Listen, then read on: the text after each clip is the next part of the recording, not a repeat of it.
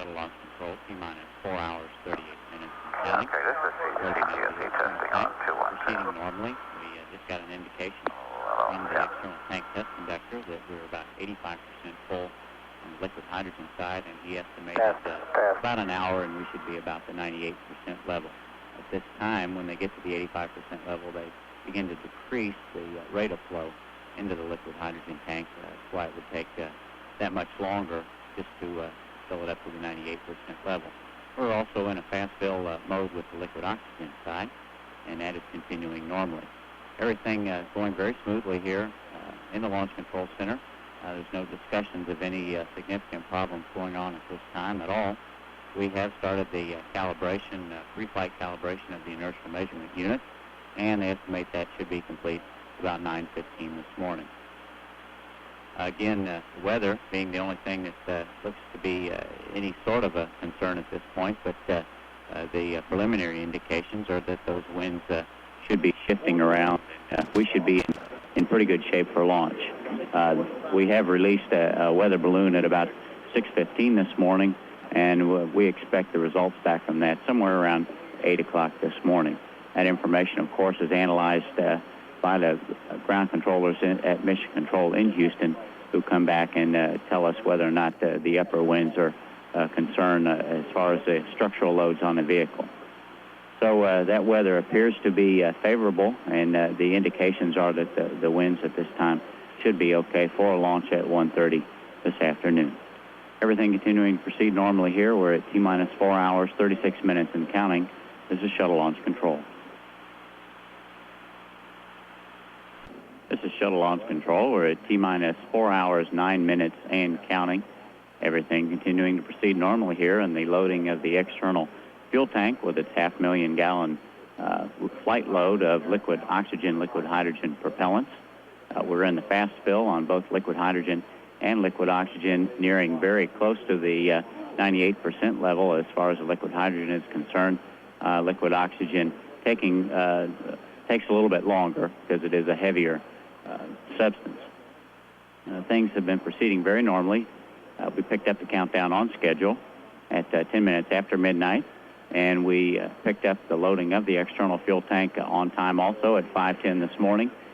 That should be completed at about 3 hours from the time it was started, or about 8:10 this morning. At that time, the countdown will enter a planned 2-hour built-in hold, and during that time, we'll send the closeout crew to the White Room, and they'll begin their preparations for the flight crew's arrival later this morning.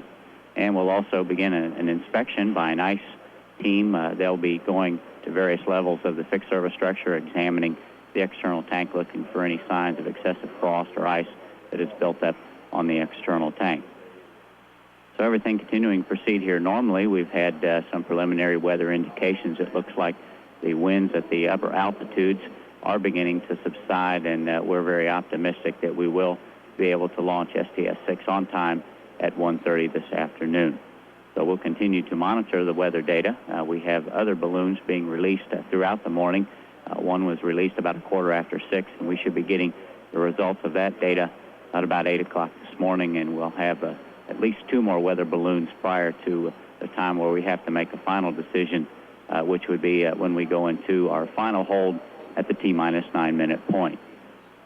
So everything as far as the checkout and the countdown preparations proceeding very smoothly at this time. We're at T-minus 4 hours, 7 minutes and counting. This is shuttle launch control. This is shuttle launch control. We're at T-minus 3 hours, 39 minutes and counting. Everything continuing to proceed smoothly here.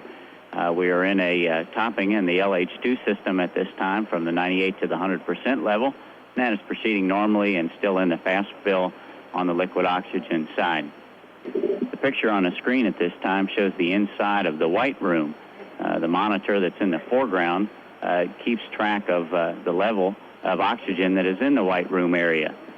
During this time that we're loading the propellants in the external tank, we are running gaseous nitrogen through the orbiter, which is an inert type of gas that prevents any possible type of combustion. It would not support any combustion because the liquid hydrogen that we're loading in the external tank, of course, is very flammable.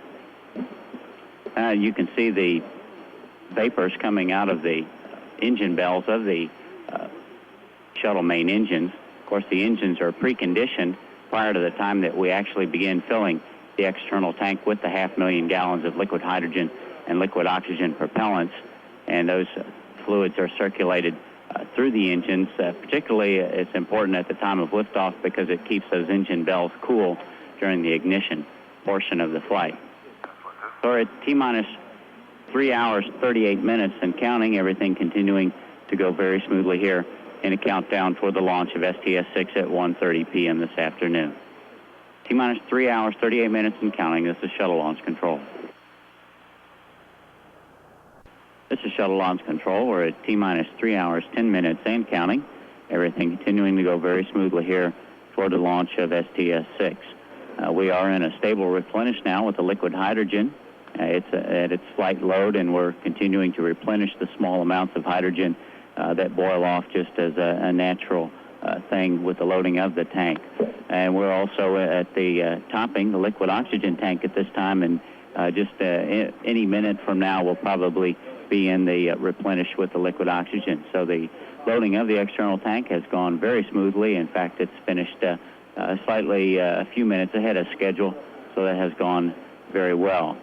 We have two teams assembling at the one of the roadblocks, which will go into the pad shortly after we go into a hold. So things continuing to go very smoothly here. We've finished our antenna alignment with the MILA and Mission Control Center. That verifies that the ground controllers in Houston have the capability of communicating with the spacecraft both here while it's on a launch pad and can gather telemetry from the vehicle once it's in orbit. So we're in good shape here, weather continuing to look favorable at this time. The trends as far as the upper winds are concerned look like they would support a launch. We will get our next weather update about 9 o'clock this morning. So at T-minus 3 hours, 8 minutes and counting, this is Shuttle Launch Control.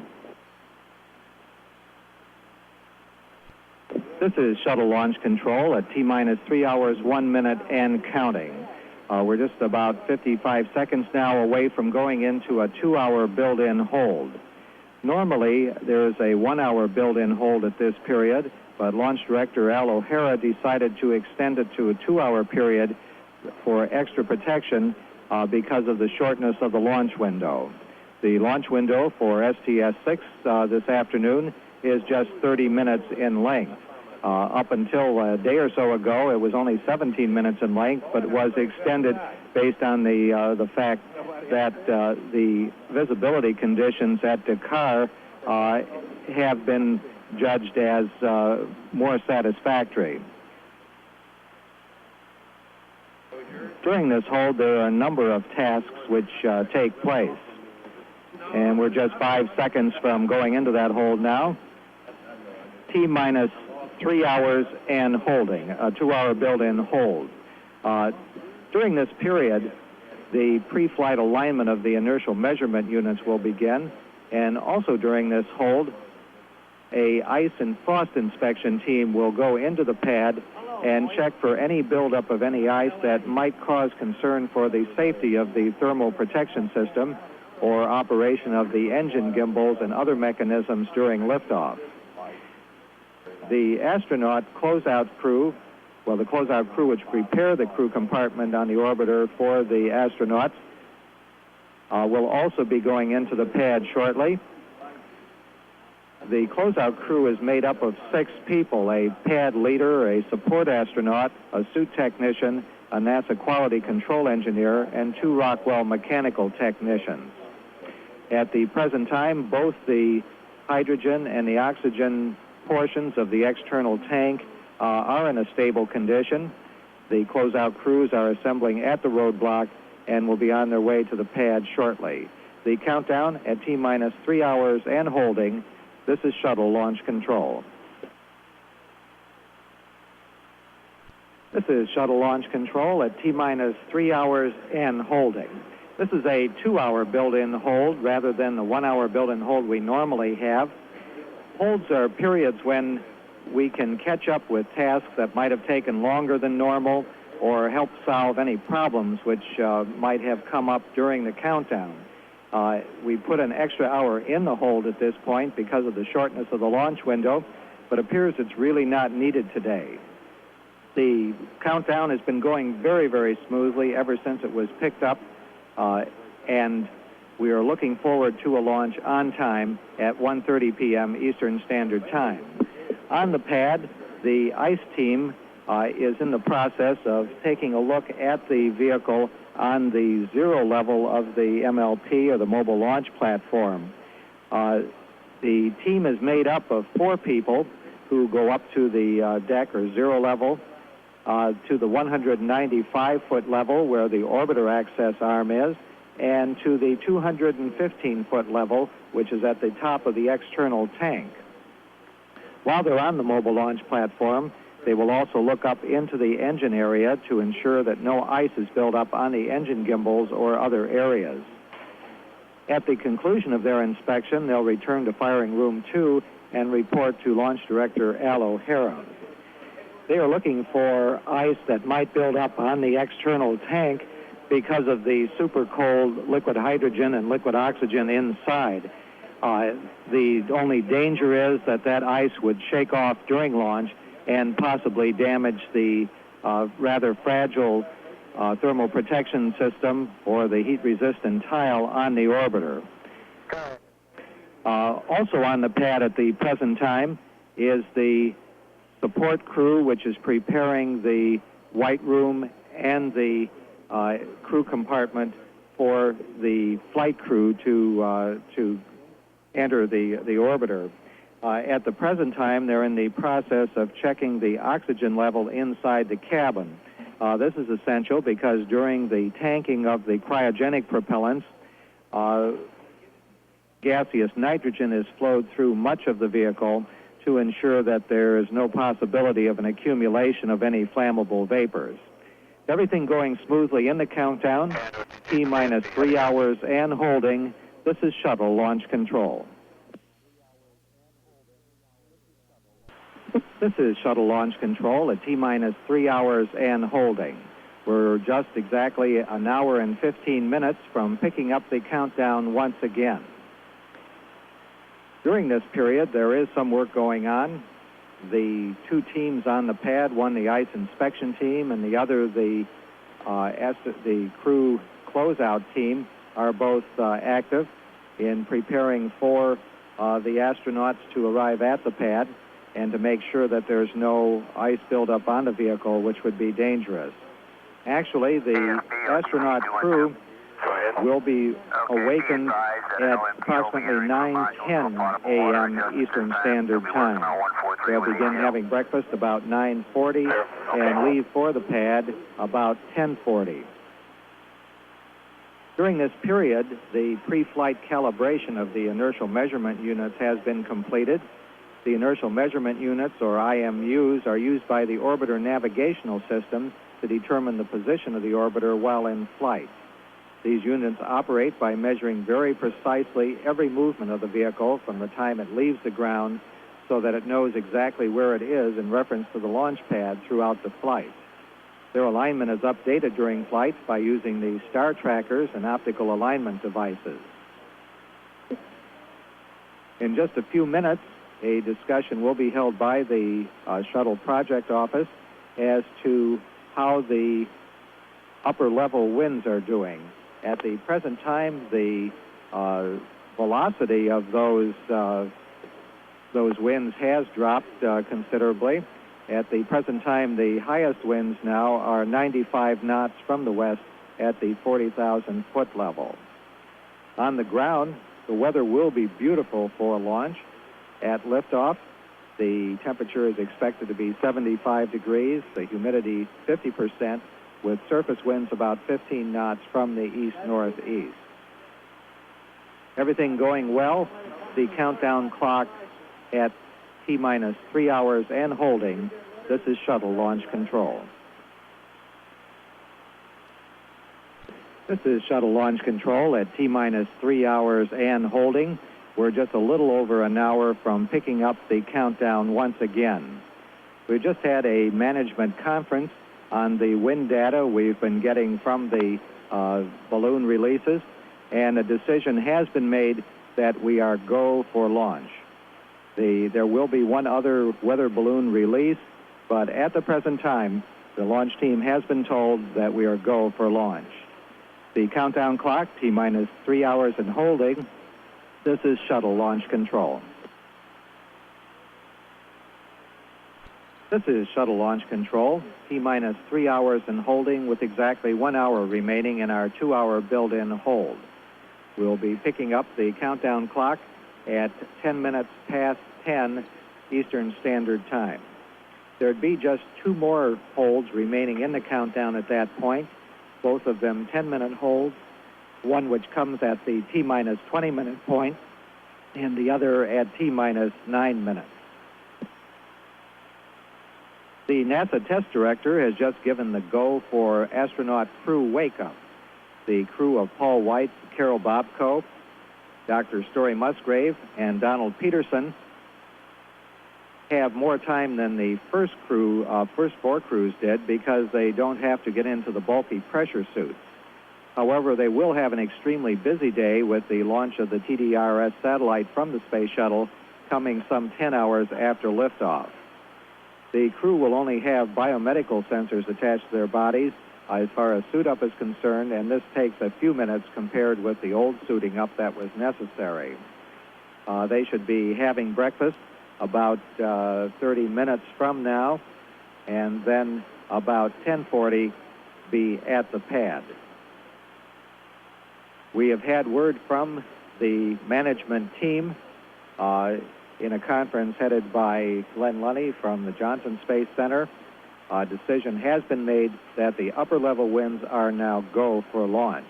There is one other weather balloon data to be analyzed. However, the trend has been in the direction of being satisfactory, and so we don't expect that there will be a problem and are looking forward to an on-time liftoff at 1:30 p.m. Eastern Standard Time today. The countdown clock holding at T-minus 3 hours. This is shuttle launch control. This is shuttle launch control at T-minus 3 hours and holding. We should be coming out of this built-in hold at the T-minus 3 hour point at approximately 10:10 Eastern Standard Time. Everything has been going very smoothly. The ice inspection team is on the 215-foot level of the tower, taking a look at the top of the external tank. They should complete that work shortly, and they'll be getting back to the firing room to report to Launch Director Al O'Hara when that happens. We haven't heard anything, though, from them indicating any problems.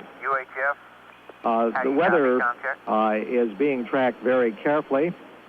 We have a go at the present time for our upper level winds. There is data from one more balloon to be examined. In the meantime, we're looking carefully at the weather at the abort landing sites. The car looks quite good. The weather there is clear with winds about 12 knots out of the north-northwest. The visibility is 7 miles with just a light haze below 10,000 feet. Okay. White Sands is not acceptable. It has a half-mile visibility with blowing gypsum.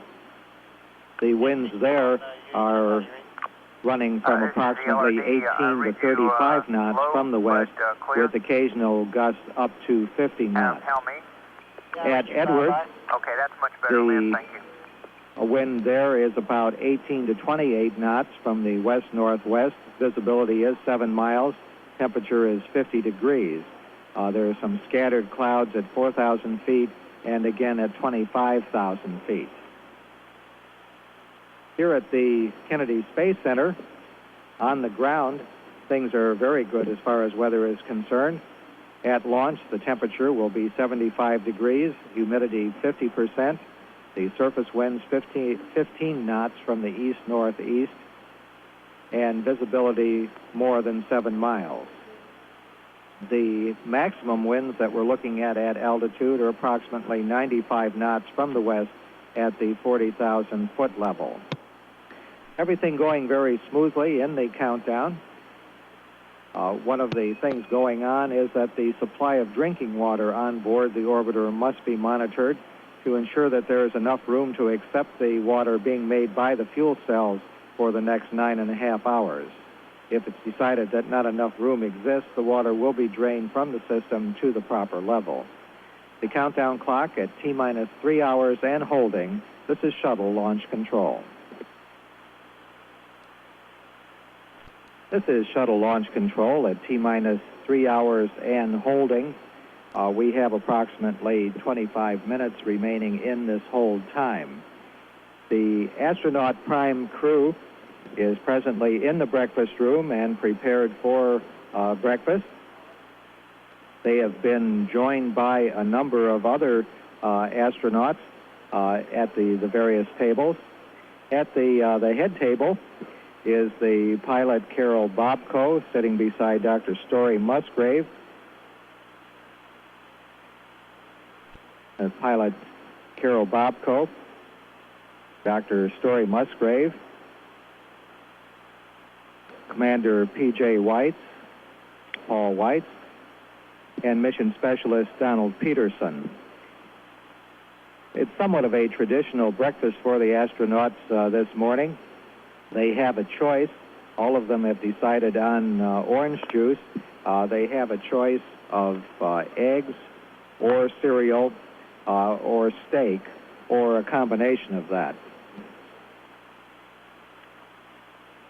Joining the crew this morning for launch are some of the support astronauts, James Van Hoften and Woody Spring, Anna Fisher, Kathy Sullivan, Sally Ride, who will be on the STS-6 mission, is also present.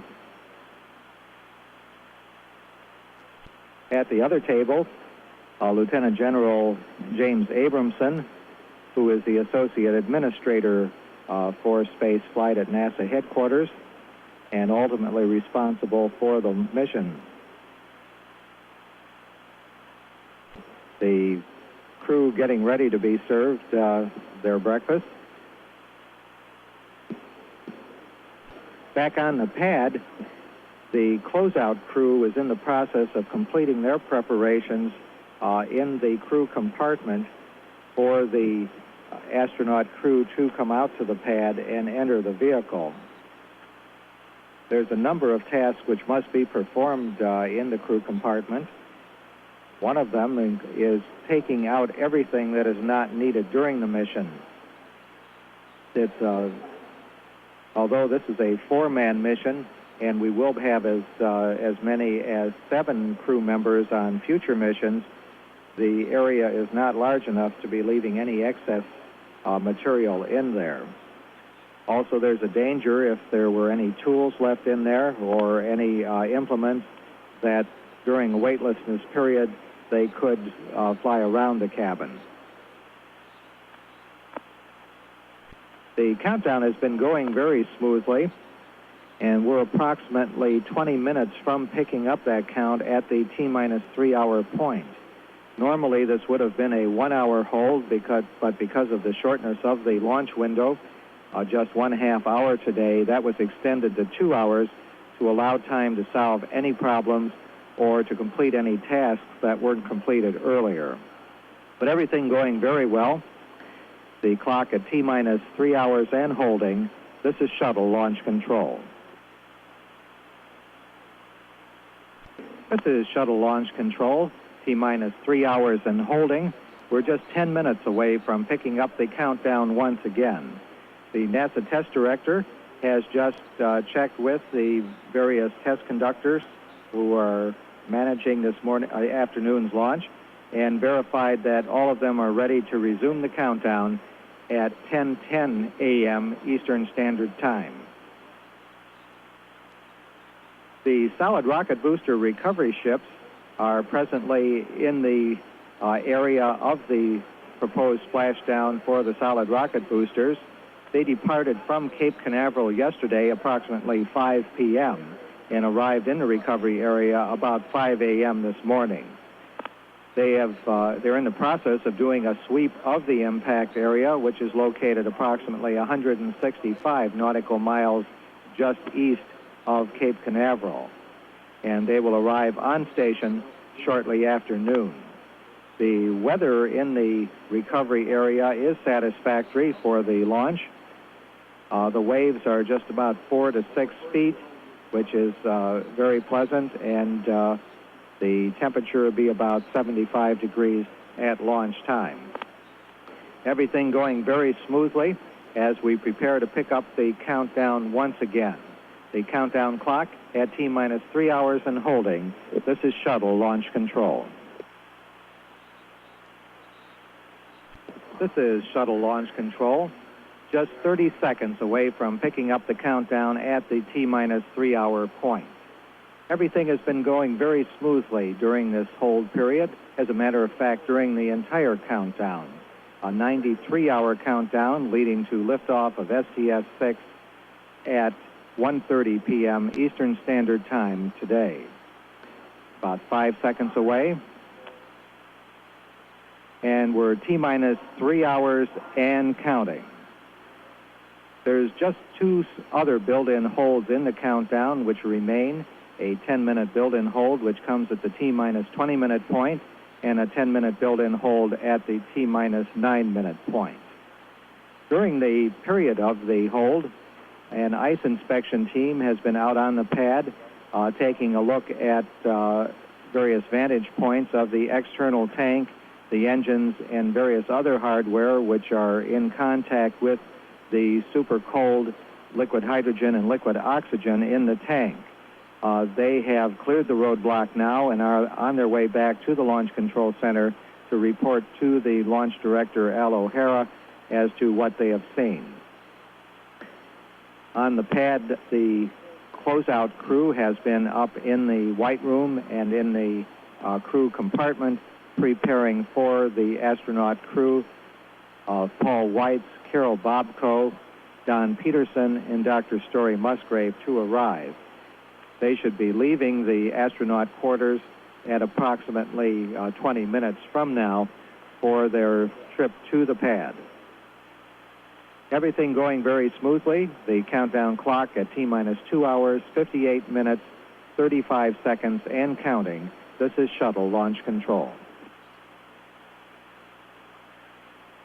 This is Shuttle Launch Control at T-minus 2 hours, 45 minutes, 35 seconds, and counting.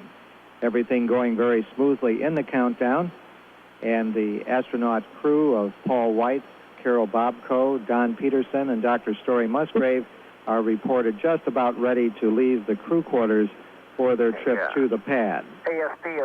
At this point in the countdown, normally we would be waiting to hear that the Mila or Maris Island tracking station had their antenna properly aligned to receive and transmit communications from the launch vehicle. However, that task was completed some time ago, and they are ready to go. The astronauts were having a traditional breakfast in the astronaut quarters this morning. They had a choice of steak, eggs, bacon or cereal, and toast, coffee, and orange juice.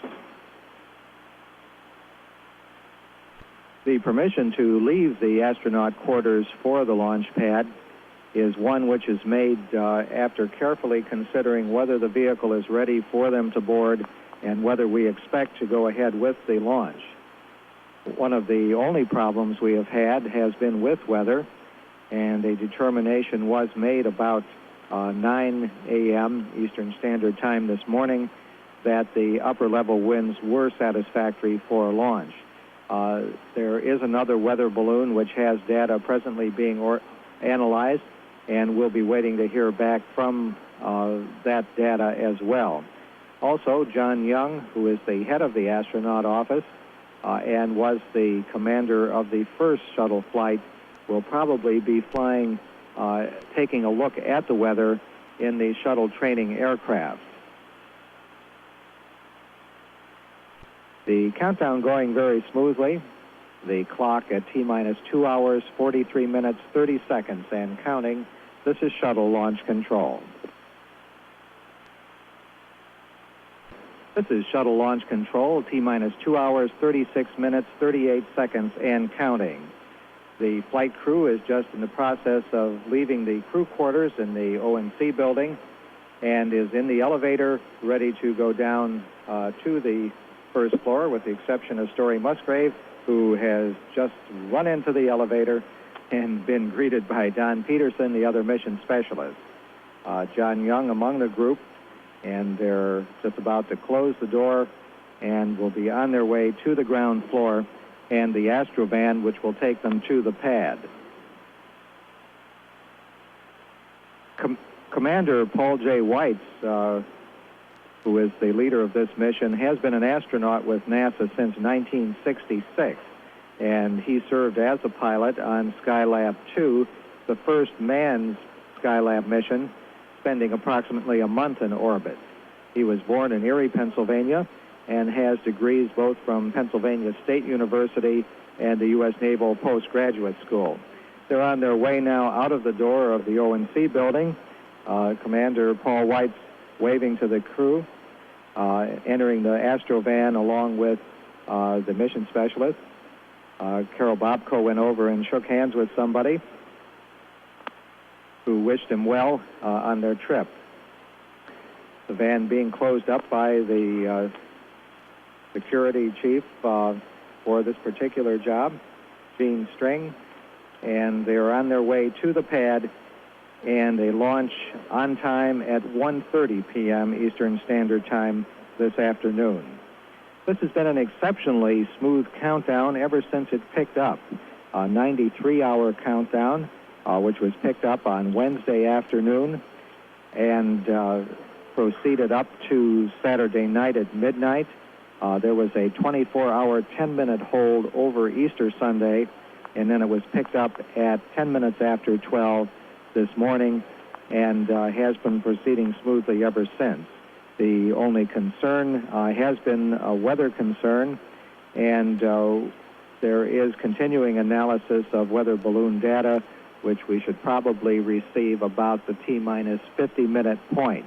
However, a management decision was made about 9 o'clock this morning that we will go for launch with the upper level winds.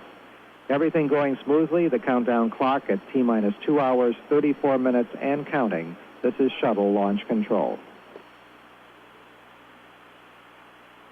This is Shuttle Launch Control, T-minus 2 hours, 25 minutes and counting. And the Astrovan carrying the astronaut crew of P.J. Weitz, Carol Bobko, Don Peterson, and Dr. Story Musgrave just paused briefly to let off the people riding with them who would not be going out to the pad. Only the flight crew itself goes to the pad, and other people such as John Young, who will be flying the weather aircraft, get off at the Launch Control Center. They have just passed the Launch Control Center, the Vehicle Assembly Building, and are going by the press site now on their way out to the pad. Everything going very smoothly in the countdown.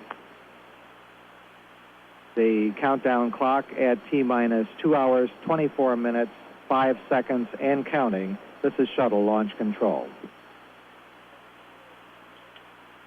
This is Shuttle Launch Control, T-minus 2 hours, 16 minutes, and counting. The astronaut crew has reached the White Room on the orbiter access arm and are preparing for their entry into the crew compartment.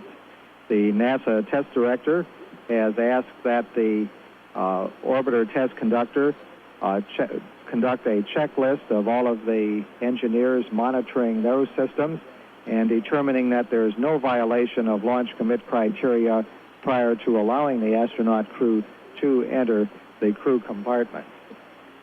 Commander Paul Weitz and Carol Bobko in the process of putting on their harnesses. Carol Bobko joined the NASA's astronaut corps back in 1969 and was a crew member of the highly successful Skylab medical experiments altitude test. This was a 56-day simulation of the Skylab mission, enabling crewmen to collect medical experiments baseline data and evaluate equipment. He also was a support astronaut for the Apollo-Soyuz test project and served as a lead astronaut in the test and checkout group at the Kennedy Space Center on the first flight of Space Shuttle. Carol Bobko is considered by the people at the Kennedy Space Center to be an honorary member of Kennedy. In the process of putting on his Snoopy hat and his launch and entry helmet, which is a hinged helmet that is placed in place and then locked around the neck, makes the seal for the launch and entry to provide both communications and life support functions. In the past, when the spacesuits were used during the launch and re-entry phases, the helmet locked to a ring on the top of the suit, but now a different sort of device is being used. Everything going smoothly in the countdown. I've had a report from the support astronaut that the switch list of switches inside the orbiter has been configured for entrance of the prime crew into the crew compartment. And Commander Paul Weitz, P.J. Weitz, has entered the crew compartment at present in the orbiter, preparing for launch, which we expect to be on time at 1:30 p.m. The countdown going smoothly. The clock is T-minus 2 hours, 13 minutes, 8 seconds, and counting. This is Shuttle Launch Control. This is Shuttle Launch Control at T-minus 2 hours, 11 minutes, and counting. The mission specialists for STS-6 are presently in the White Room, getting ready for their entrance into the crew compartment of the Orbiter Challenger. Copy, flight control. Mission specialist Donald Peterson is a retired colonel of the Air Force. He's also a graduate of the U.S. States Military Academy at West Point and has a master's degree in nuclear engineering from the Air Force Institute of Technology. Peterson joined NASA back in 1969 and served on the astronaut support crew for Apollo 16. His main areas of responsibility within NASA have included engineering support, man-machine interface, and safety assessment. In the process of hooking up his harness, actually the harness that the astronauts are wearing is used in case of an emergency, and there are two parts to it. One is an integrated harness and egress sling, which would be used for exiting from the orbiter in the case of an emergency landing. The other portion is called the personal egress air pack and provides oxygen where they would have a contaminated atmosphere. This differs from the harness worn during previous flights because for the first time, operational type seats are available in the orbiter. The Columbia, which we've flown on the first 5 missions, had been configured with ejection seats for the test program and with temporary seats for the mission specialists. With the Challenger online, we've moved into an operational type seat for the entire onboard crew. Also getting ready for his entrance into the orbiter is Dr. Story Musgrave. He has biomedical sensors attached to his head, which are part of the ongoing program in looking at the cause of motion sickness in space. Dr. Musgrave is a medical doctor in addition to having degrees in mathematics and statistics, business administration, and computer programming, chemistry, physiology, and biophysics. He was selected as a scientist astronaut by NASA back in 1967 and worked on the design and development of the Skylab program. He was the backup science pilot for the first Skylab mission and was a capsule communicator for the second and third missions. Dr. Musgrave participated in the design and development of all of the Space Shuttle extravehicular activity equipment. During his period with NASA, he has also kept up his clinical and scientific training as a part-time surgeon at Denver General Hospital. He's an accomplished parachutist and has made over 300 free falls, including 100 experimental free fall descents involved in the study of human aerodynamics. The countdown going very smoothly. Some of the activities which the pilot astronauts, Commander Paul White and Carol Bobko, would be going through once they've gotten into their seats, gotten the seats adjusted, will be to begin their communication checks with the control center here at Kennedy and also at Mission Control in Houston. Notification will be activated momentarily. Mission Specialist Don Peterson taking a look inside and is just about to enter the orbiter. The countdown clock at T-minus 2 hours, 7 minutes and counting. This is shuttle launch control.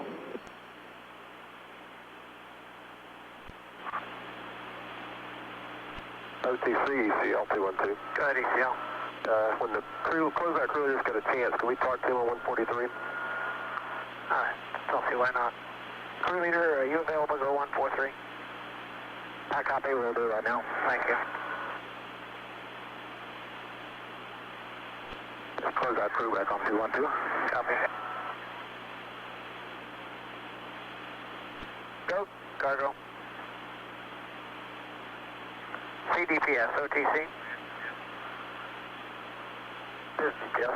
Go 134, CTC. Copy 134.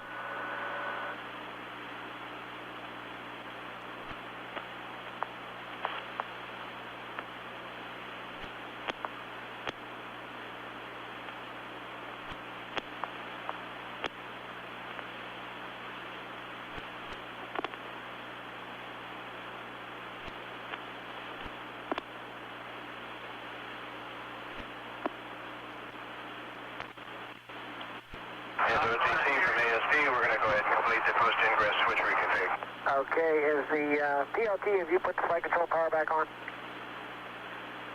No, sir, I'm doing that right now. On mark. Okay, thank you. Flight controls OTC. Copy. Okay, crew got in a little early. Do you want to pick up on 300 at this time? And flight controls, when you get done with that, you can activate your EMONs for 309. Copy. OTC, COFC. Go, flight control. We want to make sure they don't activate those drivers yet. Understand. They're doing the post-ingress switch. You want them to stop it now? Yeah, we don't want the drivers turned on yet. Okay, ASP, copy. Okay, well, you've already got them on. Want to back off on 014 and 015? Negative. And OTC, do you want the Holmes engine valves on, or we just want to go all stop here? Go stop. Okay.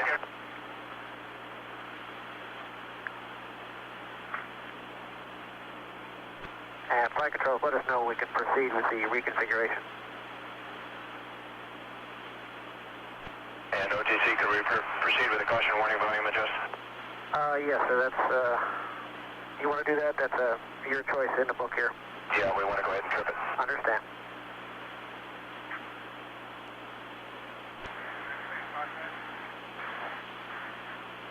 This is shuttle launch control, T-minus 1 hour, 55 minutes and counting. Dr. Story Musgrave is in the process of donning his entry and launch helmet and preparing for his entry into the crew compartment on board Challenger. And Don Peterson, the other mission specialist, will be the next to put on his helmet. The ground launch sequencer computer program has been started. That will actually be placed online at the pickup of the countdown at the T-minus 9-minute point. The solid rocket booster rate gyros have been turned on, and a gaseous nitrogen purge of the solid rocket booster aft skirt has begun. The rate gyros are used by the orbiter navigation systems to determine the rate of motion of the solid rocket boosters. During their 2 minutes of flight, the simulation The simulation of the first motion of the shuttle has been sent to the Johnson Space Center Range Safety and Firing Room to test the system, which indicates liftoff. This signal also starts the clock, which keeps track of the mission time. Everything going smoothly in the countdown as we look forward to launch at 1:30 p.m. this afternoon. Dr. Story Musgrave making some final adjustments of the cabling, which is attached to the various sensors on him, biomedical sensors, which are used in the study of motion sickness in space, and will be entering the orbiter shortly. Unlike previous flights aboard the Columbia, all 4 of the astronauts will be able to sit on the flight deck during the launch and the re-entry. The countdown clock continuing at T-minus 1 hour, 53 minutes, 3 seconds, and counting. This is Shuttle Launch Control. Flight controls, OTC. We have a hack on when we might pick up with the reconfiguration. In 2 or 3 minutes. All right. AFD, did you work that Deve on the overhead 6 lighting? Say again, that Deve? Yeah, the lighting instruments, left, center to bright. Oh, that's correct. That's in bright now. Thank you. OTC, COFC. Go ahead, flight control. Step 300 is completed satisfactorily. Thank you. AFD, you can pick up with your reconfiguration. Okay, that's in work.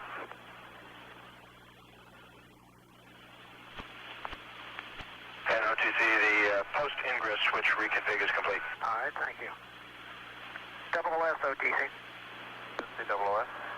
310, yeah, sequence 310 is, anything wrong with doing that at this time? We can verify step 310. Thank you. Flight control. Flight control. 311.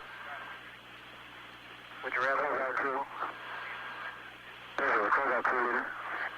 OTC. Go ahead, crew leader. Okay, MS1 is ingressing. Understand. What's seen him on camera? Yeah, flight controls. Do you have any problem with doing 311 at this time? 311 verified. Thank you. And flight controls, would you like to pick up with 312, 13, 14? We're working 309 right now. As I recall, there's a lot of EMOs there. That's fine. All 88.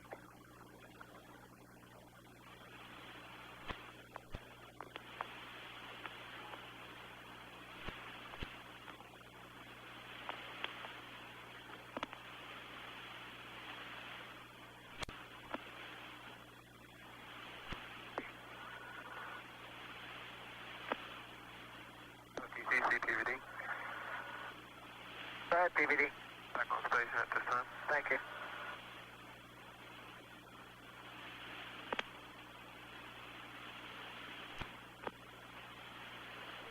OTC, COFC. Go ahead, flight control. Verify 309. Thank you. 312, 313, 314. Thank you. Yes, CFC motor. OTC, Sam QC. Go. Step 17 out of 251 and 252 verified. Stand by.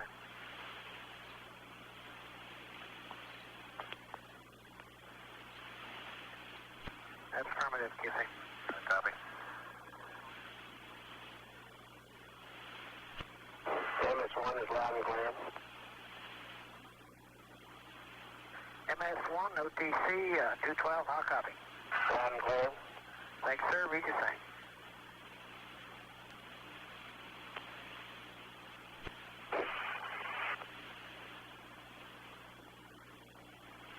OTC, GLS 212. Go ahead, GLS. Yes, GLS This functional. is Shuttle Launch Control at T-minus 1 hour, 40 minutes, and counting.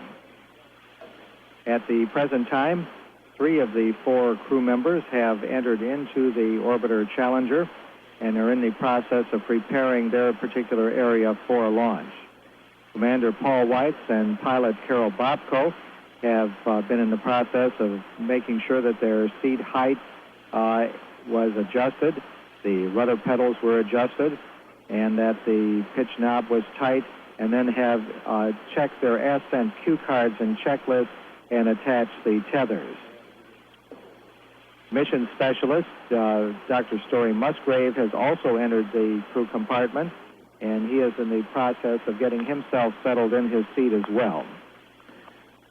In just a short time from now, mission specialist Don Peterson will also be entering the orbiter. He has been in the process of attaching his harness, and next will be putting on his launch and entry helmet, and then moving into the crew compartment. As soon as all of the tasks, sort of the housekeeping tasks, have been completed, then the support astronaut will be removing a number of items from the crew compartment. They include such things as the personal equipment transfer bag, the launch and entry helmet visor protectors, the various checklists, inspection mirrors, pin lights, the mid-deck floor covers, the reaction control system and OMS engine switch guards, and the flight deck protective flooring. These are things, some of these are things which protect the surfaces of the orbiter from any damage that might occur from people walking on them while the orbiter is in a upright position during and in a 1G environment. Of course, when it's in 0G, there's a much lighter touch as the astronauts move around the crew compartment. And now mission specialist Don Peterson in the process of putting on his launch and entry helmet, and then we'll be moving into the crew compartment. Everything going very smoothly in the countdown. The next step will be communications check with the firing room and air-to-ground voice circuits between the commander, pilot, and the mission specialist. The countdown clock continuing, T-minus 1 hour, 37 minutes, 16 seconds, and counting. This is shuttle launch control. TCC, let's see. Go ahead, Mike, go. Yeah, let's take a break. AFC here. No problem, go ahead.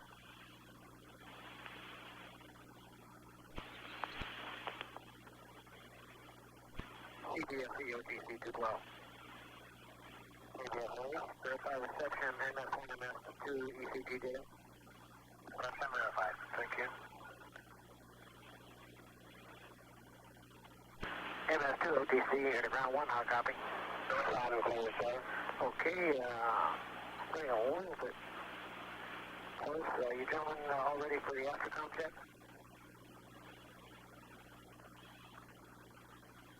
Stand by with TC. OTC, MS2. Go ahead, MS2. It's MS2, you? Yes, sir, we do that. Clear. Okay, you're on to happen. Okay. Okay, all orbiter systems, firing room, section verification, ladies and gentlemen, verify all systems ready for crew module closeout. If you have any reason for wanting to stop the closeout, so signify at this time, please. And ASP, you've installed the LRH canister? They're not installed yet, okay. At that point.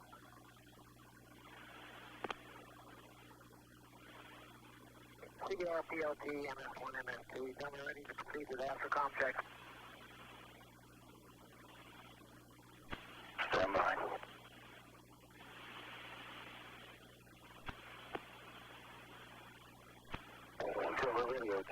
ahead. All right, thank you. During the following aftercom check, you can adjust your appropriate volumes and controls for your own preference.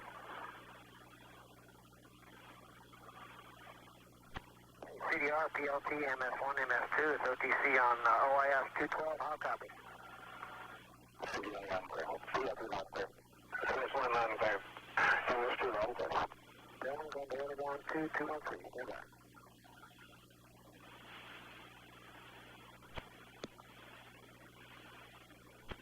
CDR not clear. PLT not clear. MS1 not clear. MS2 not clear.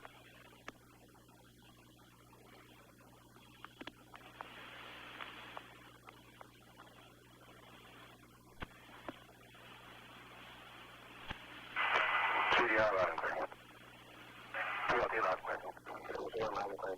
MS2 loud and clear. CDR loud and clear. PLT loud and clear. MS1 loud and clear. MS2 loud and clear. CDR, PLT, MS1, MS2, we're now on UHF, hot copy going. CDR loud and clear. PLT loud and clear. MS1 loud and clear. MS2 loud and clear. Flight OTC.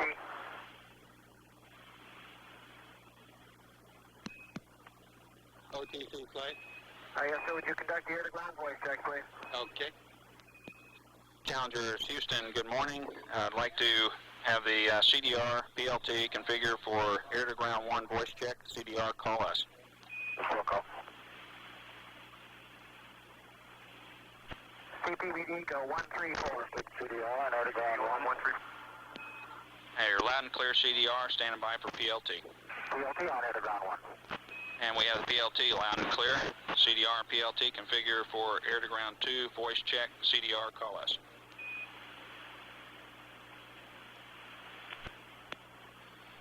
Okay, sir, close out, crew leader.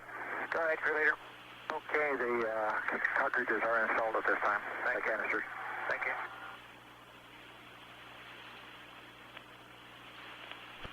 Houston, CDR on air-to-ground 1 and 2. We're reading you on 2, Dick, but when we went to air-to-ground 2 only, it got awful quiet in here, and apparently you're not hearing us go out.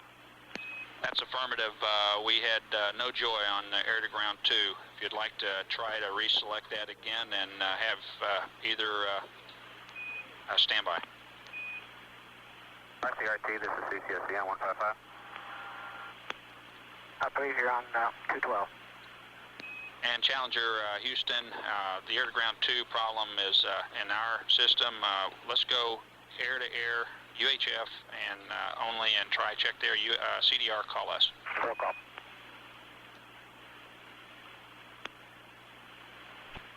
Houston, CDR and air-to-air. How do you read? CDR, you're loud and clear, standing by for PLT. On air-to-air. How do you read? Loud and clear, and if you could go back to air-to-ground 2 only and stand by, we'll give you a call. Roll call. CDR, Houston on air-to-ground 2. How do you read? You're loud and clear. Houston, how do you read the CDR? We have you loud and clear now, standing by for PLT. PLT on air-to-ground 2. How do you read? And we've got the PLT loud and clear, and we'd like the CDR and PLT to configure for SIMO, and CDR, call us.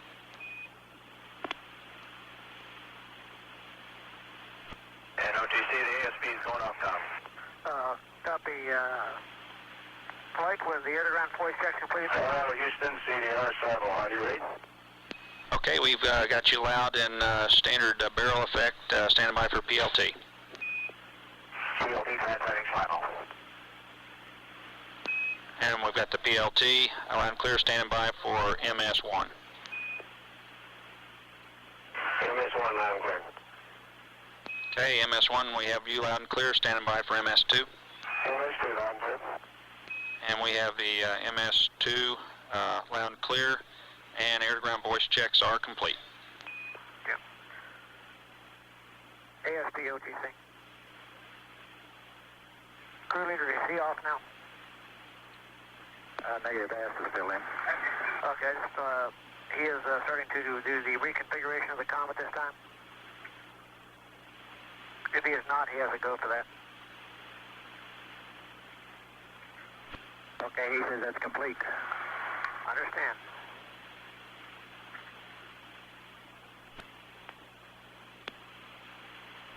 Okay, and crew leader OTC. Let's crew leader go. Okay, both you and the aft have go to close out the crew module when aft leaves. Copy. And you can close out crew hatch for op support setup 20. I copy OTC.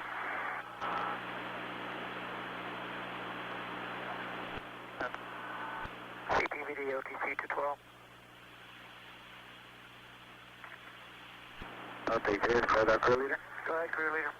Okay, we've removed everything in excess from the crew module. And they're wiping the seals down now, and I'll be asking for a go to close the hatch. We'll await your call. OTC, CMQC. Go, QC. Okay, does that complete step 170344? Hear it? That's affirmative.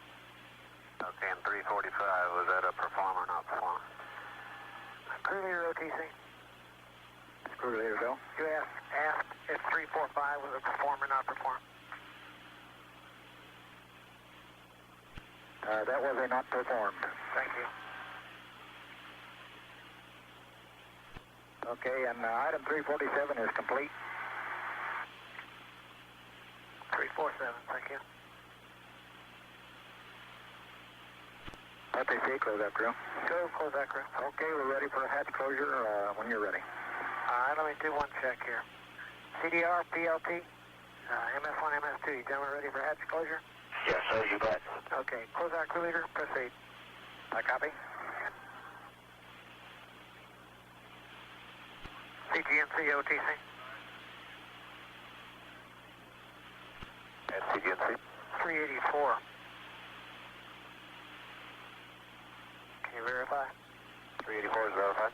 Thank you. Okay, you're going to pick up 387 by the clock. That's the promise. All right. You need QC on your net? This is Shuttle Launch Control, T-minus 1 hour, 16 minutes and counting, and the hatch on the Orbiter Challenger has just been closed. The hatch was closed by the technicians in the closeout crew in the White Room after the NASA test director talked to Commander P.J. White and asked him whether they were ready to be closed in. And he said, gave a go for that. And so we're proceeding along our timeline to an expected liftoff at 1:30 p.m. Eastern Standard Time this afternoon. During the last few minutes, an abort advisory check was conducted. This is one of the backup systems which indicate that a major problem has been detected and the crew may have to get out quickly. This particular check involves a light which is used to signal the crew if normal voice communications have been lost. On the pad, they must open the door, get out of the orbiter, run to the slide wire basket, and ride down the wire to the bunker or M113 armored personnel escape vehicle.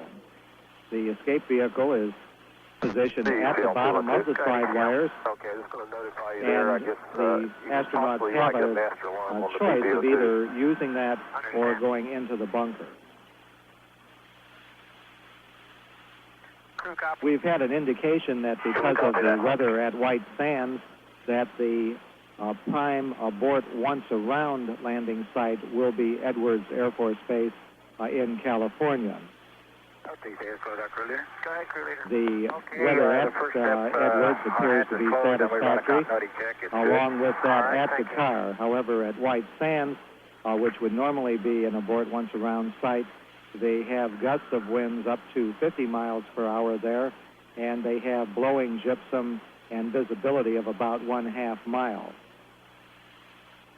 Here at the Kennedy Space Center, we have beautiful conditions on the ground for launch, expecting a temperature of about 75 degrees and winds gusting up to about 15 knots.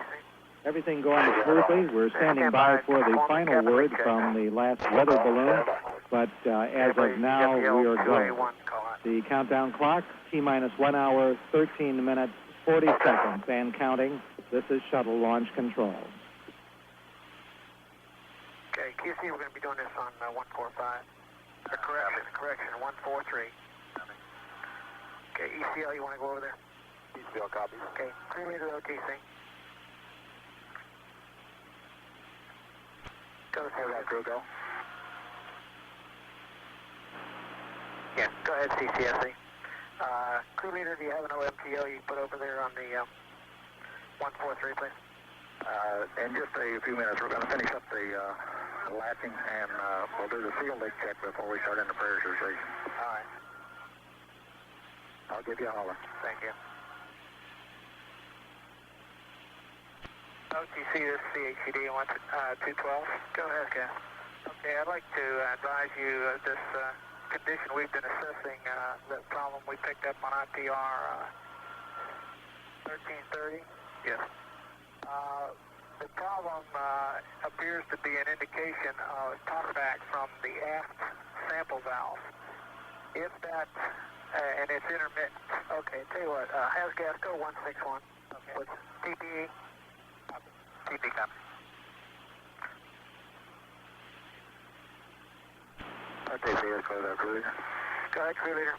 Okay, we run a seal leak check and it's good, and we verified the lock on the hatch. Thank you.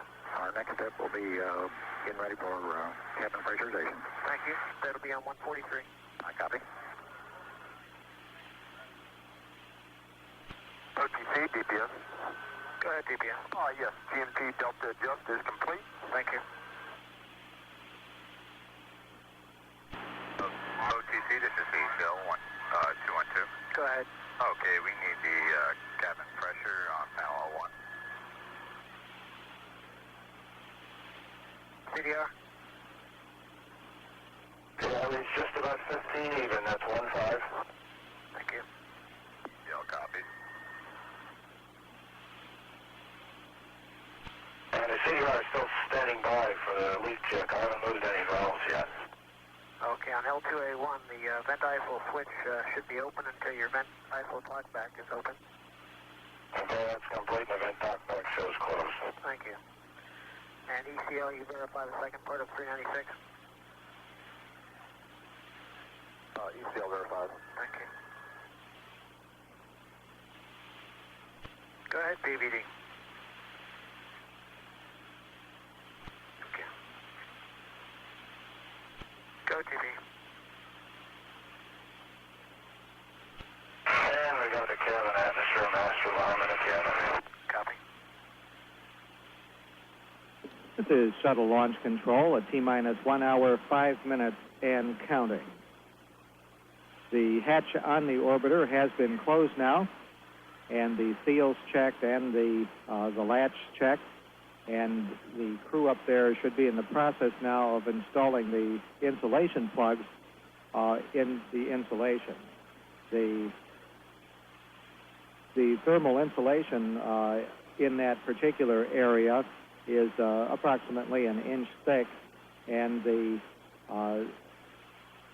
various attach points for the door must be covered to ensure that heat does not penetrate during the ascent and descent phase, primarily the descent phase. And so there are plugs which are made of insulating material, which also have threads, so they may be screwed into the points on the door where those are necessary. One of the next steps will be a pressurization test of the crew compartment and a cabin leak check.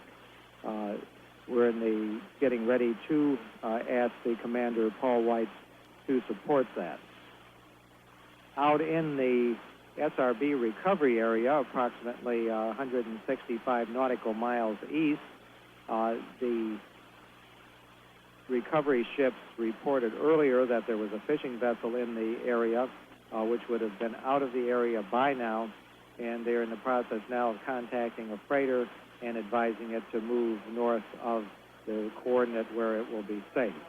This is not expected to be any problem as far as the launch is concerned. The convoy, which would support the shuttle orbiter should it have to return to the landing facility at the Kennedy Space Center, is presently being positioned to support such a contingency. The convoy is made up of a number of vehicles, including a purge truck, which flows air through the vehicle to ensure that there is no buildup of toxic gases, a cooling vehicle, which provides coolant for the electronic and other systems on board the orbiter, the special white room and stair truck used for astronauts to exit the vehicle. The crews are supported by escape-suited personnel who would monitor the vehicle after landing to ensure that no toxic propellants were escaping to endanger the landing support crews. Escape simply means that there's self-contained air-breathing apparatus. Everything going very smoothly in the countdown. Weather has been a concern, and we're waiting for a final weather go, which should come about the T-minus 50-minute point in the countdown. but at the present time, we have a go from the mission team and expect that that is going to stay the same. We have had to shift the once around abort site from White Sands, New Mexico to California because of the weather conditions at White Sands, where we have blowing gypsum and visibility of about 1/2 mile. Everything proceeding on time, looking for a launch at 1:30 p.m. this afternoon of STS-6, the first flight of the Orbiter Challenger. The countdown clock at T-minus 1 hour, 1 minute, 25 seconds and counting. This is Shuttle Launch Control. Hey, we got a DPDT match for a while. Copy, thank you. ECL, you copy? CECL, OTC? CECL, go. You copy crew report DPDT? Yes, that's from our copy. That's normal. Okay, yeah, must have been a release. We're going down to about -0.12 or 3 and then back up to 0. Yeah, CCL was just putting the cap back on the hatch. All right. This is Shuttle Launch Control at T-minus 55 minutes and counting. We have just completed the L-minus 80-minute weather briefing, and Launch Director Al O'Hara has indicated that we are go for launch at this time. Everything has been going very smoothly in the countdown. At the present time, the crew are getting ready for a cabin pressure check or leak check. The pre-flight calibration of the inertial measurement units has been completed, and we have now started the pre-flight alignment of the inertial measurement units. These units are used to tell the guidance systems on the orbiter where they are in relationship to the launch pad here at the Kennedy Space Center. The 3 IMUs are calibrated during the early part of the terminal countdown and then aligned for liftoff because the Earth's rotation puts errors into the system. The IMUs must be put online as part of the navigation system within about 10 minutes of completing alignment. Once they are free to measure accelerations and attitude changes, the vehicle must be launched within 200 minutes or the alignment process must be repeated. In orbit, the inertial measurement units must be realigned periodically, and this is done with the star tracker, which is mounted on the structure containing the IMUs. The astronauts make use of 2 out of 50 stars located approximately 90 degrees apart. Just a short time ago, the launch countdown clock was adjusted with the correct Greenwich Mean Time because time is a vital part of the navigational system as well. The countdown clock at T-minus 53 minutes, 8 seconds and counting. This is Shuttle Launch Control. CEPD, OTC. CEPD, OTC. CEPD. You can pick up with your rate changes. Copy, Edward. TLT, OTC. TLT, go ahead. You can perform your water boiler pre-activation. Edward. OTC, this is CECL 212. Go ahead, ECL. Okay, per sequence 45, step 215, notify pad to continue sign hatch closure per orbiter support setup 20. All right. And also notify NTD that the FSS breathing air system is no longer required. All right, we'll pass that on. You're also reporting 454. That's correct. Thank you. Water boiler pre-activation complete. OTC copies, thank you. CHYD. 421. I can verify that's complete. Thank you. Go BTC. Not at this time. We'll pick it up right now. RCRE, OTC. RCRE, go ahead. You can start your mag tape and strip chart recorders for SRSS terminal count. Copy, and they're started. Thank you. Okay, say call that crew leader. Go ahead, crew leader. Okay, we are complete on our hatch closure now. Dial are on, installed, ports, and everything is done on the hatch. All right, you want to get started on your break up on your right wing? Anytime you're ready. Okay, go ahead this time. I copy.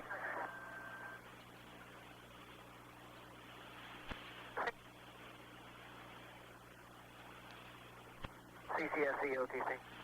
This is CCSC on 212.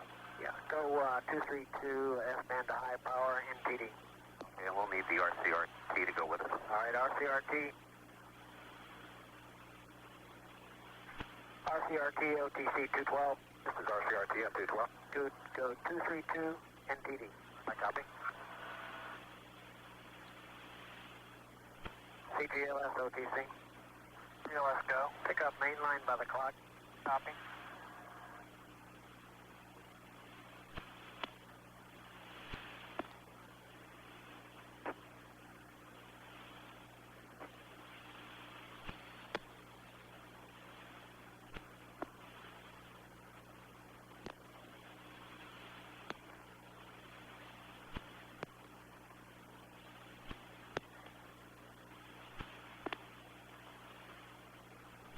CDPS OTC. This DPS. Pick up your activation of STS-6 per the clock. Okay, with it. CDR OTC. CDR go. You can perform your cabin vent redundancy checks at this time. Okay. ISO's closed, talk back closed, cabin vents open, talk back open. Copy, thank you.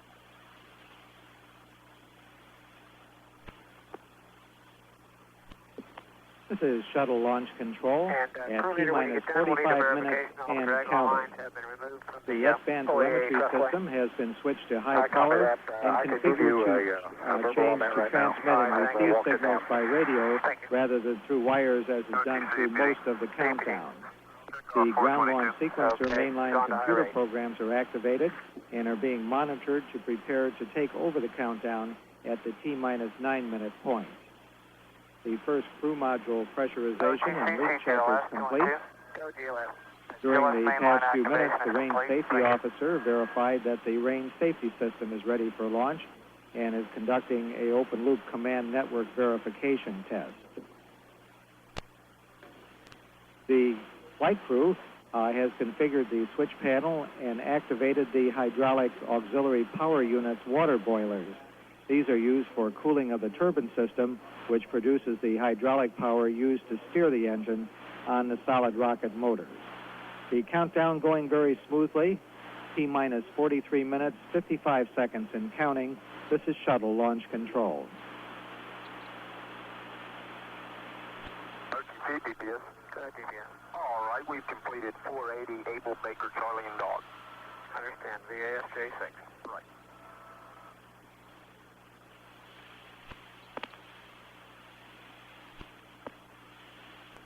Okay, see us close that crew. Go ahead, crew. Okay, we got the white room broke down at this time. All right, we need a T and an N for that. Okay. 13 Tango and 1586. Thank you. Station calling OTC, call again. OTC, this is CCSC. Go ahead, CCSC. Step 17-487 is complete. 487 complete, thank you. S-band, high power. Carroll personnel 212 be advised that we could have possible loss of data during the SEP RF source verification. This is Shuttle Launch Control. T-minus 40 minutes and counting. The white room, which is used for entrance by the crew into the orbiter, has now been completely reconfigured for launch and is in the stage where it may be swung back from the orbiter, which occurs at the T-minus 7-minute point in the countdown.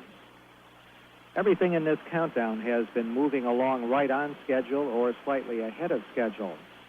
We've just passed the point where one of the opportunities for Houston to update the computers. During the countdown, the 5 onboard computers are updated or loaded several times. At the 19.5-hour point, the 4 primary computers all receive the final load from the max memory unit in the orbiter, and then all 4 are run together and the information in them compared to ensure that they all understand the same thing. This is important since they act as a committee during flight and vote among themselves as to whether they are directing the flight to do the proper thing.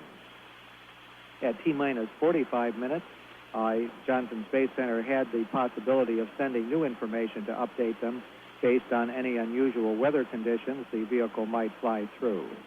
At T-minus 20 minutes, another chance occurs to update the computers if necessary, and one of the 4 computers is read out and compared with what should be identical programs contained in the firing room data processing system console. At T-minus 18 minutes, additional opportunity occurs to input any changes. At T-minus 9 minutes, the countdown begins to be controlled by the ground launch sequencer. During this period, the ground launch sequencer sends commands to the onboard flight computers, which then report back when their tasks have been completed. At T-minus 28 seconds, the system is reversed, and the onboard computers take over the final seconds of the countdown, and the ground launch sequencer simply monitors what they've been doing. However, it does have to send a command ordering the start of the main engine. Everything going smoothly, the countdown at T-minus 37 minutes, 45 seconds and counting. This is Shuttle Launch Control.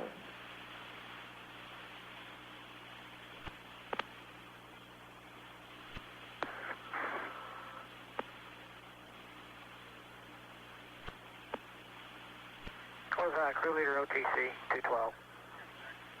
First part of that crew leader crew. Okay, if you're ready, you can go ahead and depart. Give me a comm check on 105. Okay, I'll give the comm check when I get the base elevator. Copy. Okay, ECL, OTC. Go ahead. Okay, at 30 minutes, we'll be doing the cabin vent checks. Okay, we copy, and ECL's satisfied with the cabin pressurization. You can pick up early on the vent if you want. All right.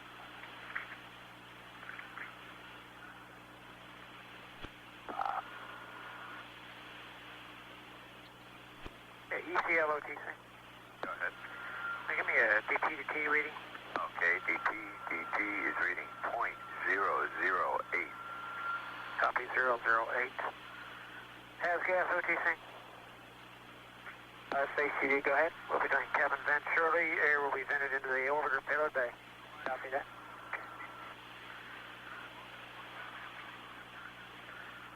Okay, let me get this other thing. CDR, correct. Stand by, please. CDR OTC. CDR, go on. Yes, did you pick up on your past BFS transfer prep, please? Attention work. Okay, first step's complete. You're ready for the item 25? Oh, yes, sir. Just go ahead all the way through.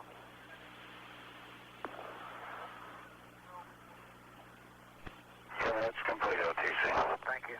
DPS, you should be getting a message. Yes, that's verified step 502. Thank you. CCME OTC. CCME. 228. Okay, CDR, you can open your cabin vents. We'll go. Cabin vent ISO's going to open. South.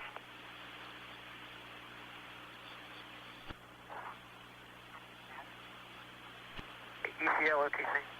Go ahead. Okay, satisfied with the cabin vent? It's venting, but we got to wait a long time before we close. Okay. CDR OTC, pick up on your Holmes GN2 pressurization, please. Local. OTC cargo. Go cargo. Yes, sir. Can I have PVD on 134? PVD go 134. 134. OTC, CDR, Holmes GN2 press is complete. Thank you.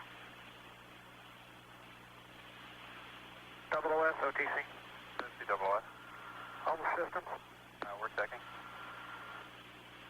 And flight control, 510. Yeah, we verified 510. You ready for your printer plotters? Yes. Okay. Are you telling us to go? That's firm. COIE. COIE go. 524. Copy. OTC, TWS. Go ahead. Home systems are at flight pressure. Thank you. EPD? EPD. 525. Copy. Check all your bits. This is shuttle launch control at T-minus 28 minutes and counting.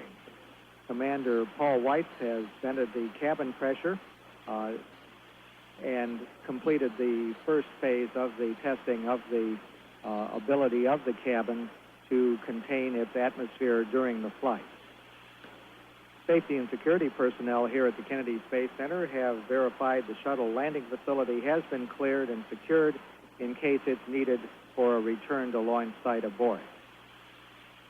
In a return to launch site abort, that would only occur if we had two engines on the orbiter go out at a point where the orbiter was not able to actually get into orbit or complete one revolution of the Earth to land in California.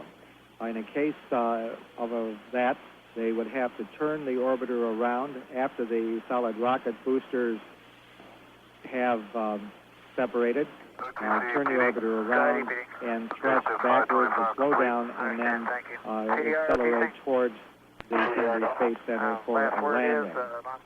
We have just had verification from the launch director that the winds aloft are go for launch. Everything going smoothly as we move towards launch on time at 1:30 p.m. Eastern Standard Time today. The countdown, T-minus 26 minutes, 35 seconds and counting. This is shuttle launch control. OTC, EPD. Go ahead, EPD. 533 complete. Okay. GLS. OTC, GLS. Yes, 530. Yeah, step 530 is complete. Thank you. And flight, CDR, PLT, MS1, MS2, stand by to perform simul air-to-ground voice checks.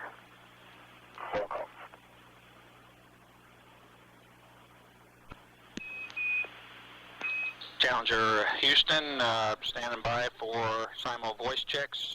Like to hear from the CDR first. CDR loud and clear. Okay, CDR is loud and clear, standing by for PLT.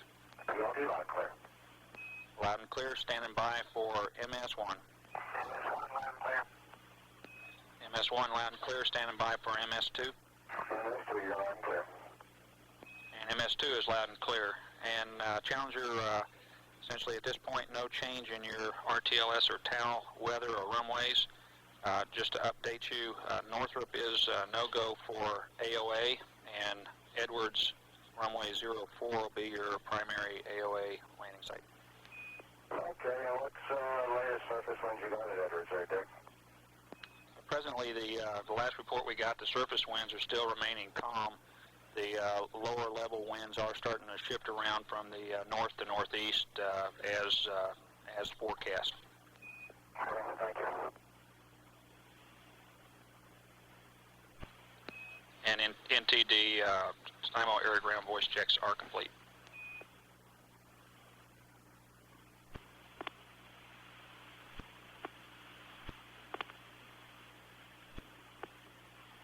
Close that crew is at A11 roadblock. OTC, CGLS. Go GLS. Yeah, one-shot data transfer comm been sent to DPS. Thanks. Okay, CDR verified item 25, no asterisk. Verified. Thank you. This is shuttle launch control at T-minus 21 minutes, 30 seconds and counting. We're just a little less than a minute and a half away from one of our two built-in holes remaining in the countdown this afternoon. The primary computer program is presently being transferred to the backup computer in the orbiter to ensure that both systems have the same information. In case of the prime computer failing during flight, the backup would take over control of the shuttle vehicle. The orbiter test conductor has asked Commander Paul White to close the cabin vent valves once again, and we're just about 50 seconds away now from a 10-minute build-in hold. This 10-minute build-in hold is a period during which all the computers in the firing room or the control room are configured with the proper programs for the final portion of the countdown. At the time we come out of the hold, the onboard computer will be changed over to the flight program. Also during this hold, the inertial measurement pre-flight alignment will be complete. Inertial measurement being a part of the navigation system, which is absolutely essential during flight. The countdown at T-minus 20 minutes, 13 seconds and counting. Coming up on that build-in hold. About 6 seconds away from it. 2, 1, T-minus 20 minutes and holding. This is a 10-minute build-in hold. There will be one additional 10-minute build-in hold, which comes at the T-minus 9-minute point. Everything has gone very smoothly in the countdown since we picked it up on Wednesday afternoon. It was a 93-hour count. We had one major build-in hold that occurred from midnight on Saturday until 10 minutes after 12 early this morning. And then we've been going down. We had another hold at the T-minus 3-hour point, and then picked it up and are proceeding now towards launch. We were very concerned with the upper level winds here at the Kennedy Space Center starting last night. However, the winds have abated, and we are in a go position at this time. The countdown at T-minus 20 minutes and holding. This is shuttle launch control. CPLE. CPLE verified. EPD. EPD verified. GNC and flight controls. Verified. DPS. DPS, is go. CCME. Needs to be verified. CGLS. GLS verified. Thank you, gentlemen. CCSC, OTC, and CDPS. This is CCSC on 212. Verify 602, please. Verify PSP not powered up at this time. I'll verify both PSP 1 and 2 are powered off.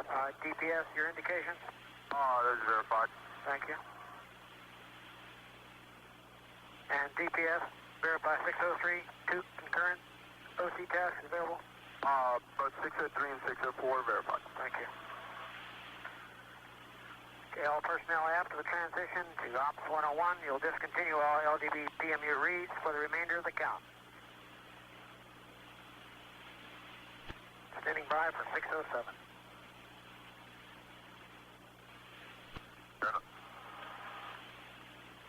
Okay, all personnel on 212, we're going to have the NTDs on. No, 212. STM on 212. Okay, this is the NTD on channel 212, CDR. CDR, go. Okay, gentlemen, all personnel having responsibility for observing and reporting abnormal conditions and trends will immediately report these conditions throughout the conduct of the terminal portion of countdown. Prior to T-minus 9 minutes, all anomalies will be identified through the normal reporting channels to the next higher test team level. After T-minus 9 minutes, all problems and trends that require a count clock hold will be reported to the NTD on channel 212, and the clock will be held at the next GLS milestone after validity of the request is determined. These GLS milestones are T-minus 9 minutes, 7 minutes and 30 seconds, 5 minutes up to 74 minutes, 2 minutes and 55 seconds, 1 minute and 57 seconds, and 31 seconds. When T-minus 9 minutes occurs and a go is given, this indicates that the element is free of problems which could present a successful T0. If a hold command is requested and given between T-minus 9 minutes and 31 seconds, the count clock will be picked up upon successful resolution of the problem without, I repeat, without a go survey of all elements being made. This will result in a time lag of approximately 3 seconds between the count clock start and the NTD mark. Above instructions apply to all systems people, launch commit criteria observers, and any test team personnel who observes an out-of-tolerance condition. Between T-minus 31 seconds and T0, only cutoff commands will be given, and this will result in a recycle to T-minus 20 minutes, after which a next launch attempt will be determined. The launch window for STS-6 is approximately 30 minutes long, and therefore no same-day launch will be possible due to a recycle time longer This than is the shuttle launch launch control at T-minus 20 minutes After and T-minus- holding. T-minus 5 5 minutes remaining in this 10-minute hold down before resuming the countdown for launch of STS-6 and the first flight of the Orbital Challenger. The NASA test director has just briefed the Commander Paul Weiss on board Challenger and the other test conductors taking part in this afternoon's launch to tell them about the way in which the countdown clock can be stopped should there be a problem during the latter minutes of the count. There are many, this is the busiest mission as far as the astronauts are concerned, with many experiments on board the orbiter, including the prime mission of launching the TDRS satellite. 3 of the experiments flying on STS-6 are becoming old hands at space flight. This is the second flight of the continuous flow electrophoresis system and continues the test phase of the device, which has a potential for purifying large quantities of biological materials for pharmaceutical and research purposes. The samples being flown on STS-6 for separation are 2 types of hemoglobin, a component of human blood. The continuous flow electrophoresis experiment is sponsored by the McDonnell Douglas Company. The monodispersed latex reactor has been flown twice before on the Space Shuttle. It's designed to make small identical-sized latex beads, approximately 10 microns in diameter. Production of uniform beads on Earth is limited to smaller sizes, and the larger sizes would be useful for direct application of drugs in medical treatment and the calibration of industrial and scientific equipment. Although the experiment is called nozzle, it has nothing to do with the fire hose. Instead, it's related to fire. It's in that it's the study of lightning from space. Flying for the third and last time, this study is helping assess the potential for future space-based severe weather detection and warning systems. One of the interesting events recording on STS-4 was pictures of Y-shaped lightning stretching more than 40 miles over Brazil.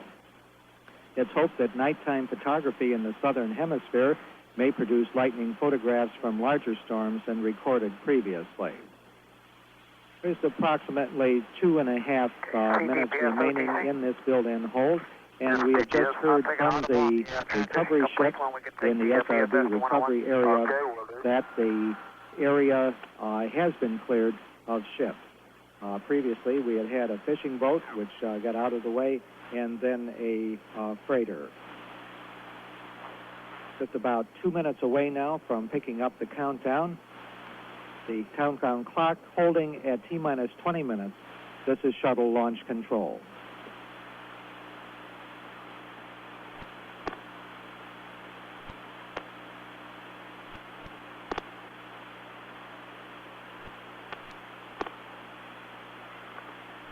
CGNC, OTC. CGNC. How's it look? We should be coming out of it here momentarily. Copy.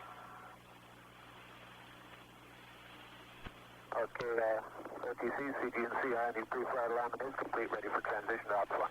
Thank you, sir. This is shuttle launch control at T-minus 20 minutes and holding. We're just about 30 seconds away from coming out of this build-in hold. We've had a status check of all of the various test conductors monitoring the countdown who have verified that they are ready to resume the count just about 20 seconds from now. A number of weather briefings have been going on throughout the last few hours, but we are go for launch as far as the winds and the weather here at the Kennedy Space Center is concerned. Just 5 seconds away from picking up the count. T-minus 20 minutes and counting. The computer transition to Ops 101 has just been made. Ops 101 is the computer program used for the ascent of the Space Shuttle into orbit. As we come out of the hold, the prime computer is dumped and compared with the onboard computer to verify that it has the proper configuration for launch. At this time, purge of the 3 fuel cells on board the orbiter is also underway. That's a verification. I'll take care of it. During this period, the flight crew will be configuring their computer for comparison tests. They have also been checking the horizontal situation displays. The crew is configuring their instruments for launch. At T-minus 16 minutes, the main propulsion subsystem cockpit switches will be configured and the helium tank isolation valves open for launch. The countdown clock at T-minus 19 minutes and counting. This is shuttle launch control. PLT, configure pass, and BFS horizontal sit displays.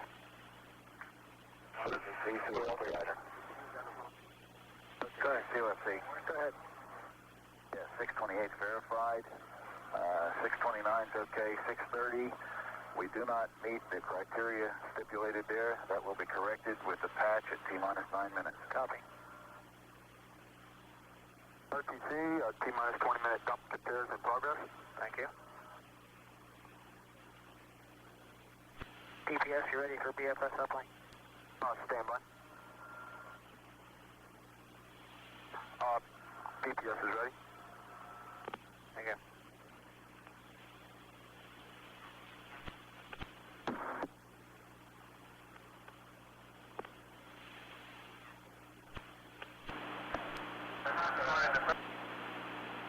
OTC TPE 212. Go TP. Podcast GPS if we have a problem with the BFS accumulator. MPU accumulator. DPS. This is DPS. Do you have any kind of a problem? Okay, we switched to 2. That shouldn't be any problem right now. I understand. Go send a representative to 161. Okay, with it. OTC, PLT, situation, configuration completion. Thank you. Okay, PLT, you can perform your MPS helium reconfiguration. This is shuttle launch control at T-minus 16 minutes and counting. Everything going very smoothly as we count now down to the T-minus 9-minute point where we will pause once again for a 10-minute build-in hold. The STS-6 flight is a flight having many firsts. It's the first launch of the shuttle orbiter Challenger. It's the first time we have used the lightweight external tank, the first time that we have used the lightweight solid rocket boosters. But on this mission at first, the 3 getaway specials also can claim some firsts. The one from the Park Seed Company of Greenwood, South Carolina, can lay claim to a number of them.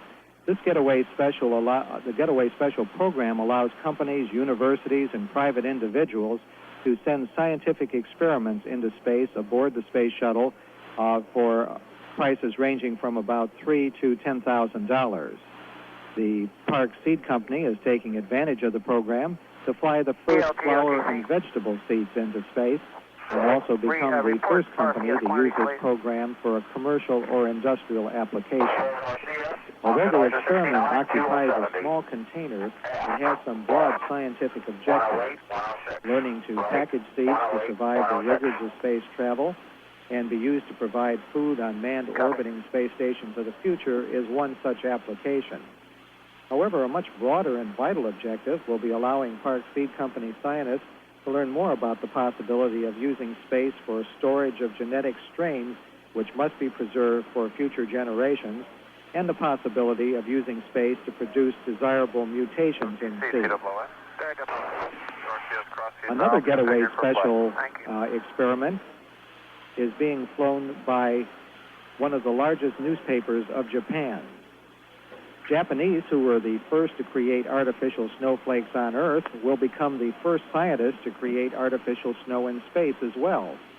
The experiment, selected from 17,000 suggestions submitted by readers of Asahi Shimbun, one of the largest newspapers in Japan, with a readership of about 8 million. The experiment is expected to contribute to the knowledge of crystallography, especially the crystal growth of semiconductors and other materials from a vapor source. Semiconductors are the building blocks of most modern electric devices. Some scientists have theorized that the crystals may form of snow in a very symmetrical way, but others expect spherical crystals to form. The third Getaway Special is sponsored by the U.S. Air Force Academy. 6 projects were developed in an engineering design course at the Academy over the past 5 years.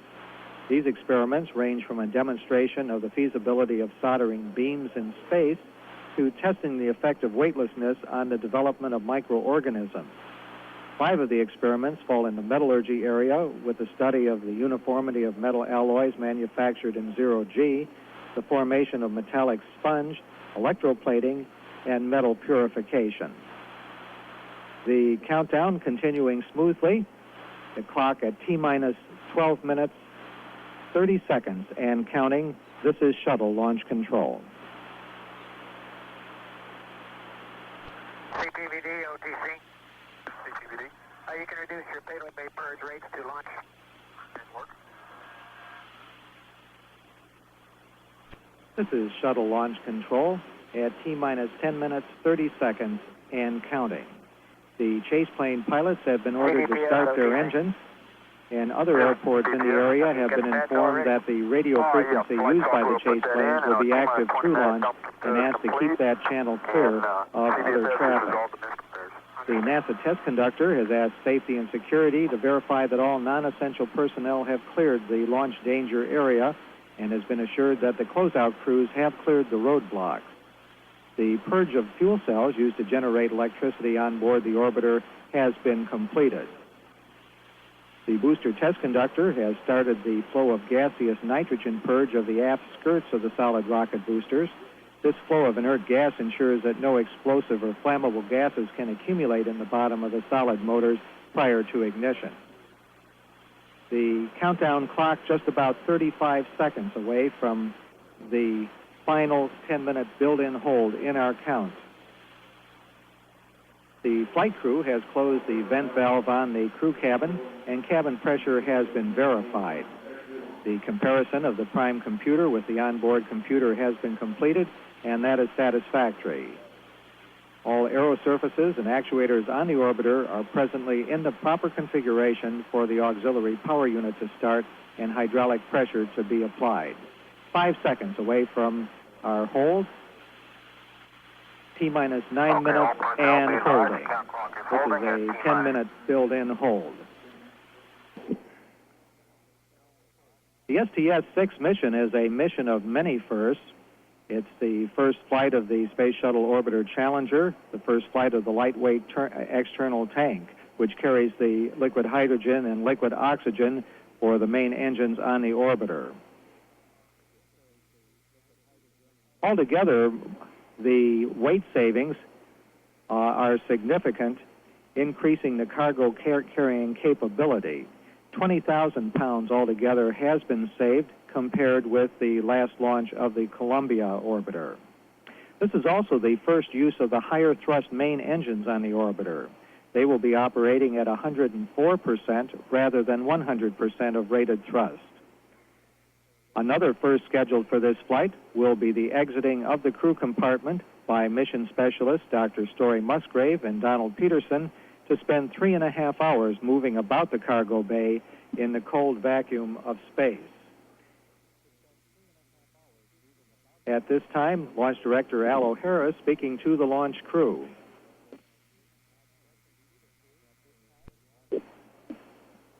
Launch Director Al O'Hara has wished God's blessing to the crew for a good launch and a good mission.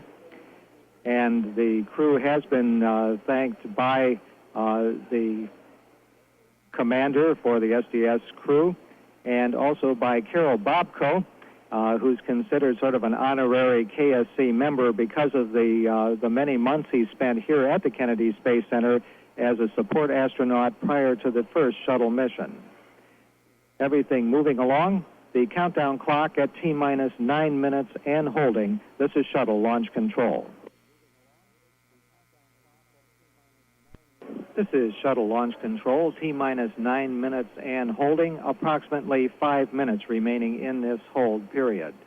Everything appears to be satisfactory as we proceed through the count. The NASA test director is conducting a status check to ensure that we are ready to resume the count and go for launch.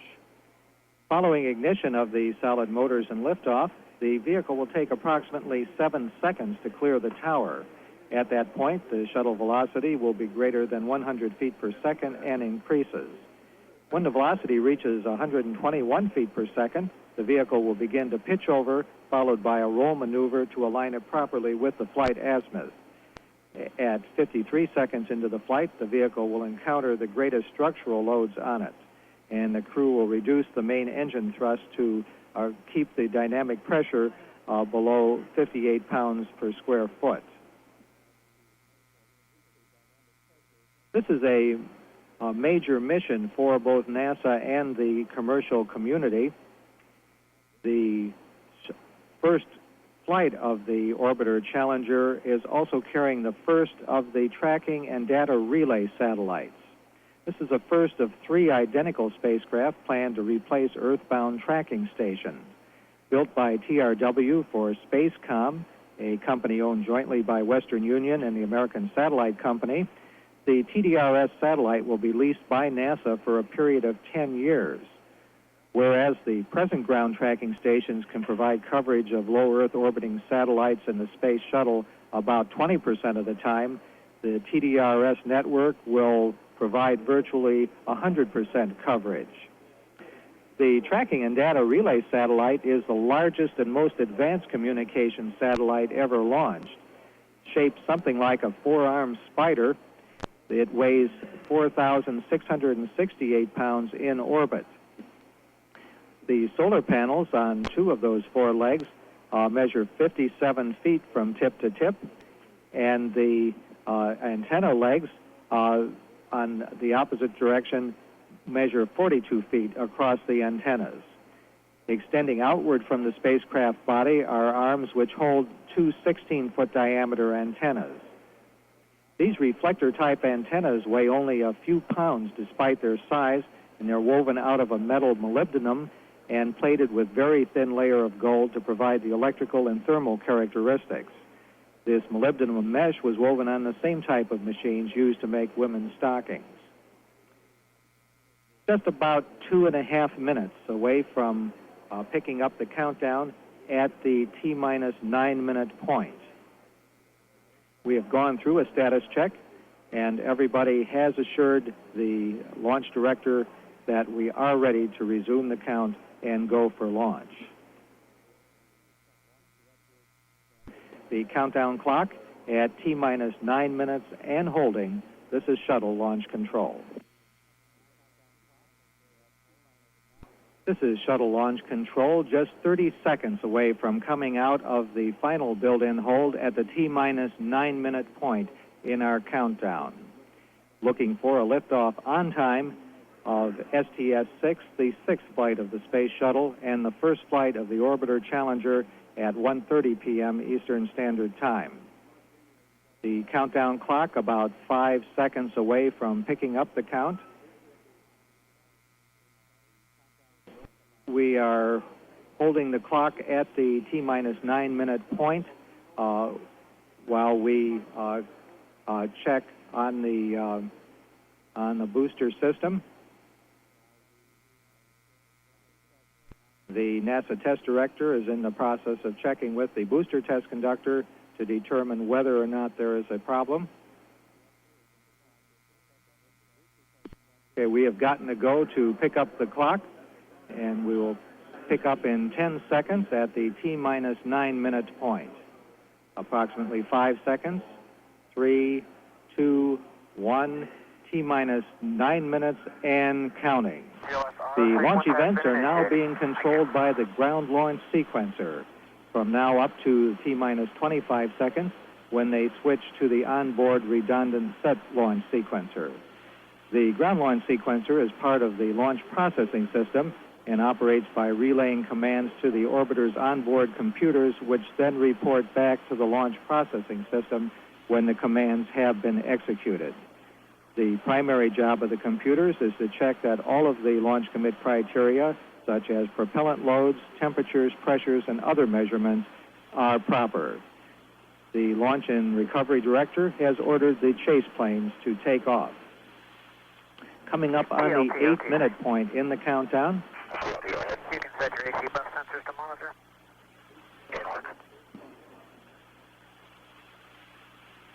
T-minus 8 minutes and counting. Everything proceeding smoothly towards an on-time liftoff at 1:30. The liquid oxygen fill and drain valve in the external tank has been closed and topping of the tank completed. Liquid oxygen drain back has been started. This means that liquid oxygen is flowing through the main propulsion system and back to the large storage tank to cool the system down slowly to 270 degrees below zero, so they'll not be shocked by the torrent of super cold fluid.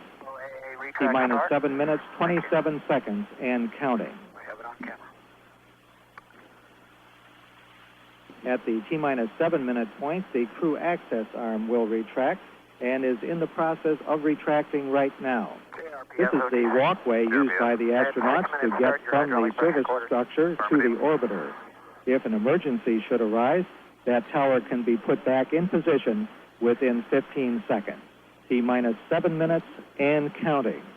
Like other things in the countdown today, we've been just slightly ahead of schedule as we go down towards a liftoff.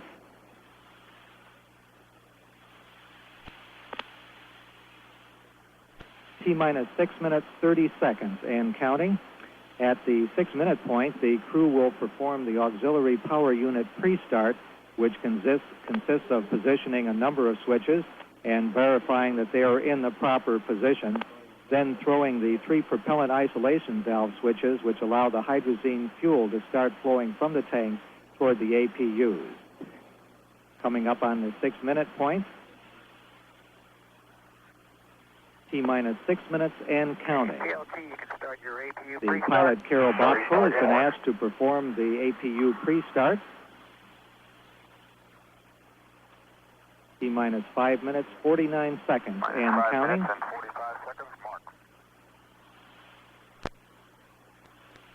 T-minus 5 minutes, 40 seconds and counting. The flight recorders are on. The flight recorders provide measurements of the shuttle system performance during the entire mission for playback after landing. T-minus 5 minutes, 25 seconds and counting.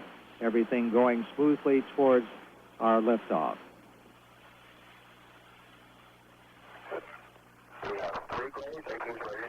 Thank you. And we have a go for APU start. Coming up on the 5-minute point. T-minus 5 minutes and counting. Go for APU start. Go for APU start. Thank you. APU start is in work. The APUs, or auxiliary power units, provide hydraulic power to move the aero surfaces and main engines for steering. The astronauts have closed their visors. T-minus 4 minutes, 30 seconds and counting.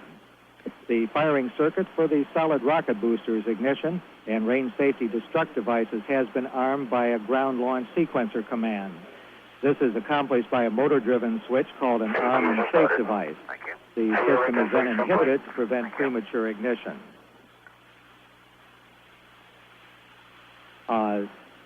T-minus 4 minutes, 5 seconds and counting. The main fuel valve heaters have been turned off in preparation for engine start. The main engines on the orbiter will actually be started at the T-minus 6.8 second point. It takes 3 seconds for them to reach 90% thrust, at which time the solid motor ignition sequence starts. T-minus 3 minutes, 40 seconds and counting. The elevon, speed brake, and rudders are now being moved through a pre-programmed pattern to ensure that they're capable of doing their jobs during flight. T-minus 3 minutes, 27 seconds and counting. The shuttle is now on internal power.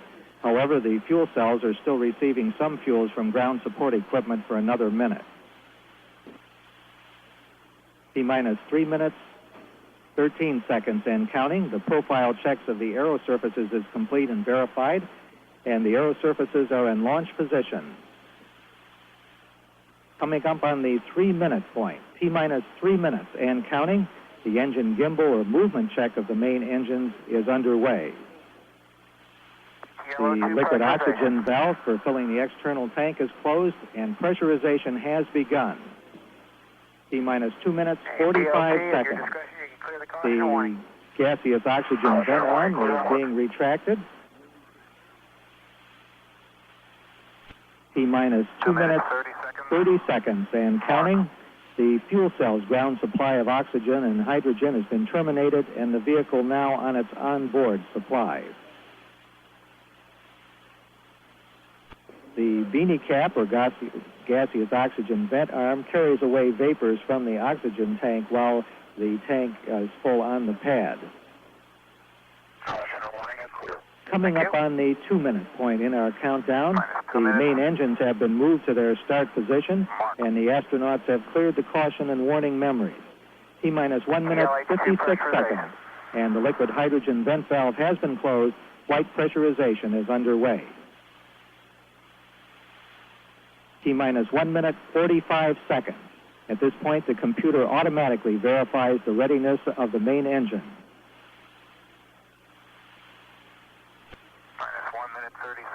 T-minus 1 minute, 30 seconds and counting. The liquid hydrogen tank is now reaching flight pressure in approximately 5 seconds from now. T-minus 1 minute, 20 seconds and counting. The liquid hydrogen tank is at flight pressure.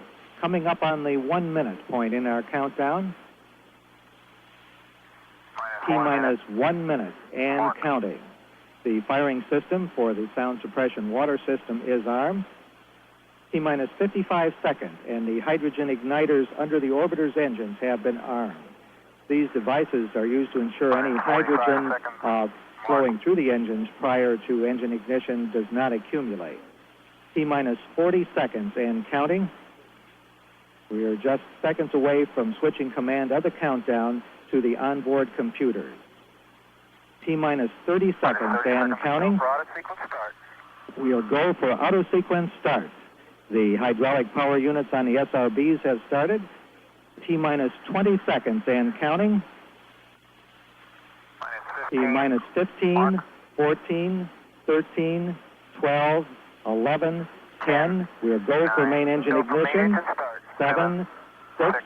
We have main engine ignition. 4, 3, 2, 1, 0, and liftoff. Liftoff of the Orbiter Challenger and the 6th flight of the Space Shuttle. The shuttle has cleared the tower. Challenger's underway. We got a roll program. Houston copies, Challenger. The period of maximum aerodynamic pressure.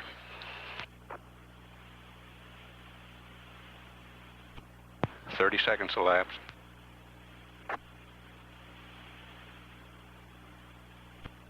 Throttles on all 3 main engines coming down to 81%.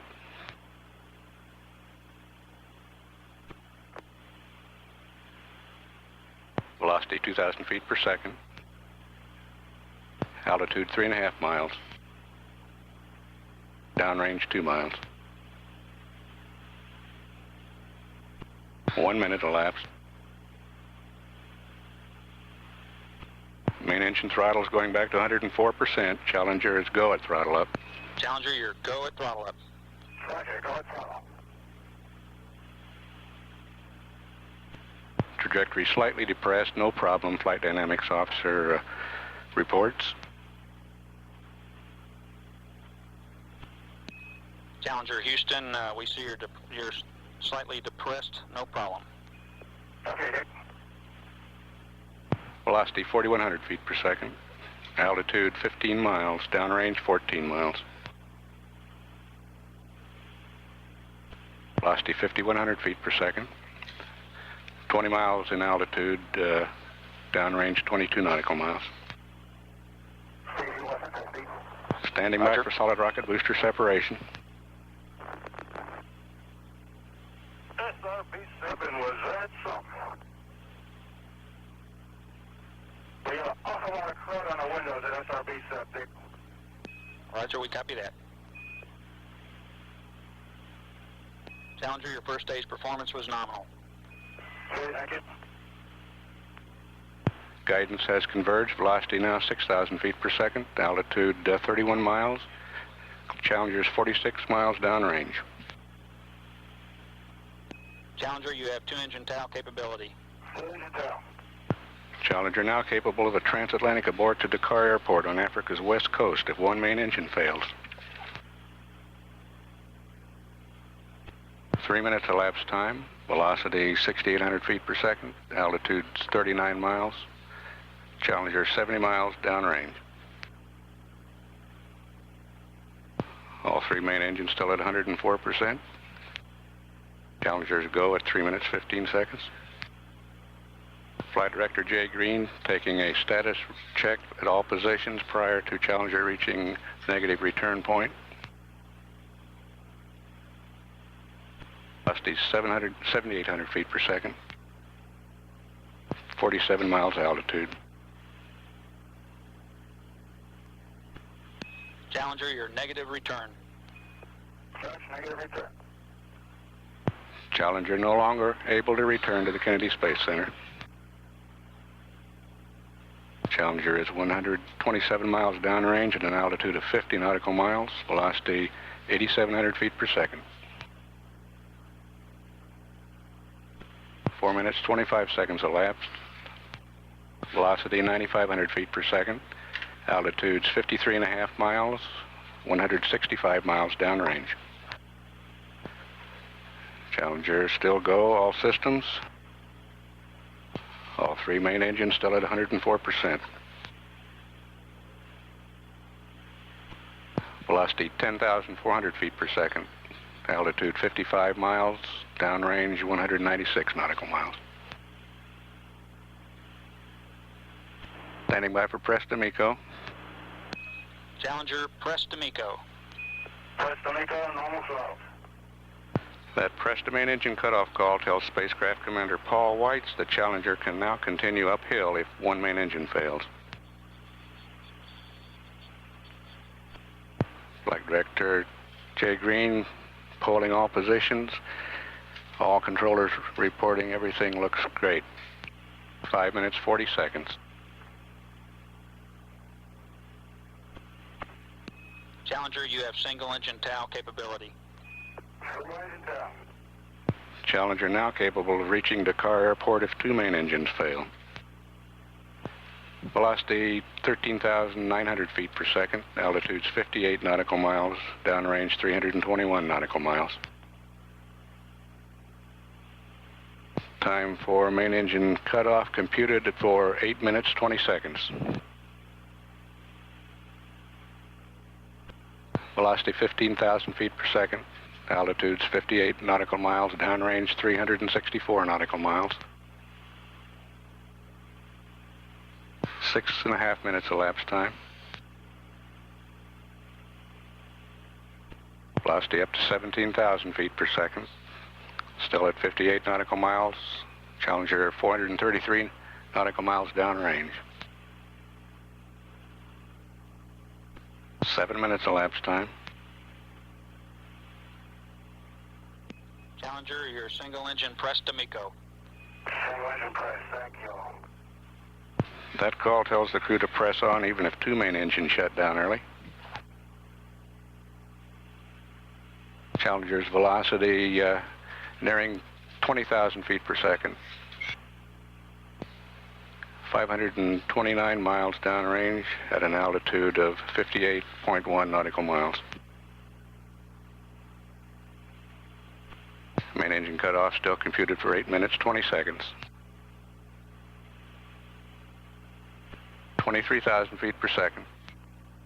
Altitude's 58.5 miles. Downrange 629 nautical miles. 8 minutes. we copy. Cabin atmosphere master alarm. 25,000 feet per second. Rico, we got a Rico. Roger, we copy, and no problem with your cabin atmosphere. Nominal MECO.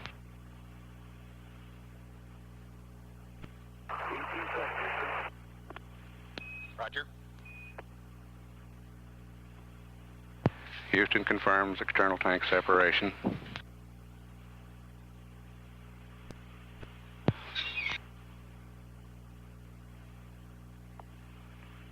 don't have 104 yet, Houston. Roger, we copy.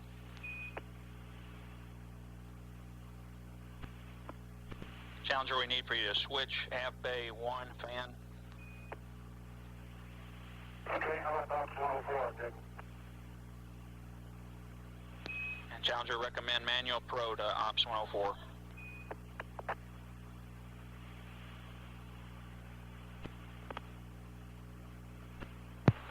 Ohms 1 will be 223 feet per second. Burn time 2 minutes 26 seconds. Looking for an orbit of 153 by Challenger, 50 nautical you miles. have a go for nominal ohms 1. APU shut down on time. Go, Houston.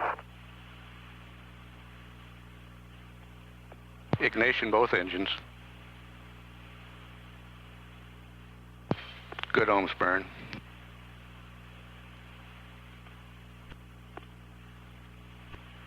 We're 30 seconds away from loss of signal through Bermuda. Ohms burn continuing in good shape. Challenger, Houston, we're 20 seconds to LOS. We see a good burn in progress. Configure LOS. We'll talk with you at Dakar at 17.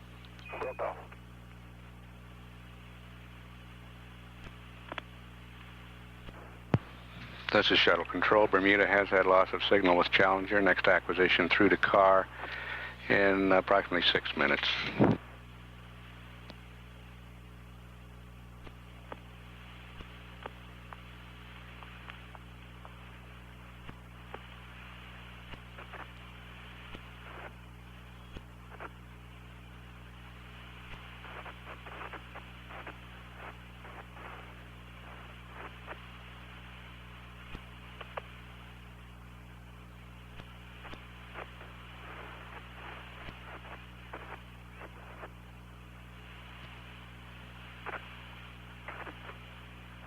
This is Shuttle Control. We have acquisition of signal through Dakar. 17 minutes elapsed time.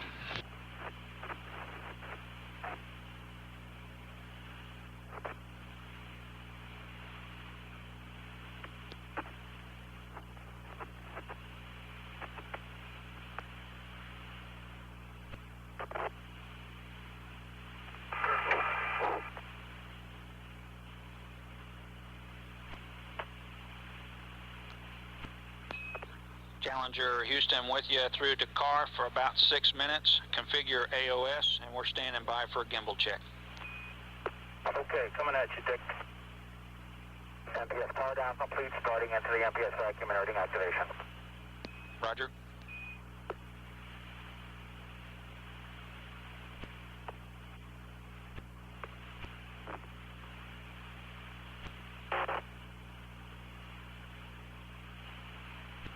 Was a good burn, Dick.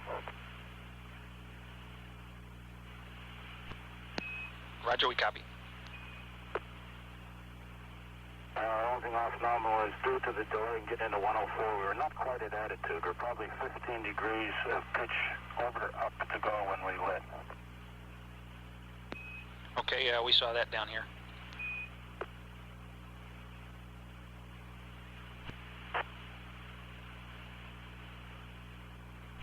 We take a consensus here, Dick. We recommend this hardly for everybody. That sounds like a familiar call.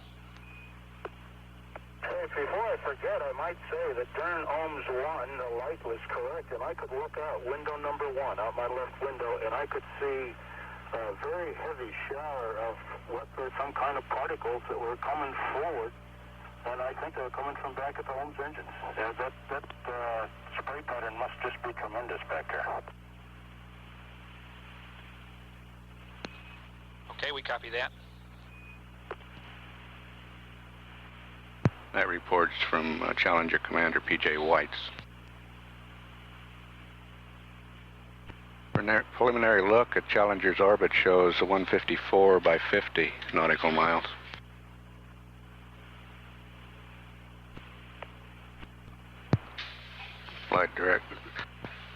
The Flight Dynamics Officer, Brad Sweet, has reported to Flight Director Jay Green that the OMS 2 burn will be nominal, 186 feet per second. Burn time 1 minute 59 seconds. That burn will circularize the orbit. Challenger Houston, you've got to go for a nominal OMS 2. We like your targets as they're loaded. A word on your AvBay 1 fan. The reason we had you switch was we saw what appeared to be a stall caused probably by blockage, and we'll probably have y'all look at that later. Okay, it looks okay on that fan now. And we concur with that.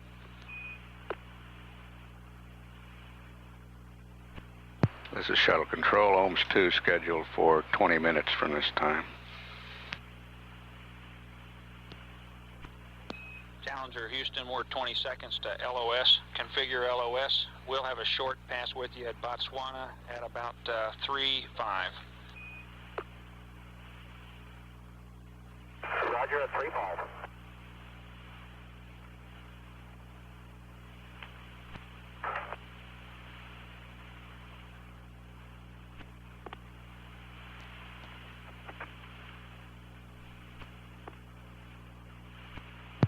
The car has loss of signals. Next acquisition with Challenger through Botswana, about a 1 minute pass.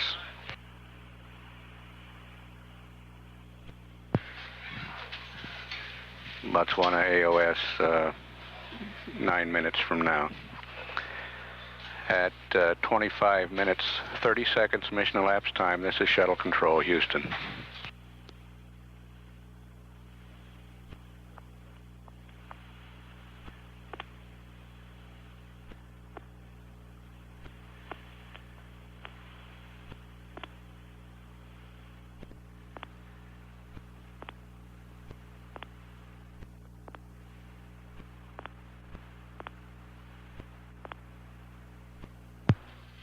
This is Shuttle Control at mission elapsed time 34 minutes 11 seconds.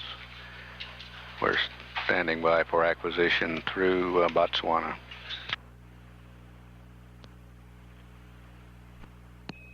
Challenger Houston's with you through Botswana for about a minute.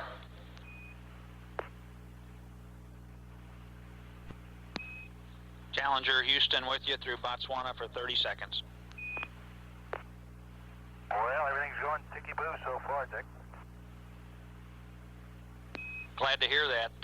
We will be with you next at Yargady at about 5-1. Have a good burn. Okay, we'll do our best. Thank you.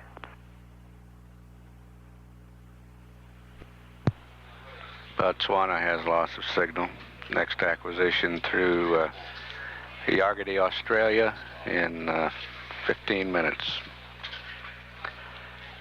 At 36 minutes 25 seconds mission elapsed time, this is Shuttle Control, Houston.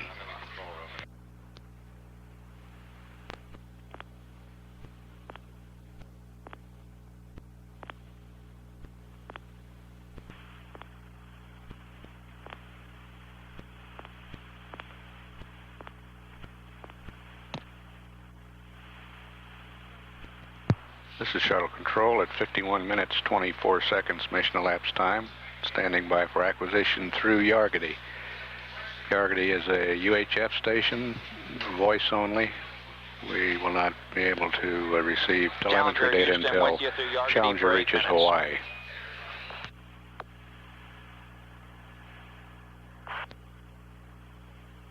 Roger, Houston, how do you rate? Well, we've got you loud and clear now, and we're stand by for a burn report. Okay, good burn, point 154 by 154. On the post-burn gimbal check, on the secondary, on the left side, failed the gimbal check. All others are okay. And also, stand by, man. We've had two messages at 44 minutes. Well, you can look at them. The last two in the BFS helium press messages that we haven't had a chance to work on that yet.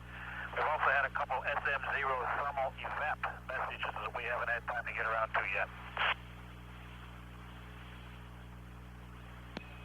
Okay, we copied your gimbal check, and the secondary left domes failed, and we don't have data on this pass, so any info you can give us that might help us, we'll press with. Well, I tell you, near the end of the check, I did not copy down the gimbal angles. We did get enunciation, a class 2 enunciation of the failure, and had down errors by both the pitch and yaw angles on the CRT. Okay, we copy.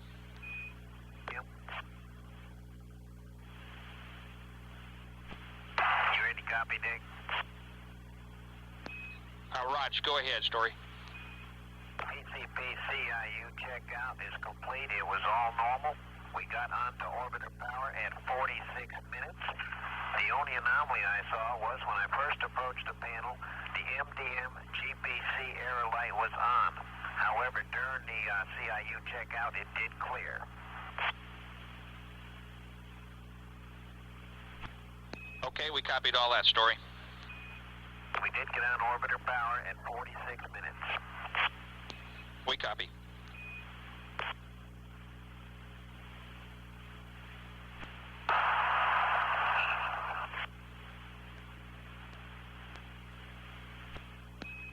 Challenger Houston, I've got a switch check for you on L2. Go ahead. Raj, we'd like to ensure that you got the flash event feed line heaters, 2 of them to 1. No, we didn't. I thought I did that somewhere there, but I'll take a hit on that. And we just got a master alarm. No new light is showing. We had the MPS light and the hydraulic press light. Okay, we copy.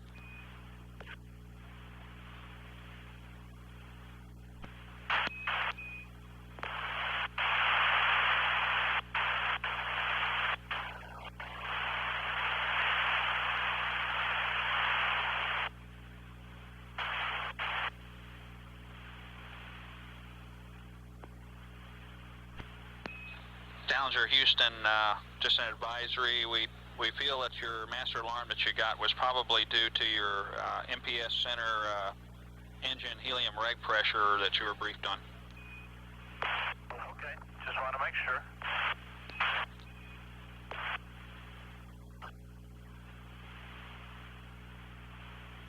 We're about to put the BFS to sleep here, Houston, and we noticed that at 54 minutes that we got a BCE string 1 pass message on the BFS.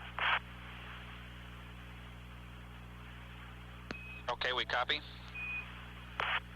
And it has lost communication with string 1, according to the SIS-SUM.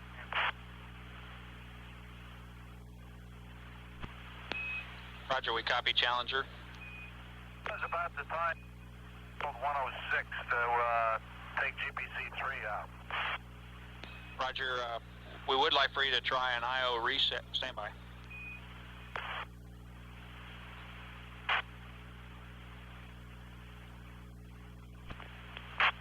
Challenger, we would like for you to try an IO reset to the BFS prior to taking it down, and we're about 20 seconds to LOS. We'll be with you at Hawaii at 1:17. Okay, 17 past, the IO reset, reestablish communications, and we're ready to press on through the block to take the BFS down. Roger, we concur.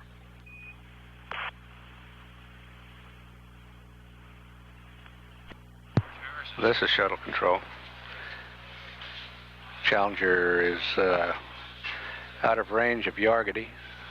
Next acquisition through Hawaii in 17 minutes, 15 seconds. Challenger in a circular orbit of 154 nautical miles. Crew reporting a good ohms number 2 burn that circularized that orbit. The left orbital maneuvering system secondary gimbal failed its check. We'll get more information on that later. I'm unable to look at data through Yargity.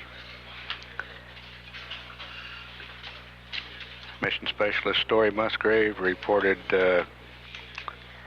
he had put the IUS on orbiter power at 46 minutes elapsed time.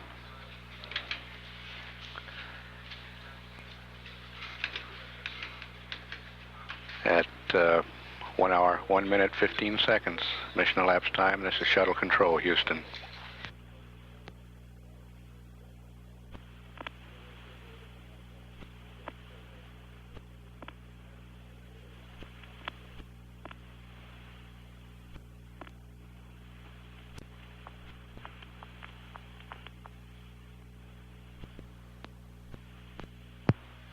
This is Shuttle Control at 1 hour, 16 minutes mission elapsed time. The Hawaii tracking station should lock onto Challenger in about 40 seconds. Payload bay door operations should be underway or get underway shortly after acquisition if they're not started already. That operation continuing through the United States pass. We'll stand by for AOS at Hawaii. Challenger Houston with you through Hawaii for 7 minutes. Okay, Dick, we're chugging along. We're on page 1-9 of the post-insertion book. Essentially on time. We're running a little behind in the nits of that, but I don't see that'll last for long. Okay, it sounds good, and we're following along with you, and we've got data on this pass. Okay. Also, Houston, we probably are picking up trash in some of these fans. We had a high delta P in the Abbey 3 fan. I switched fans, and the delta P was a little higher, so I'm back to the original, that is fan Bravo, and we'll get looking at those filters as soon as we can. Okay, we copy. And I guess you can see the delta P was indicating 4.35 when we got the alarm. Roger. Buckhorn, Comtech, Houston, Comtech, carry around 190 reading. Houston MS2's got the lights on in the bay, and the payload looks in really good shape. Everything looks clean back there. Comtech. Roger, we copy.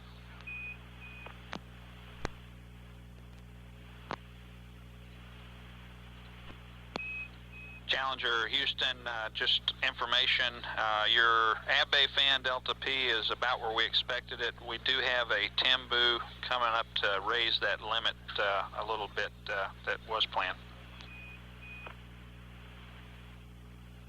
Roger, Houston, we understand.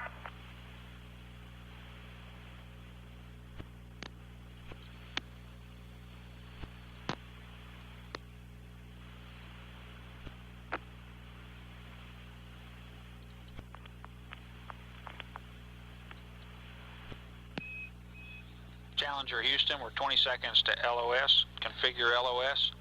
We'll be with you next stateside at 128. Disregard the LOS. Roger, disregard the LOS call. Configuration call.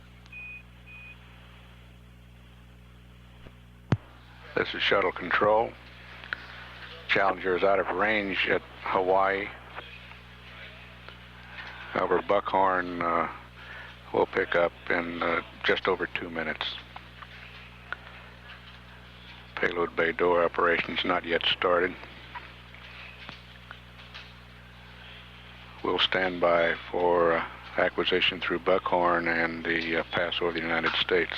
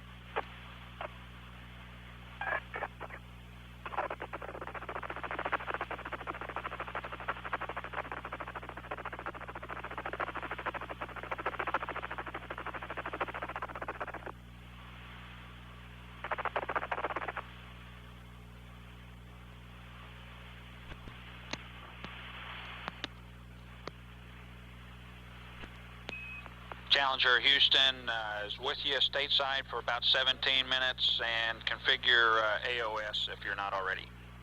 Yeah, we are, and we're ready to open the doors, Dick. Roger, and we're standing by to watch. Okay, in work. And Challenger, at your convenience, we'd like a GNC Spec 1. You got it? It's a nice sunny day on the West Coast today. A little bit windy, but sunny.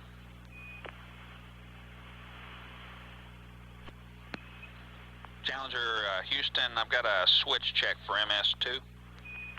Okay, go ahead. Roger, we'd like for him to confirm on ML26 Charlie, the supply H2O tank A press control valve to press, and that's in block 2 of his post-insertion reconfiguration card. Okay. Okay, Dick, can that wait till after we record the last operation on the cameras, or you want that done now? That can wait. Just like to see it before we go LOS stateside. Okay. And Challenger Houston, we're through with the SM Spec 1 and our correction GNC Spec 1, and would like an SM Spec 1 now. SM Spec 1 is on CRT 2. Thank you. And I think those MPS things were reported earlier where the leg split down after I had closed the helium ISOs. Roger. Okay, Dick, read up that switch in the position you wanted it in again. Will you please? Roger, on ML26 Charlie, supply H2O, tank A press control valve to press. Okay, I got it, Dick. MS2 here. Thank you, Don.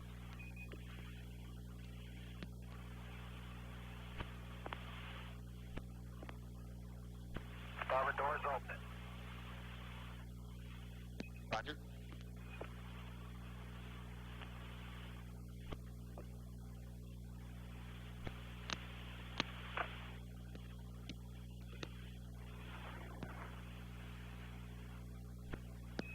Challenger Houston, we're completed with the SM Spec 1.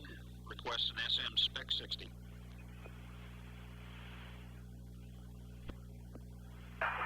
You got it on CRT 2. Thank you. Hello, Houston, Challenger. Go ahead. What was was our coast-off point there, Dick? Where did we cross the coast just now, a couple minutes ago? Stand by and I'll get that. Hey, let me tell you why we're asking, because off to, well, we're nose north, so it's toward the aft. There are dozens of tremendously large flares there. At least they're sure making a lot of smoke blowing out over the Gulf. Roger, we copy. And Houston, after our burn, we show the oxidizer on our propellant quantities as being 37 on the left and 43 on the right, and the fuel 36 and 38.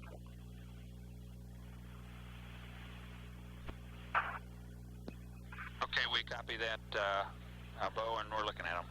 Yeah, looks like that right oxidizer on the ohms, maybe a little bit on them. We concur. Houston, MS1. Go ahead, Story. On the door, it's so even, it's hard to single out which one is going to close first.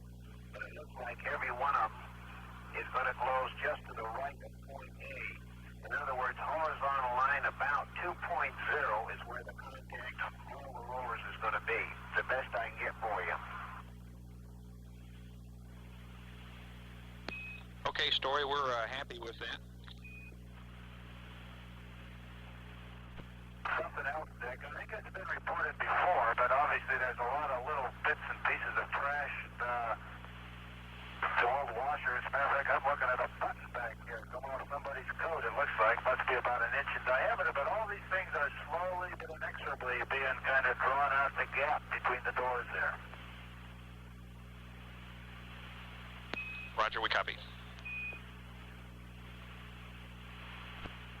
Starboard door is full open and normal. Roger, we copy. Houston, when's the fast we'll be able to show you any TV? We got a couple things back on the oldest pods I'd like you to look at. Stand by, I'll get that info for you. Challenger Houston, we're going to start working to set up for some TV at Hawaii on your next pass. Okay. You're right, it's on the top of the pod, looking at it as a unit, Dick. That says that, you know, it's the upper, it's on the starboard pod. I can't see the port one yet. There are a couple of good-sized pieces of things sticking out. I don't really know what they are. If I had to make a guess, I'd say they're probably pieces of gap filler up there. That's what it looks like. Okay, we copy. It looks more substantial than that. It may be just some pieces of that new frizzy back there that's come loose. Roger.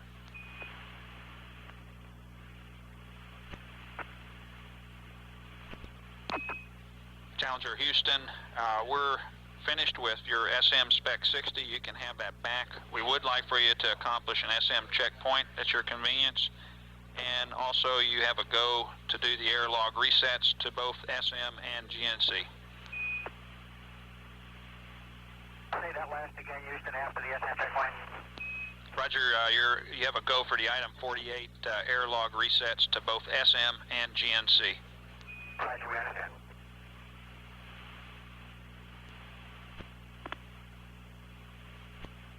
Challenger Houston, we're 20 seconds to LOS. A reminder that if you want to take a closer look, your binoculars are in Alpha 16. Also, your entry refs mats are on board. We'll talk with you next to the car at 152. The car at 152, thank you. We've had the binoculars out for the doors. The total door operation was nominal. Roger, we copy.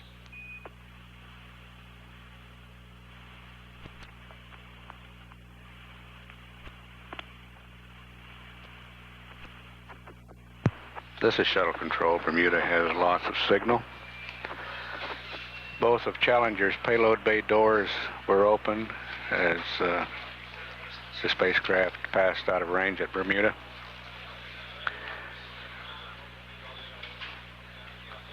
Commander Paul Weitz has reported seeing something sticking out of the ohms pods And at this time we plan a television pass over Merritt Island tracking station during the next continental United States pass.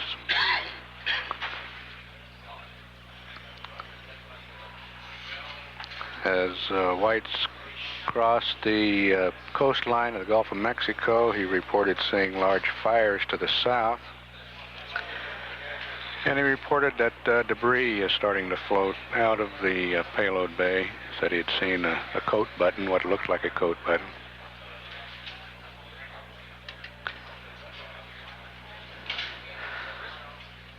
The television will be used to take a look at the OMS pods. Just at LOS, the crew was reminded of which locker contained the binoculars in case they wanted to use those for a better look. Dakar is the next station with overlapping coverage through Ascension Island. That acquisition in about 3 minutes, 15 seconds.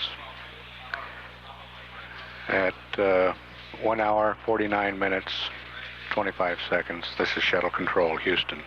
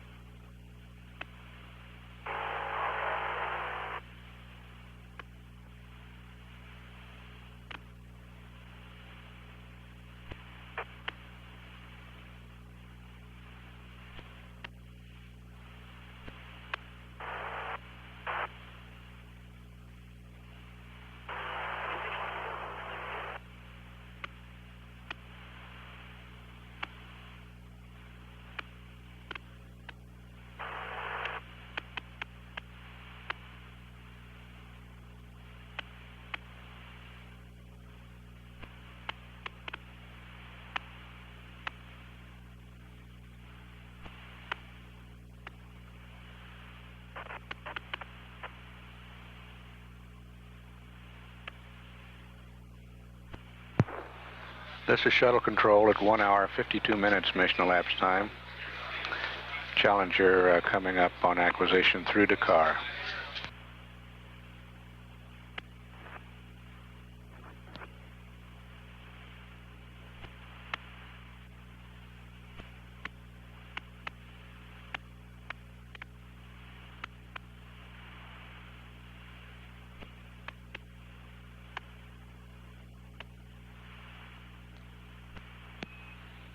Challenger Houston with you through Dakar and Ascension for 10 minutes. Roger, we're chugging on. Roger, like to pass on the control center's go for orbit ops to you, and also an advisory relative to ops recorder 1. We're doing some troubleshooting on that guy, and in the meantime, we're not recording any voice, which could or could not be to your advantage. Yeah, okay. And Challenger, additionally, we've revised the schedule for the TV, and rather than a Y next pass, it'll be at Mila at about 3:12. Okay, looking at it, Dick, what it looks like is part 2 panels of that insulation that's on the top part of the home. They look to be, I would guess, an inch thick. They're peeled back from the outboard sides. The outboard edges have come loose and they're peeled back some, and just to confirm it, the entire top portion of the thing is white, and it looks like it's attached to a pink layer, and the pink layer is the part that goes next to the vehicle.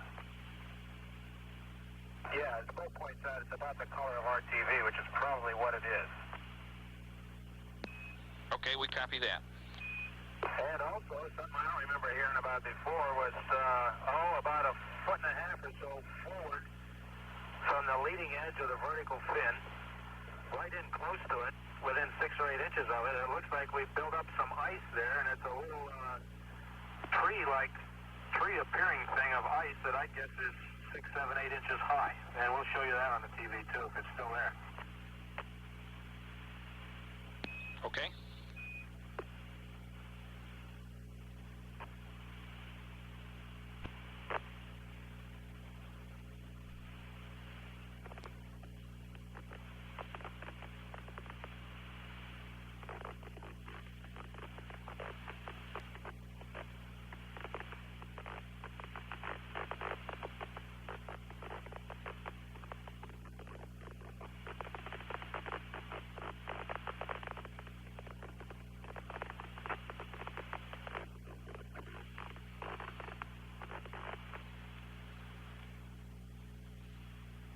Houston, you still there?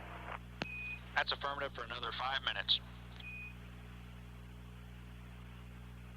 Well, Houston, Challenger, are you there?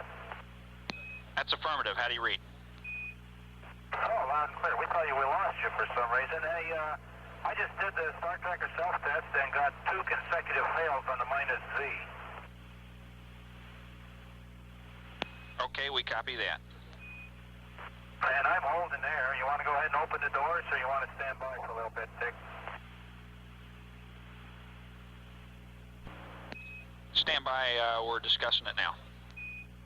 Okay, and for information, if it helps any, when I called up Spec 22, the shutter on the -Y was open, and the shutter on the -Z was closed. And I did an item 16, 2 of them, and the shutter then went open and stayed open. We copy. And Houston, we just started the auto fuel cell purge a few minutes ago, and it looks like fuel cell 1 is in purge. Maybe fuel cell 2 now. Okay, we copy that, Bo. And PJ, we would like for you to go ahead and give us another self-test on the -Z tracker. Okay, coming at you now.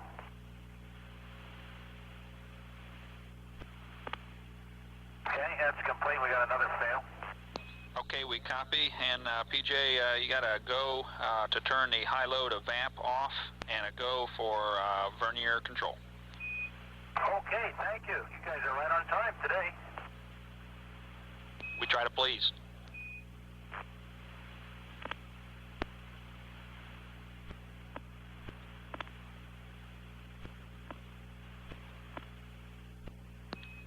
Challenger, Houston, you might get a water tank Bravo message here shortly. You can disregard that, and you can press on with your Star Tracker door opening and procedures. Okay, thank you.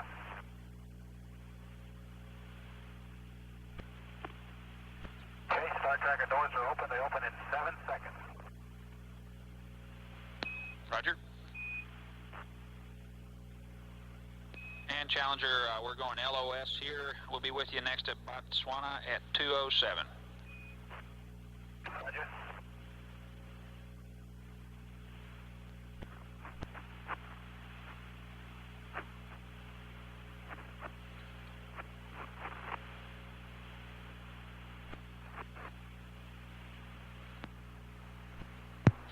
This is Shuttle Control.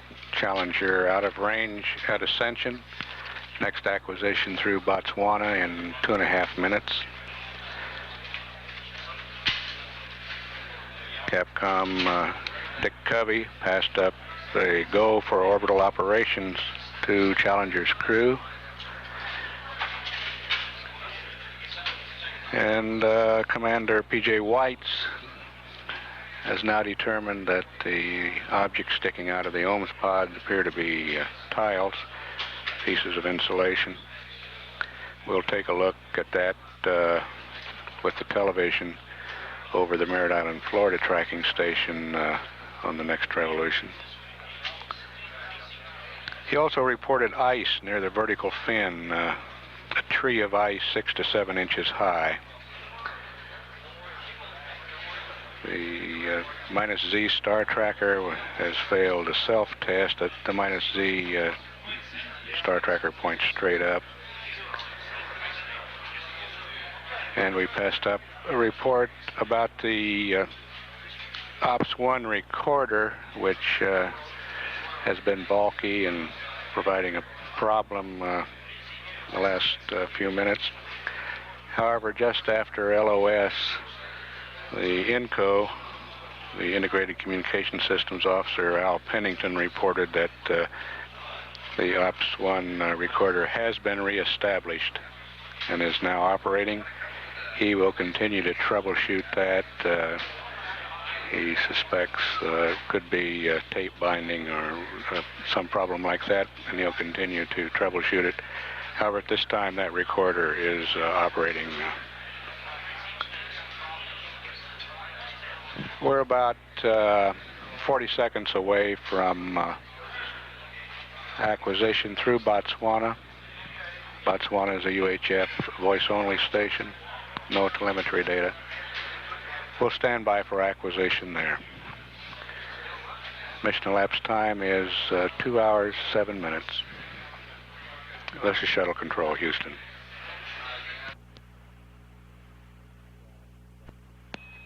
Challenger, Houston, with you through Botswana for 7 minutes. Roger, Houston. We've got a question. Did you say that the new restaurant was up? That's affirmative, it is. Okay, well, we'll go ahead with that, Gian. The desired restaurant update at 2:05. Roger, and an advisory for you, we do have voice recording back in the Ops Recorder 1 is running again, at least temporarily. Well, thank goodness.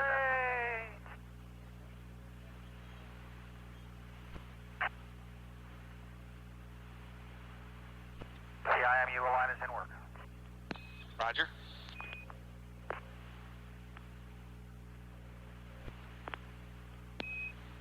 Challenger, Houston, we're 30 seconds to LOS. We'll be with you next at Yargity at 2:27.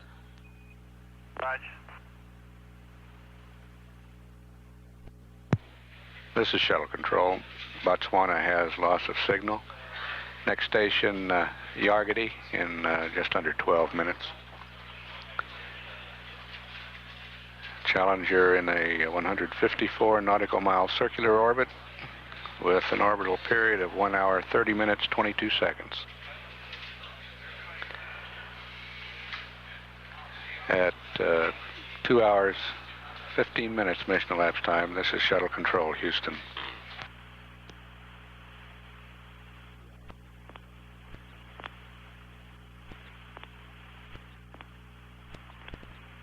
This is Shuttle Control at 2 hours, 27 minutes mission elapsed time.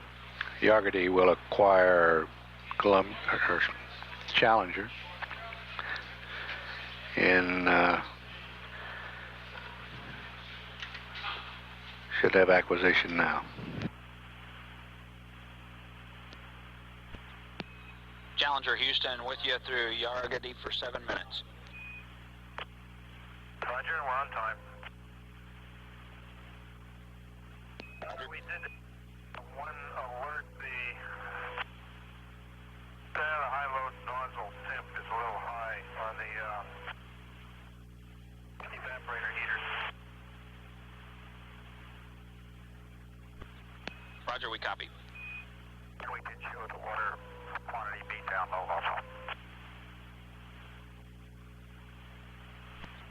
Roger. Challenger, Houston, relative to your high-load nozzle temp high indications, we'd like for you to verify that the high-load duct heater is off. That's affirmative. High-load duct heater switch is in the, let me double check it, yeah? It's in the off position. Okay, thank you.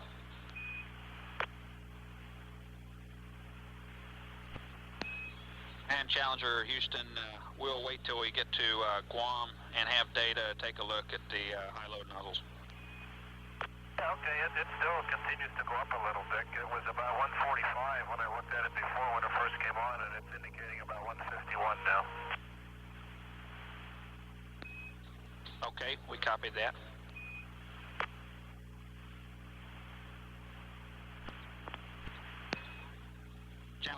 Houston, we're 30 seconds to LOS. We'll be with you next at Guam for a short pass at 2:41. And we have a second alignment attitude for you should your star tracker, -C star tracker, be failed. And whenever you want to copy that after Guam, we can give it to you.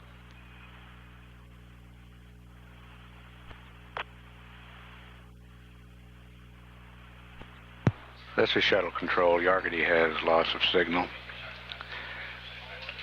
Guam will pick up Challenger in 6.5 minutes. At 2 hours, 35 minutes mission elapsed time. This is Shuttle Control, Houston.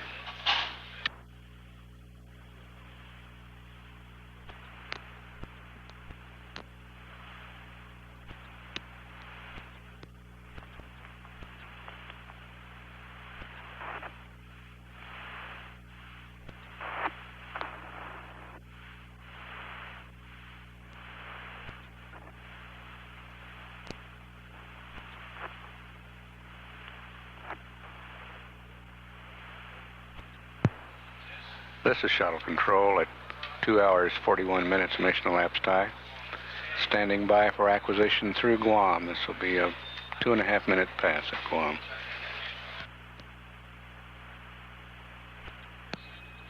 Challenger Houston with you through Guam for 2.5 minutes. Okay. We're on time, and we can even get ahead if you're ready to copy some very gross estimates of elevation positions. Roger, we're ready. Go ahead. Okay, it's symmetrical left and right, Dick. And it looks like the outboards are up about 10 degrees, and the inboards, it's hard to tell. They're either a trail or down some degree, some amount like 5 or 10 degrees. Okay, we copy that, and be advised that I have a second alignment attitude for you as a backup in case we have trouble with the -C star tracker. And whenever you're ready to copy that, I can pass it to you. Okay, stand by.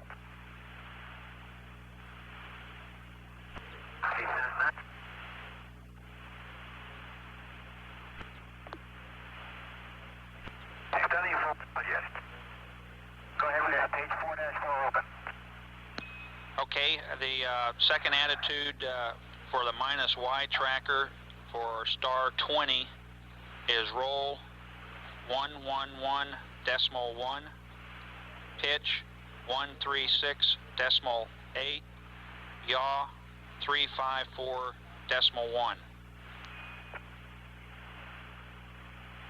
Second attitude for the -Y for star 20, roll 111.1, pitch 136.8, yaw 354.1.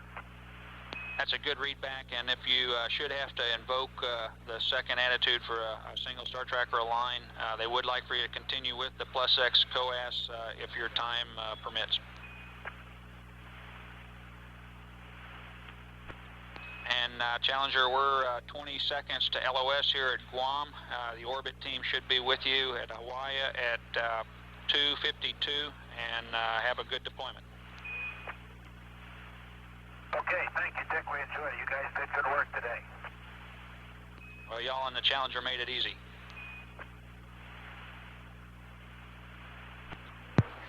This is Shuttle Control. Guam has loss of signal. Next acquisition through Hawaii in 7.5 minutes. A shift handover is underway here in the Mission Control Center. Flight Director Jay Green handing over to Flight Director Harold Drawn of the orbit team.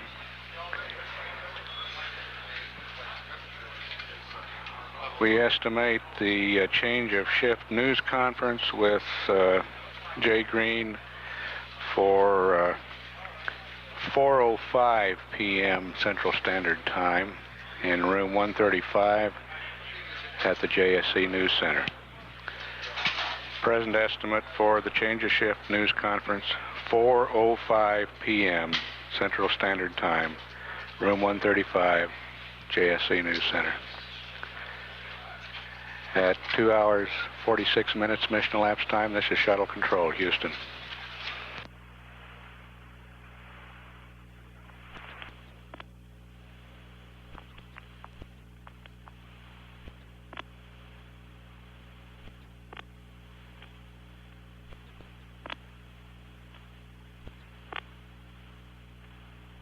Hello, Challenger, Houston with you, the Crystal team through Hawaii for 8 minutes.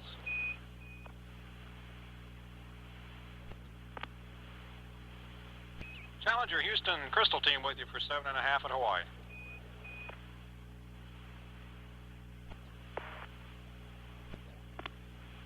Houston, we go. There you are. We got the Crystal team here with you at Hawaii for about 7 more minutes.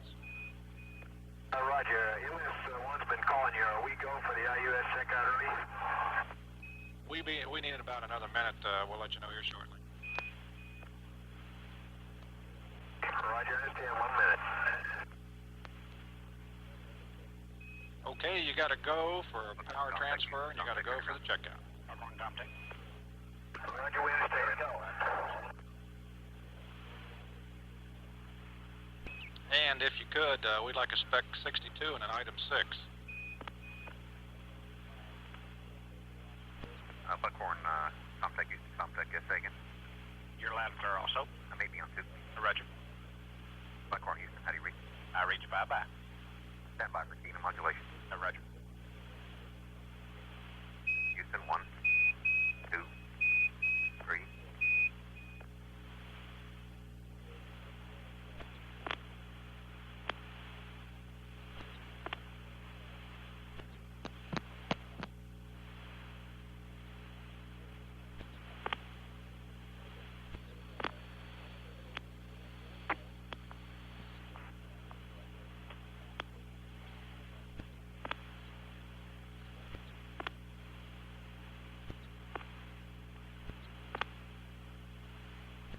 Houston, can you receive TV now? No, sir, we're not configured yet. We'll do that over Mila. Okay, I've got a camera set up for you to look at the, what looks like some frizzy peeled up on the right home spot, we've decided. And we have what looks like a couple of big chunks of ice, one right alongside the vertical stabilizer, right at the base of the vertical stabilizer, just looks like a big chunk of ice sitting there. Yeah, we were looking at some pictures of STS-2, and it looked like they had the same thing there. And Pete, for the TV pass over Milo, we'd just like to get some good close-up shots of where you think that frizzy's peeled back on the home spot. And we're going to let you be primary for the camera select. Take your choice. All right, hours. You said you wanted a shot of the frizzy on the home spot? That's affirmative, Don, and you have control of the cameras, whichever one you think would be the best. Okay, and I think that's going to wind up being camera Delta. I'll try to set it up now. We copy. And Story, the IUS checkout was good. And we got about 30 seconds to an LOS here. We'll see you over the mainland in a couple of minutes, and we're ready to copy those times if you got them, Story. This shuttle mission control, we've had lots of signal through Hawaii station. Reacquire again in about a minute and a half over the mainland. Houston MS-1. Go ahead. We went to internal power at 254. Orbiter power at 58. Okay, we copy both of those.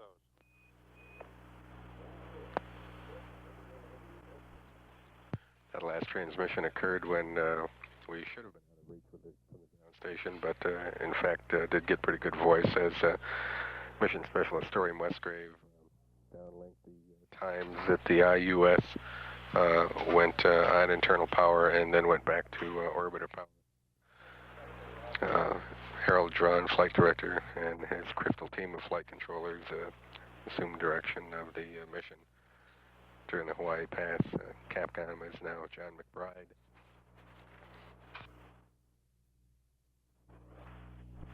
Over that Hawaii pass, a rather significant check of the IUS avionics was performed, setting up the booster for the first attempt by the satellite control facility at Sunnyvale, California, to communicate directly with the stage, which will be attempted through the ground station at Vandenberg Air Force Base, California. coming up momentarily. We should have acquisition of signal again in just a few moments.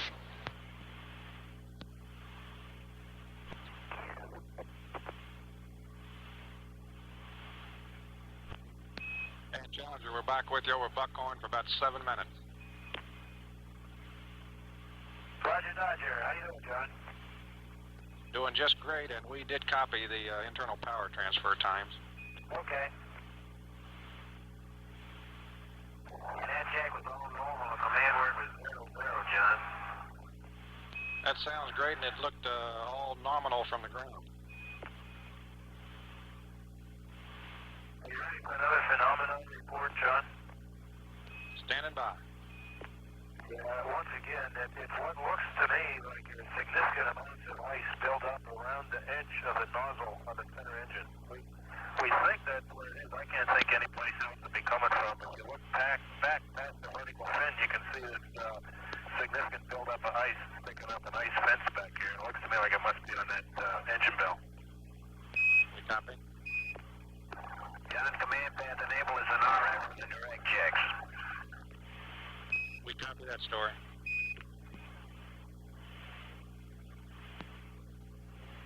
And the direct check will be coming to you at 3:05.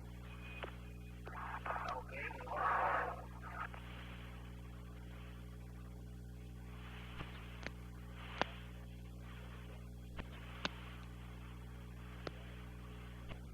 Can we see it, John?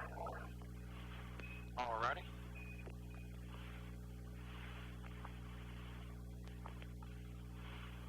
And we go into about a 2-minute keyhole at 3:09, and we'll pick up that mile of TV at 3:12 or so. Okay.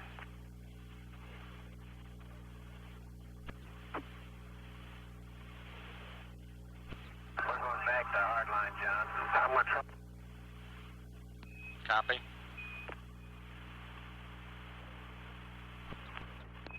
And story. Still some more good news. The IUS direct check was good.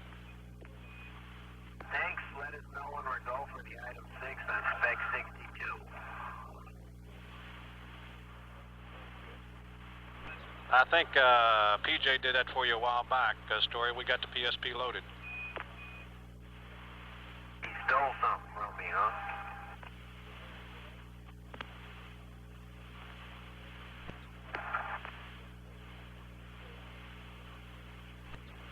And story, you can go ahead and switch back over to 16 kilobits now. Saw it coming up. I'll do it now.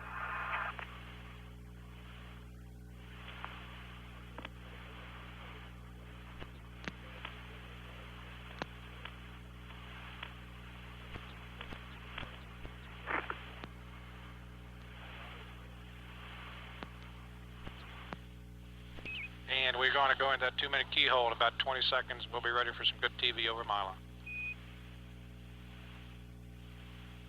And your SA-88 thermal message is the feed line again, and we'll work it with a Timbu. Okay, thank you.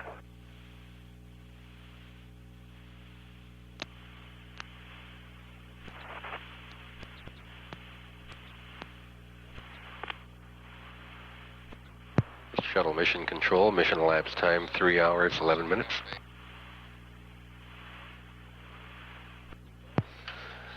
We'll be configuring for some downlink television through the Mylar ground station, and that picture's coming across now.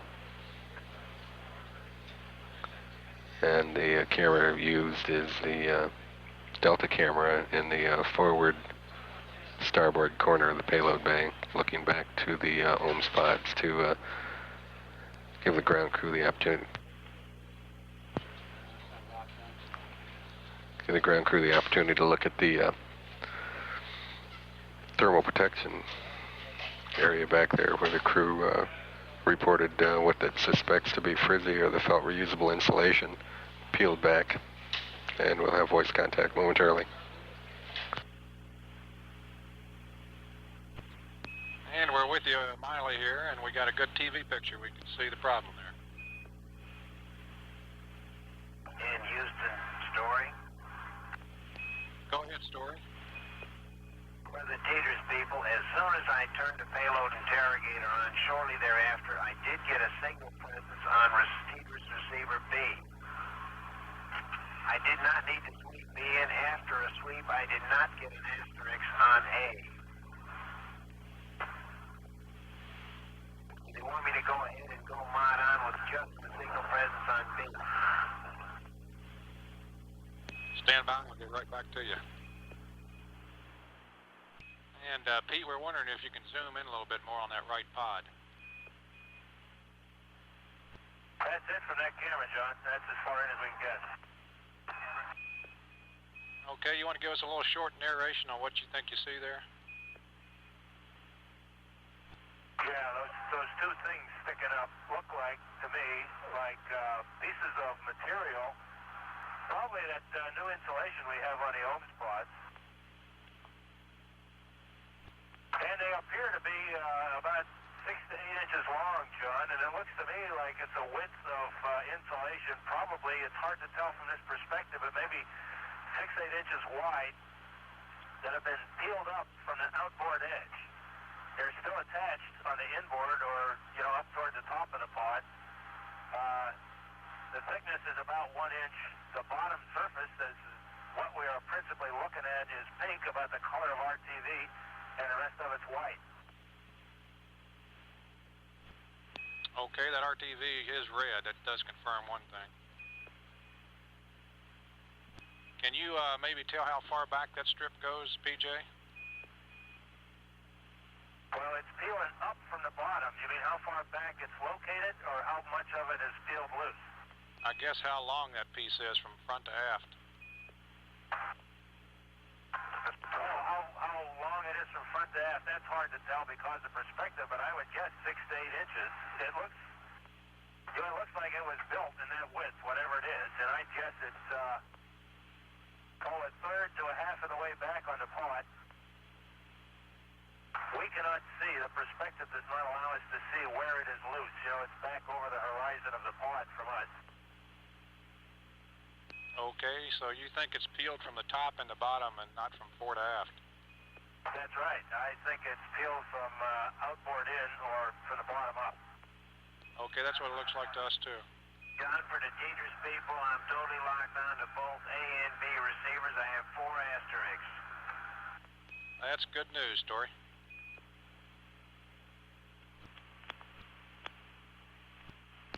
And Story, we'd like for you to turn the modulation off, wait 15 seconds, and turn it back on. Yes, sure will. Want me to get this? It's off, John. Okay, wait 15 seconds and back on. Let me give you the history there in case you missed it. When I turned the payload interrogator on, I immediately got a signal presence on B. I swept for the checklist for 90 seconds. I did not get an asterisk on A. I turned the mod on. I then got 4 asterisks. Okay, that's the way we copied it. Right now, I only have an asterisk on signal presence B, and here I'll turn the mod on. Mark, the mod is on.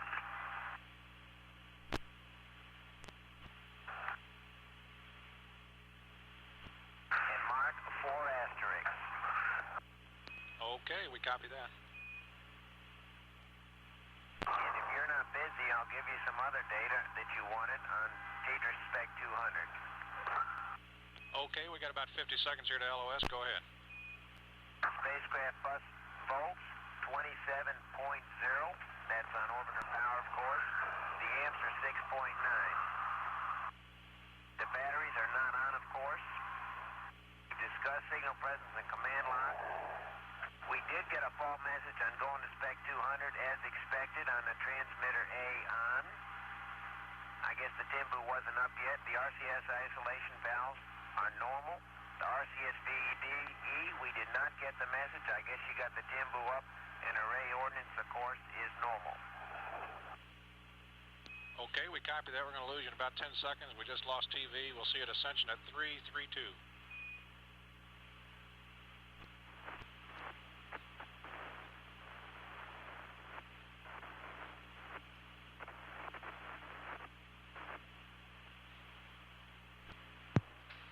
This Mission Control Houston at 3 hours 20 minutes into Challenger's first flight.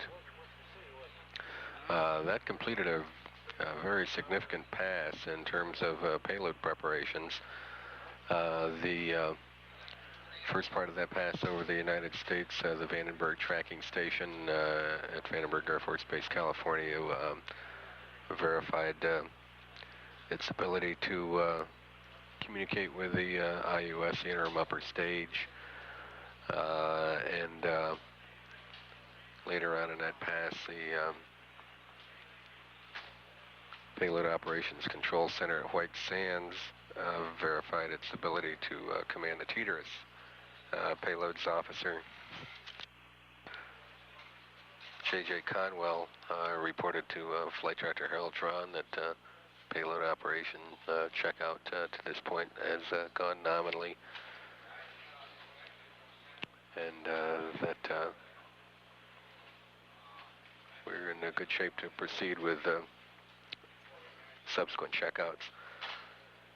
The payload interrogator that Astronaut Story Musgrave made reference to is a device in the orbiter. All communications with the IUS and the TDRS are through the payload, the orbiter's payload interrogator, which is a small transmitter in the payload bay that sends signals to the payload. There are no detailed displays for the TDRS or the IUS here in the Mission Control Center in Houston, so the verification of the commands to those instruments are relayed by the appropriate Payload Operations Center through the payload officer here in Houston. We'll reacquire signal again in about 10 minutes. Challenger on its third orbit of the Earth. By the mission elapsed time, 3 hours, 22 minutes. This is Shuttle Mission Control.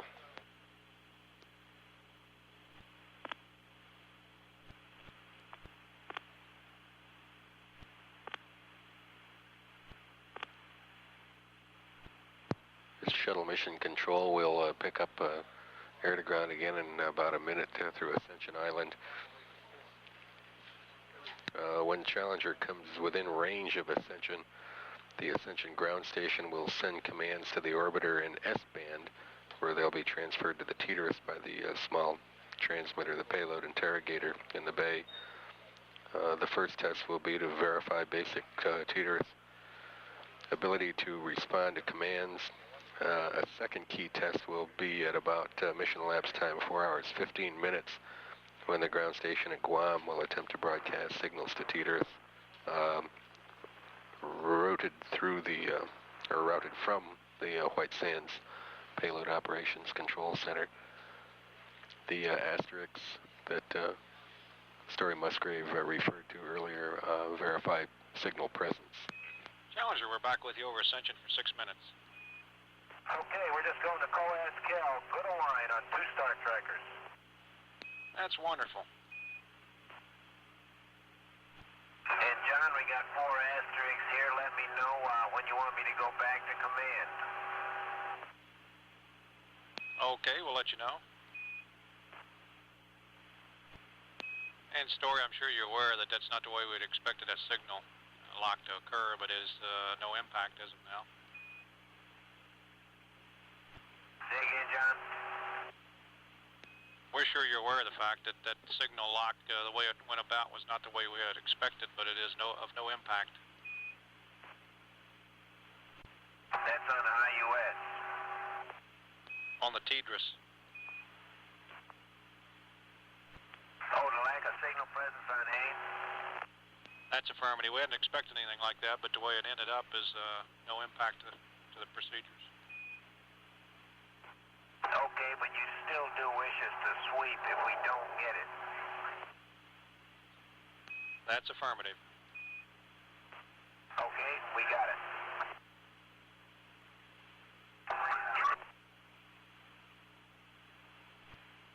Okay, Story, take the S-band payload control to command. Okay. And we had a good PI check. Outstanding.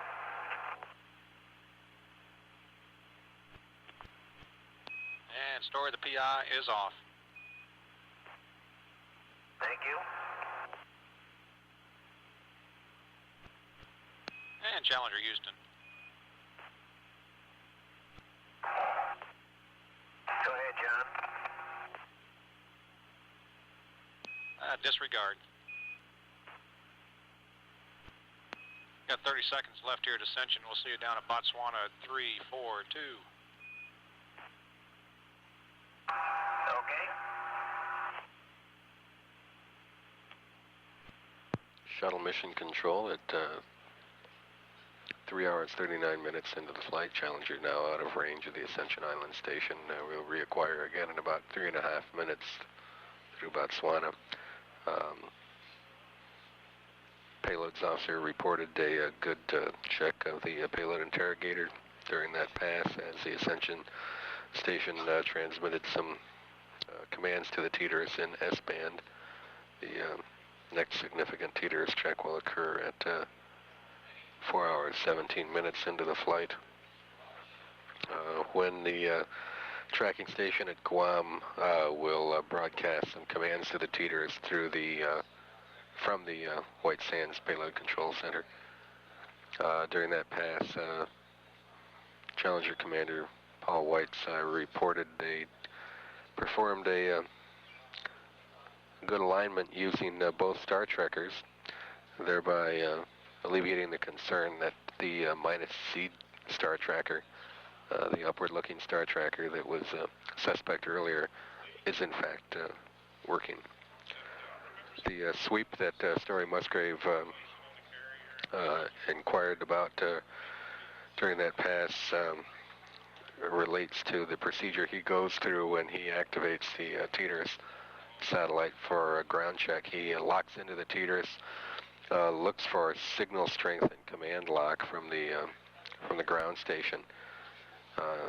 He does that to see whether or not the TDRS is receiving, and he sweeps the interrogator frequency slightly to see if he can improve on signal strength. He'd earlier reported that as soon as he'd activated the interrogator, the asterisks appeared indicating that signal was already present. His question to the ground was, in the presence of an asterisk, do they want him to continue that sweep to see if he can improve the strength of that signal, and was advised yes to continue that sweep procedure. About a minute and a half till acquisition of signal. This is Shuttle Control, Houston. Challenger back with you over Botswana for about 7.5 minutes. All right, okay. The COAS cal is complete. We've taken the start data. We haven't aligned the IMUs yet. We're maneuvering back to ZLV. And universal pointing says we'll be there at 3 hours 47 minutes. And we went out of ZLV per the cap at 3 hours 28 minutes. Sounds great. Keep on chugging.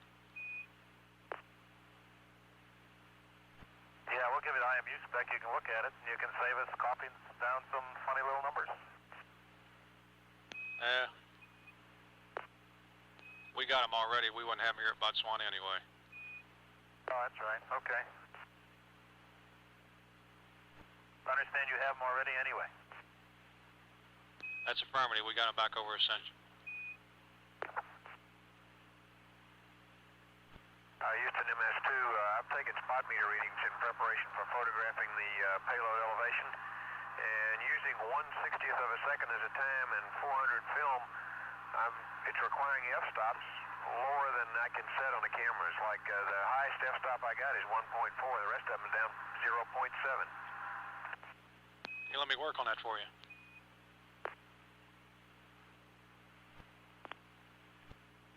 And Pete, we'd like for you for this time to try f-stop of 1/30th. See what happens. 1/30. Shutter of 1/30th and see what we get. That's affirmed.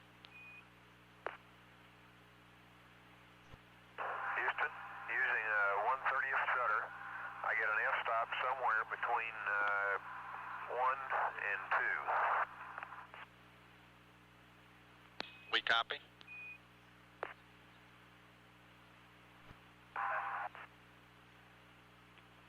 I don't think either camera. apologize. We were testing the fire alarms when I dropped off here to keep from ringing the bell in your ears. I don't think either of our cameras will get that combination of settings. I don't think the 16 millimeter will go down to 1/30th, and the 70 millimeter I don't believe will go down to F. Well, I think the other lens will go down to F2. We copy that and we'll work it. We're going LOS here now, and we'll see you up at Guam at 414. Okay, I'll just get as much light on the film as I can and hope they can push it. And that's the right thing to do. This shuttle mission control at 3 hours, 52.5 minutes into the mission. Next acquisition of signal will be through Guam in about 20 minutes. This also will be a significant pass in the TDRS checkout procedure, as the Guam station will attempt to relay commands to TDRS from the Payload Operations Center at White Sands, New Mexico.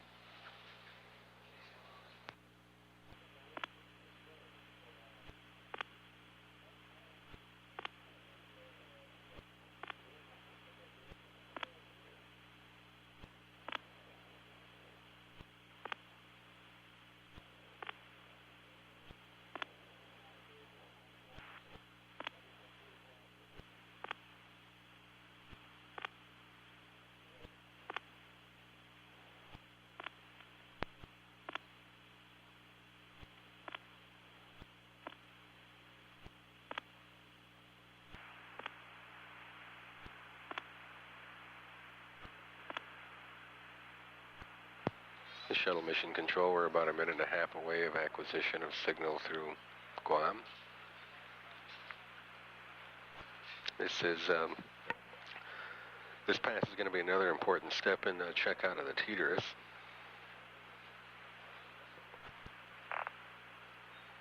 The Payload Operations Center at White Sands, which will command TDRS while it's on orbit, is going to attempt to broadcast signals to TDRS through the Guam tracking station. And this portion of the test that will be performed during the Guam pass is to demonstrate that the communication system in the satellite is working properly. Since the satellite's totally managed from the ground and the controllers at White Sands have to be able to command it all the time, they'll send almost continuous commands to the TDRS once it's on its own. So if these Guam checks raise any doubt about the communication system, the payload will then be suspect. So this Guam pass is vitally important. And we have acquisition of signal and voice momentarily. Challenger, we're back with you here on the UHF only here at Guam for about 7.5 minutes.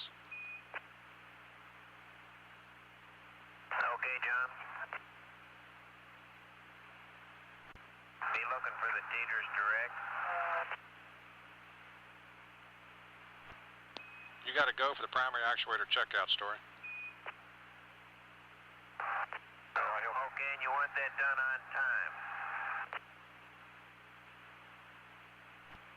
We got presence on both TDRS receivers. We copy that, and you got to go for that actuator checkout anytime you want to. Well, let's crank it up now. Let's do that. Okay, Houston, you want some COAS line results, COAS Cal? You betcha, go ahead. First bias update was 0.55. I thought I got a better one and dressed that up by 0.10. Then I got the best one of all, and it was 0.10 also, and I think that took out probably most of the second one. So it was on the order of 0.55 total left in there, I think. We copy. And by to the point where it says turn the primary flashy VAP off. If you agree with that, I'll go ahead and do it, and I'm going to go start the aft controller checkout. Okay, PJ, you got to go for both of those. You copy, PJ, you got to go for both of those? Yes, sir, I got that. Thank you.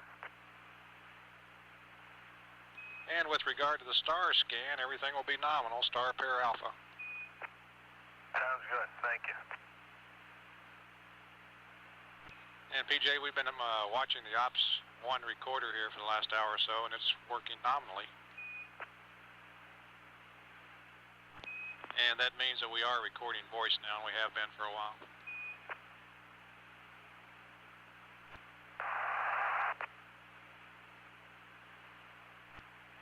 Houston, Challenger.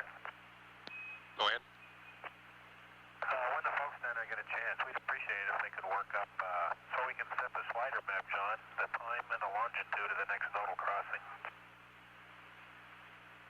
Okay, we'll do that. And for information, we appear to have lost the capability to zoom payload camera Delta. John, the primary actuator checkout is okay if I got to go for engage?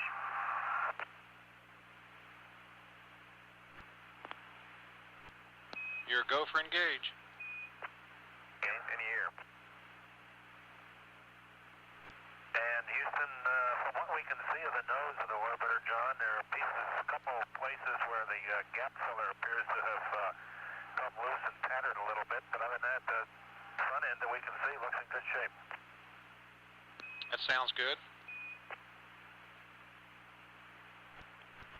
And had a good TDRS direct check. Fantastic, we had a normal engage. That's wonderful. The time was 1 minute and 15 seconds.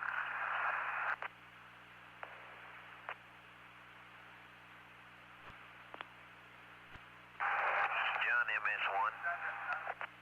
Go ahead, Story. I guess during Sims we never did find out what you'd like. We keep powering up the TV cameras and powering them down. Is that what you'd like us to do between all these runs? Power them down? And Story, looks like to us you can go ahead and leave them powered up instead of powering them on and off. Okay. We sent up a new vector here, Guam. We're going to ask you to transfer that over Hawaii.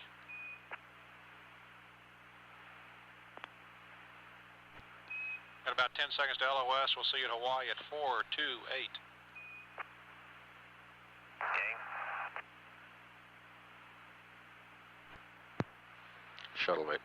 Shuttle mission control, we've lost signal through the Guam station, reacquired in about 6 minutes through Hawaii. The TDRS checks, payload checks continue to go very well. That pass verified White Sands' ability to transmit commands to the satellite through the Guam tracking station. That checkout went very quickly, and about midway through the pass over Guam, they were able to terminate those satellite checks and reconfigure the ground station for orbiter support. Planning to do a star line, is that correct? The crew was advised that the ops recorder reported failed earlier is now working nominally. The Delta camera, the forward starboard payload bay camera that showed us the OMS pods pictures earlier, was reported by Don Peterson to have no zoom capability, we're going to do an additional INCO state vector transfer to the IUS here in the Mission addition Control to the Center plans to later on in the flight try to see if he can command that camera to zoom independently. Mission Specialist Story Musgrave was given a go-ahead to perform checks on the actuators that was scheduled for later in the timeline, but payload checkout has gone so well and is well ahead of schedule that he was given go-ahead to perform those actuator checks some 10 to 15 minutes earlier than called for on the summary timeline. Musgrave will power the actuators on the IUS tilt table, which supports the payload, and he'll verify that the actuators work properly, both in the upward and downward drive modes. Later on in the mission at About 8 hours and 35 minutes into the flight, the tilt table will be elevated to 29 degrees, which will be an interim position for the TDRS transmission tests. And the deployment angle of 59 degrees tilt will be actuated at about 9 hours, 20 minutes into the flight. Challenger on its 4th orbit of the Earth. Challenger systems continue to perform nominally. Checkout of the TDRS and the IUS continue to go very well, in fact ahead of schedule. And we will reacquire signal again in about 3 minutes through Hawaii. At mission elapsed time, 4 hours, 25.5 minutes. This is Mission Control Houston.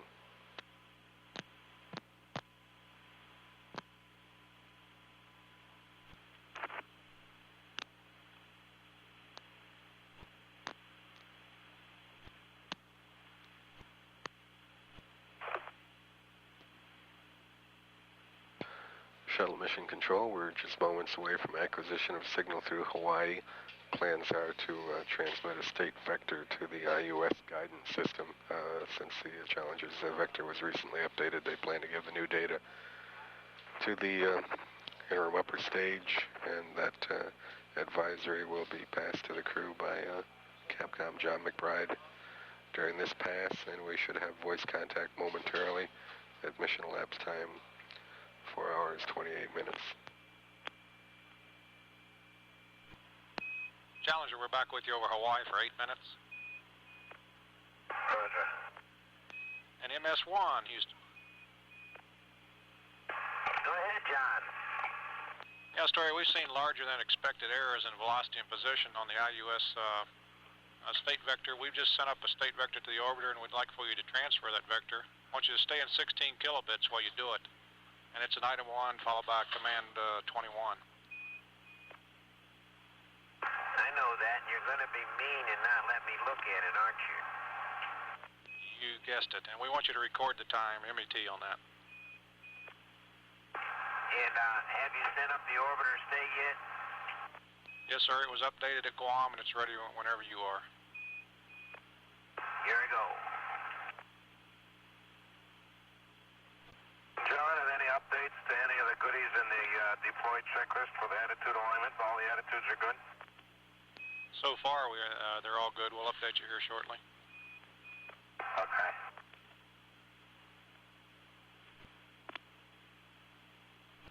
And if somebody could, we need a GNC Spec 1. Yeah, you got it. CRT2. Thank you, sir. Pass, control, and checkout was normal in all respects. That's just great. Ready for the state vector time, John? Go ahead. 4:30 and 32 seconds. We copy that. Thank you. We did not get the expected MWM error GPC light on the first item 1 execute. We copy that. And we're through with the CRT, and your go for the APU fuel cool off there at 440. Okay.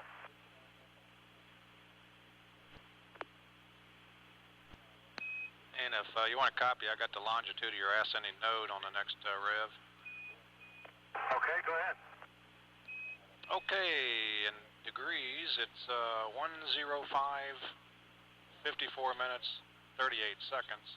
That translates to 105.9010556. And the time of that will be 054302.71.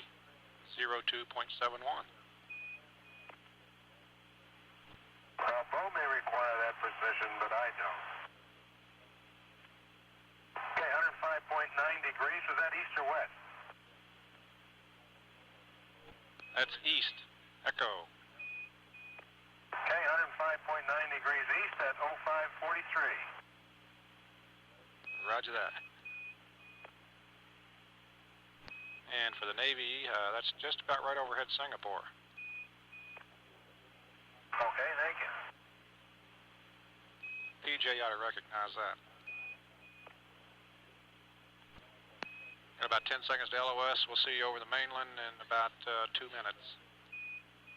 Right. Hey, John.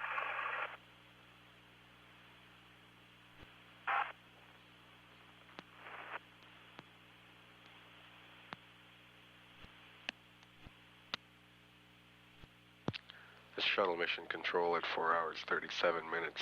We're about a minute away from reacquisition through the Buckhorn station, and we'll have voice and data from Challenger for about 6.5 minutes during this upcoming pass. Back with you over Buckhorn for about 7 minutes. Roger.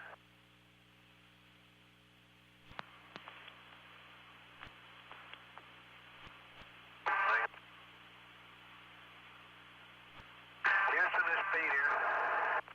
Yes, sir, go ahead. Roger, I just moved over here to do the MLR off post-insertion, and it says check power talkback on. I need to advise you the power talkback says off. Now, function talkback, however, is gray, and the power light is on bright. We copy. I have not turned it off yet. I'll wait for you to tell me to do that. But I have a feeling it's already off. Let me check for you. And while we're waiting on that, let me give you the deploy time for the CRT timer. Go ahead. 100153.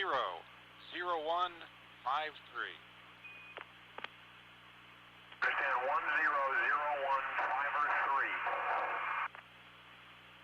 That's correct, 100153.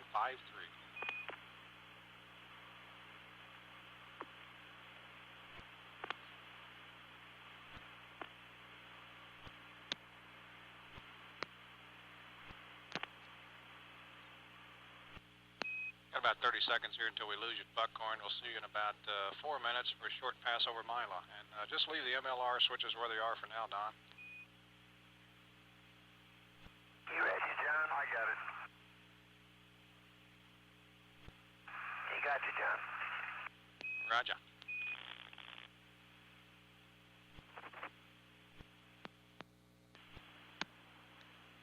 Shuttle mission control will reacquire again in about 3 minutes. Mission elapsed time now 4 hours 46 minutes. The updated state vector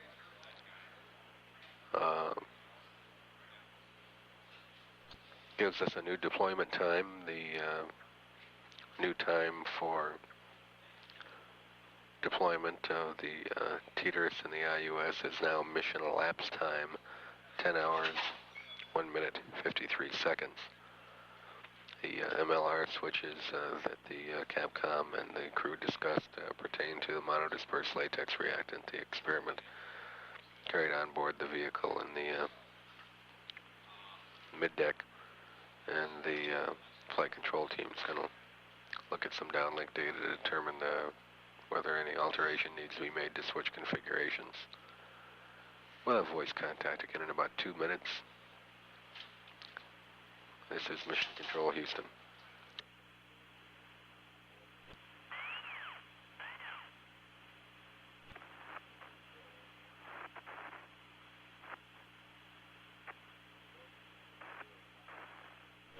Yeah, we're back with you over Mila for about 2.5. Okay, Houston, we read you loud and clear. Did you decide what you want to do with the MLR? Yes, sir. First thing we'd like for you to do is look up on 014 and 015 and Road Charlie and make sure those MLR circuit breakers are in. Say again the location of the breakers. Check Road Charlie on 014 and 15 and make sure they're all in. They're all in. Okay, go ahead and take the MLR switch to the off position. Okay, it'll take me about 1 minute. I gotta go downstairs. Get it? Copy. Got about a minute to go here. We'll see you down at Ascension at 508. 508.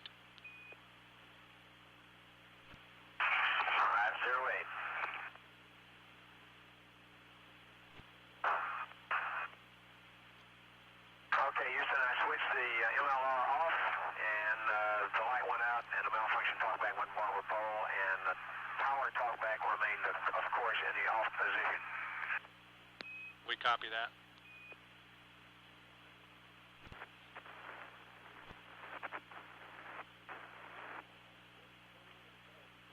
Okay, we assume that all the attitudes and are correctly aligned, John.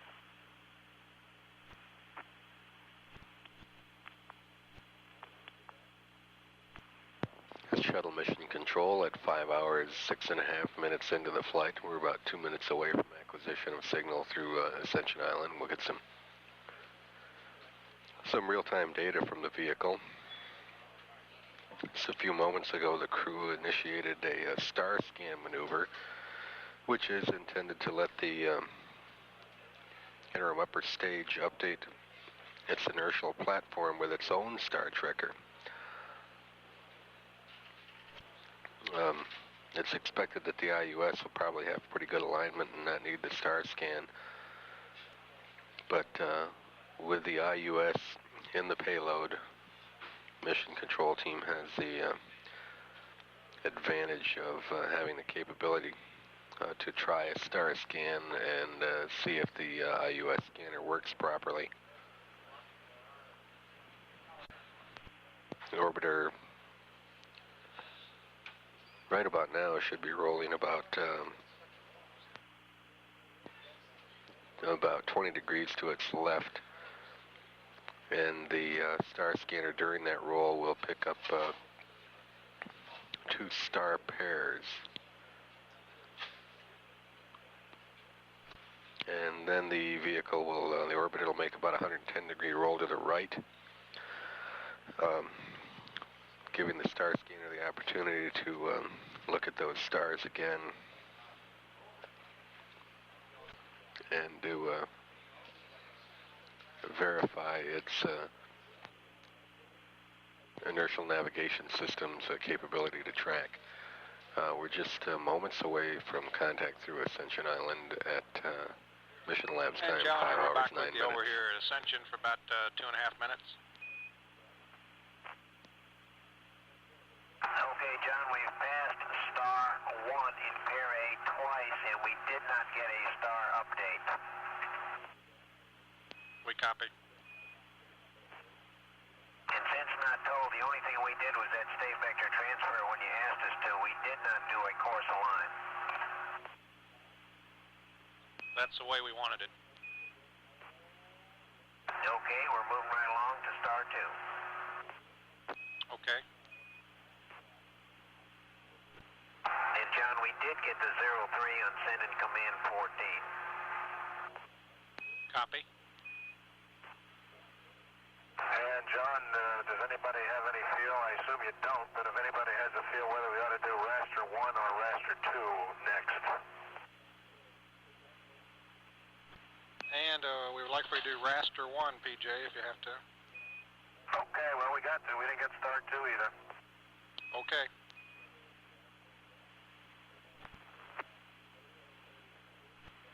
We're going LOS. We'll see you over at Botswana at 518. Okay, we got neither star. We're getting ready to start raster 1. We copy.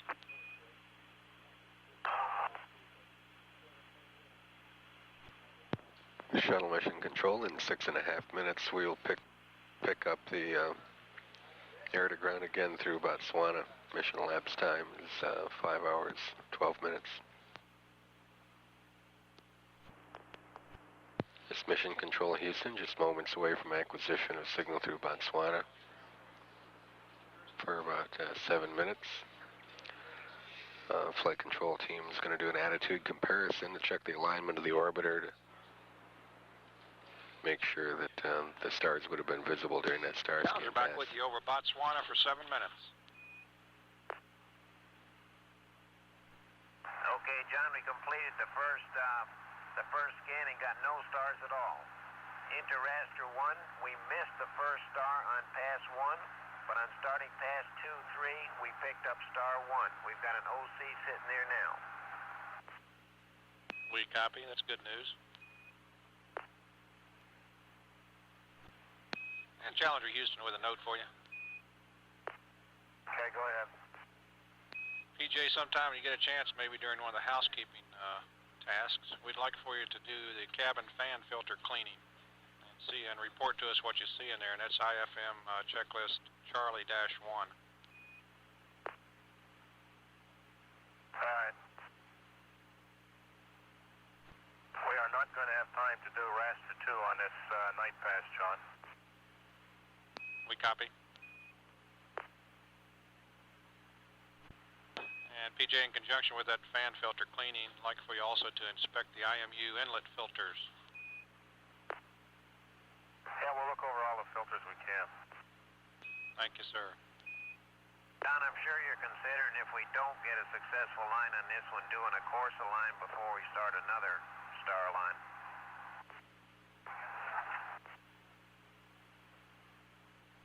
And the plan right now, Story, is if we don't get it here, we're not going to do anything else.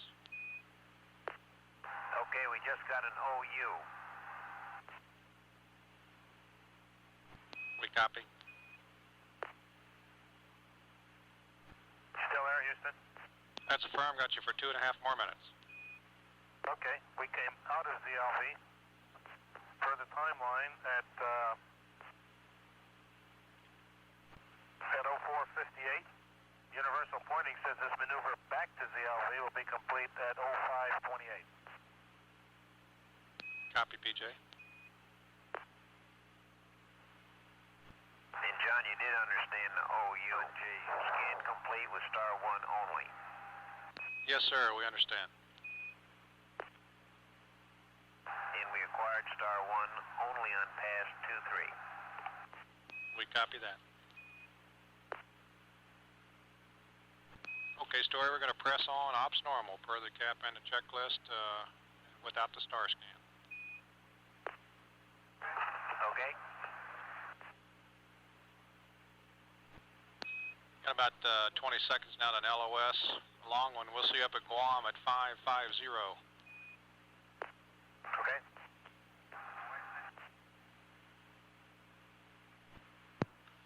Shuttle mission control, mission elapsed time 5 hours 26 minutes, and loss of signal has occurred through Botswana. We do not reacquire again for another 24 minutes until we pick up Challenger as it flies over Guam.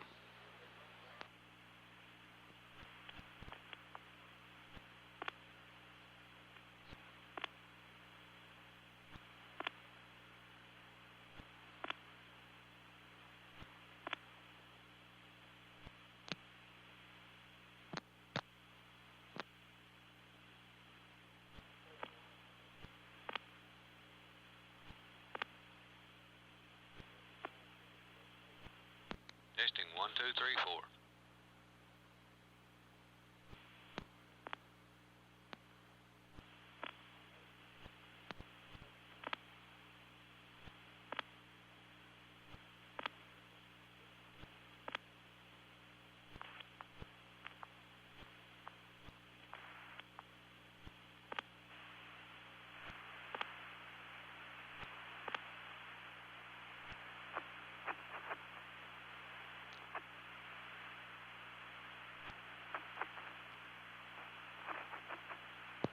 Shuttle mission control at 5 hours 50 minutes. Challenger just about 15 seconds away from acquisition. Challenger, we're back with you over Guam for about 7 minutes. Roger, read you loud and clear. Read you the same. Houston, this is Pete. I was setting up cameras and I bumped the MAD switch. It's the recorder power switch. I bumped it to off, and we're not. I think it was in the PCM wideband enable position. We put it back there, but would you verify that that's okay? Okay, let me check on it. Looks okay right now, Pete. We'll keep an eye on it. Okay, let me know if you want it moved. We'll go. And Challenger, you still got the ice formation back there on the tail? It's all gone. Copy. We were wondering if you could tell us maybe which one of the vents or something that was pooling around or collected around. The ice on engine number 2 is gone. The ice formation that was at the root of the tail, and it's probably one of the APU water boilers or something like that, is still there. You can't tell precisely maybe which vent that is close to, can you? I'm sorry, John. Say again, I didn't understand. You can't tell with preciseness which vent that might be, can you? No, our aspect on it is pretty flat, you know. We can't tell how far back it is. Copy. It's on the starboard side of the tail. And PJ thinks it's in the 7th row of tiles from the edge of the payload bay. He counted them. Okay, that helps. Thank you. And Challenger, we're going to go ahead and turn on all the TV cameras in preparation for the Hawaii pass. Cameras are on. Got about 45 seconds to go here. We'll see you over at Hawaii at 6:04. Hawaii at 6:04. Okay, and we're setting up the cameras. Sounds good, Don. I don't think you're going to be able to see a whole bunch because camera Delta would give you your best view, but we've lost the capability to zoom that, and it's kind of long range. If I put camera Alpha on there, the tiles are actually so far back on the pod that they're out of view from that camera. It's shielded by the front shoulder of the pod. Okay, we copy that. We're going to try to do the zooming from down here. Yeah, be advised, John. I think there's more than one ice formation back there. It looks like a couple of them that are about the one I told you where it was, and another one about 4 rows of tile back behind that, after that one. We copy. And there's even more ice behind that. It looks like a miniature snowdrift laid up against the tile up against the base of the vertical fin. We'll see you over at Hawaii. See you then. Looks like off the schematic, that's right where the water spray boilers vent. Yeah, that's what we think probably is the case.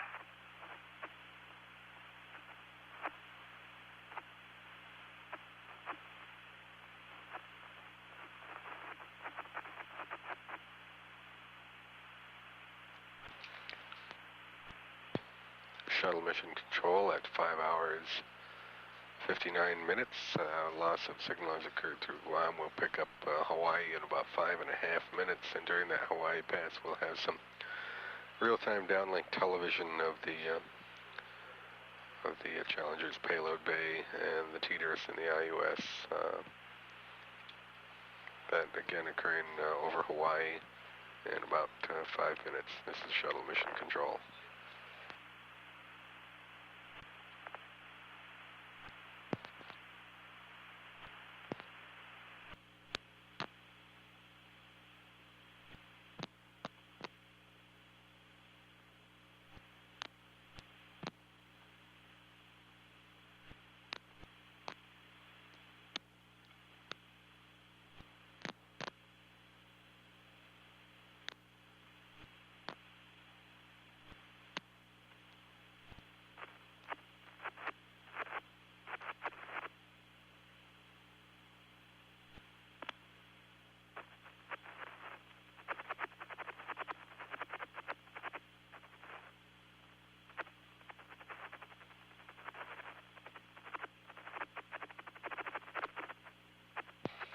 Shuttle mission control about 30 seconds away from AOS in Hawaii and some downlink TV. Mission elapsed time 6 hours 4 minutes.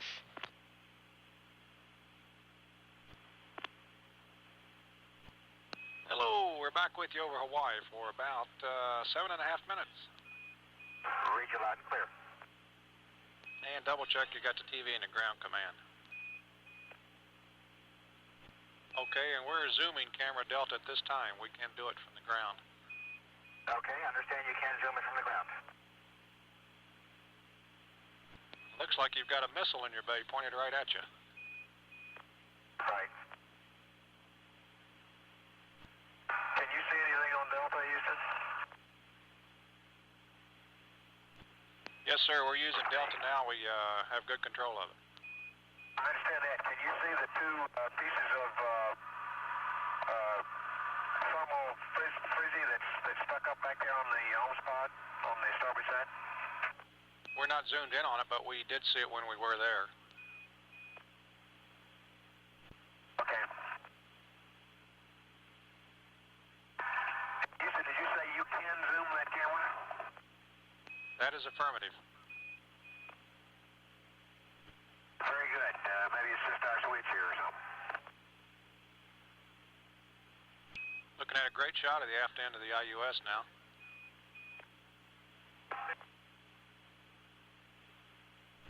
What camera are you looking at? We got Bravo right now, looking right straight at you. Okay. And we're over on camera Charlie now. Got a great picture. Houston, you can tell Rita that despite her best efforts, I still float.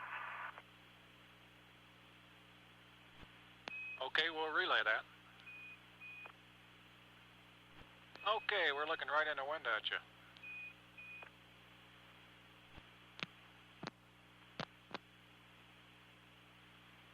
See a lot of glare right there in that window. If you look really close, you can see a hand in the starboard window. The glare is MS1. Yeah, we were just going to ask you to cover that up. Great, Dave. Next mission, we put the frizzy on him. Good idea. Hey, we switched over to camera Alpha looking aft now.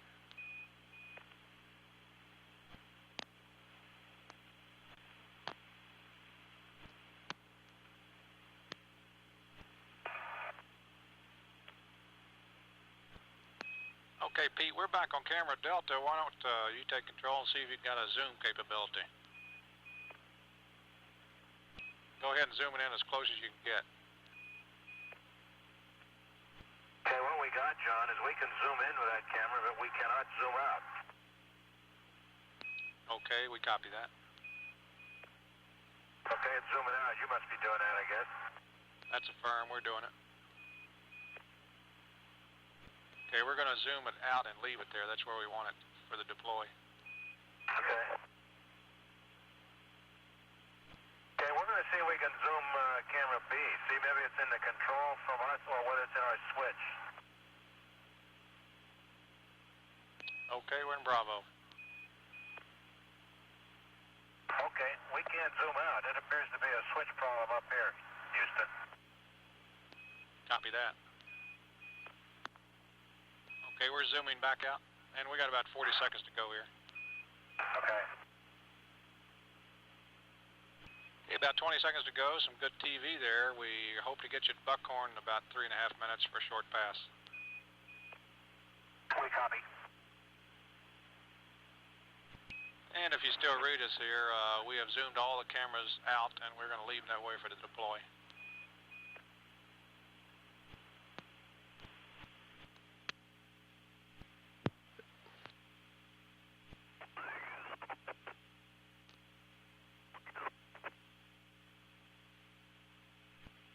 And Challenger, we at Buckhorn for about 2 minutes.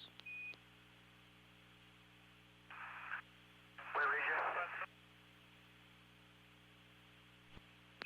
And if you didn't copy my last over Hawaii, we got all the cameras zoomed out, and we're going to leave them there for the deploy. Roger, we understand. Leave them zoomed out for deploy. Affirm. And Story, we're ready for 64 kilobits. Okay. Got about 40 seconds to go for a long one. We'll see you down at Botswana at 654. Roger, Botswana. See you then.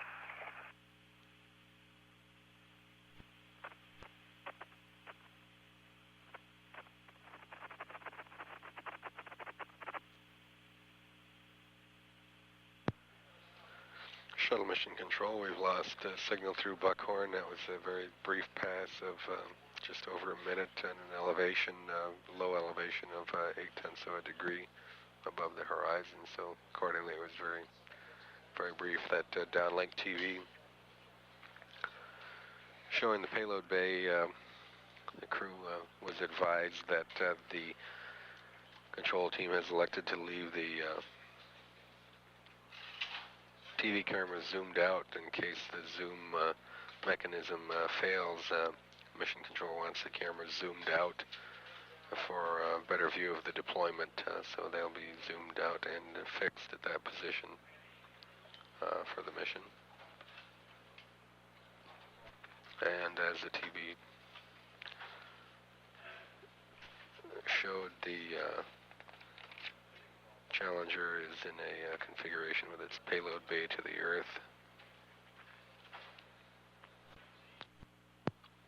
Shuttle Mission Control, the Challenger with its payload bay positioned toward the Earth, as it has been through most of the pre-deployment activities, because the TDRS system can't tolerate direct sunlight thermal conditions in the payload bay. Fairly extensive loss of signal period now for about another 35 minutes before we reacquire. Challenger currently on its 5th orbit of the Earth. Mission elapsed time 6 hours, 20 minutes. This is Mission Control, Houston.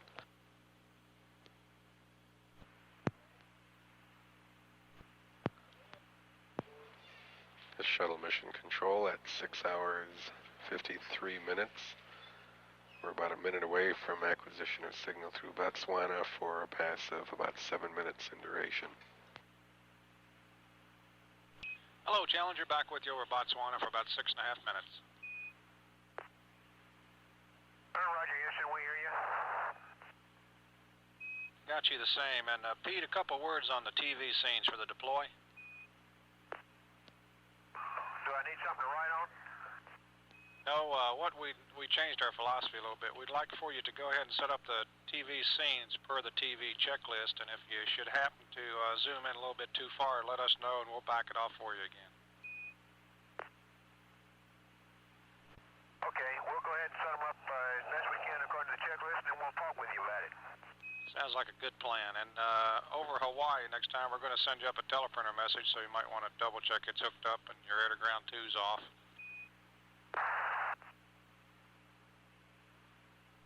In use. Go ahead, Story. MS-1 is on banana number 2.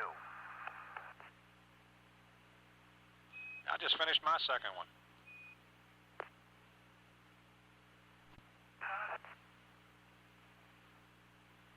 Houston, if you're going to try to match him banana for banana, you're going to be really sick by tomorrow.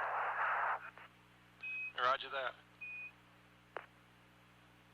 How much longer is AOS? We got about 5 more minutes. Okay, 5 minutes. That's here at Botswana, and then we got a little gap, and we'll have you for about 7.5 more at Indian Ocean.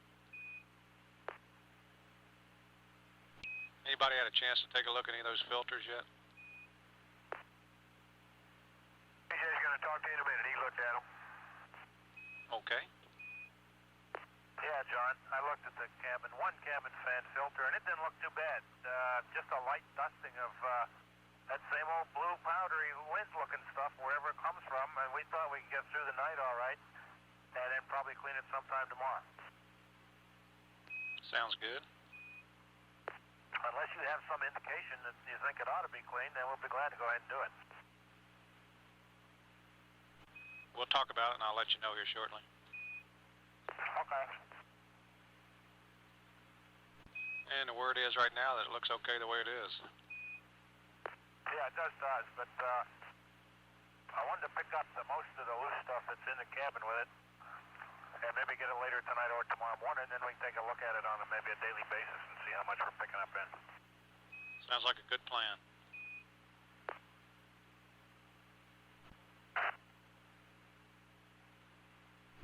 Houston, we got the teleprinter configured. Anytime you'd like to send us a test message, we'll let you know if we got it or not. Okay, it'll be out of Hawaii, Don. Okay, thank you. We should get a check out of Hawaii. We'll be watching for it. Okay, it'll be your weather message. Roger, understand you'll just send us a weather message. That's affirmative. We're going to lose you here in about 20 seconds and pick you up in about another minute over iOS. We're configured real time. We're back with you over Indy for 7 more minutes.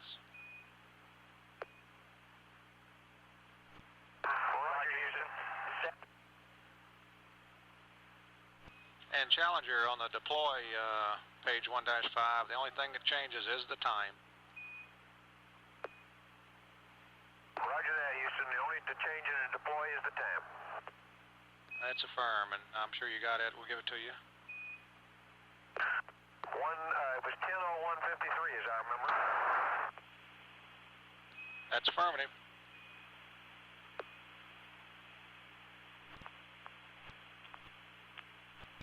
And we've even got your separation pad if you want to take it now or wait till Guam. PJ's going to get it. He'll be waiting a minute. Okay, we got about 4.5 minutes.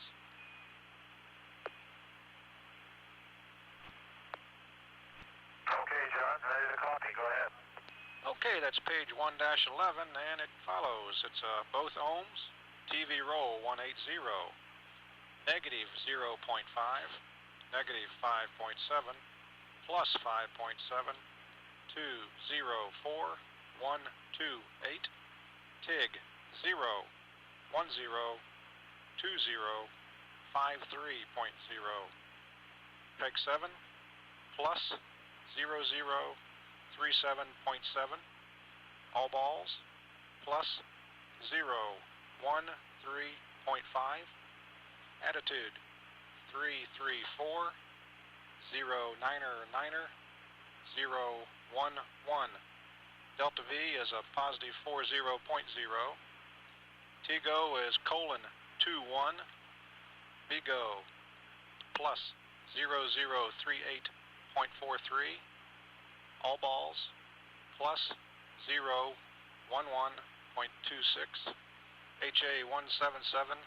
HP plus 155. Got 2.5 minutes to read back. Okay, both ohms, 180, minus 0.5, minus 5.7, plus 5.7, 204, 128. TIG is 10 hours, 20 minutes, 53.0 seconds. PEG 7 targets, plus 37.7. All balls, plus 13.5. Burn data, attitude is 334, 09er, 011. 40 feet a second, 21 seconds. VGO X plus 38.43. Y is all balls. Z is plus 11.26. Put us in an orbit of 177 by 155. Your readback is correct. Now we're really running out of things to do. Alright, it's alright. And we got about a minute to go here, LOS and iOS. We were thinking about taking a couple hours off and going to watch Phi Slamma Jamma play basketball. You wouldn't trust us with it, would you, John? And your targets are on board. 20 seconds to go. We'll see you at Guam at 727. 727 at Guam. Okay. By the way, is this just integrated or joint also? We hope it's joint.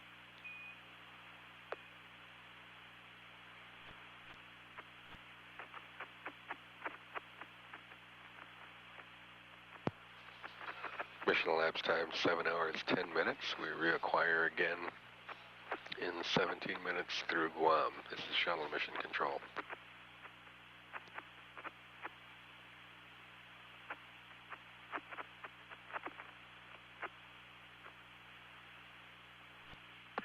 AST air to ground, Sunnyvale contact, air to ground 2.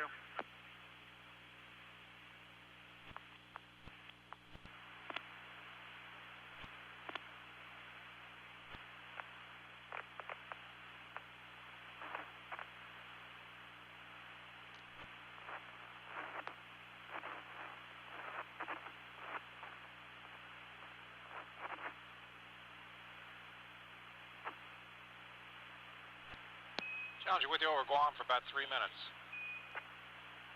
Roger that. I think we've got the cameras all set up for TV01 and I'm putting the ICOS in place now. If you want to look at the cameras, you can do so. Yeah, John will be looking for a go for the tilt at 29. Yeah, we're checking our data now. And at your leisure time, we'd be just curiously interested in the attitude that the IUS has after doing a star scan and only one once. And Story, I guess the best way to tell you is that it's not quite as good, of course, as a full star scan, but it's better than nothing.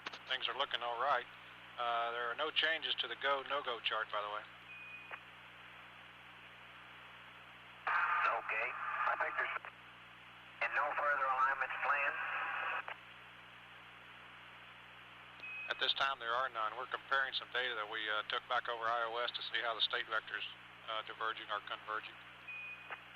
Okie doke. And Story, you got to go for tilt table raise. Okay.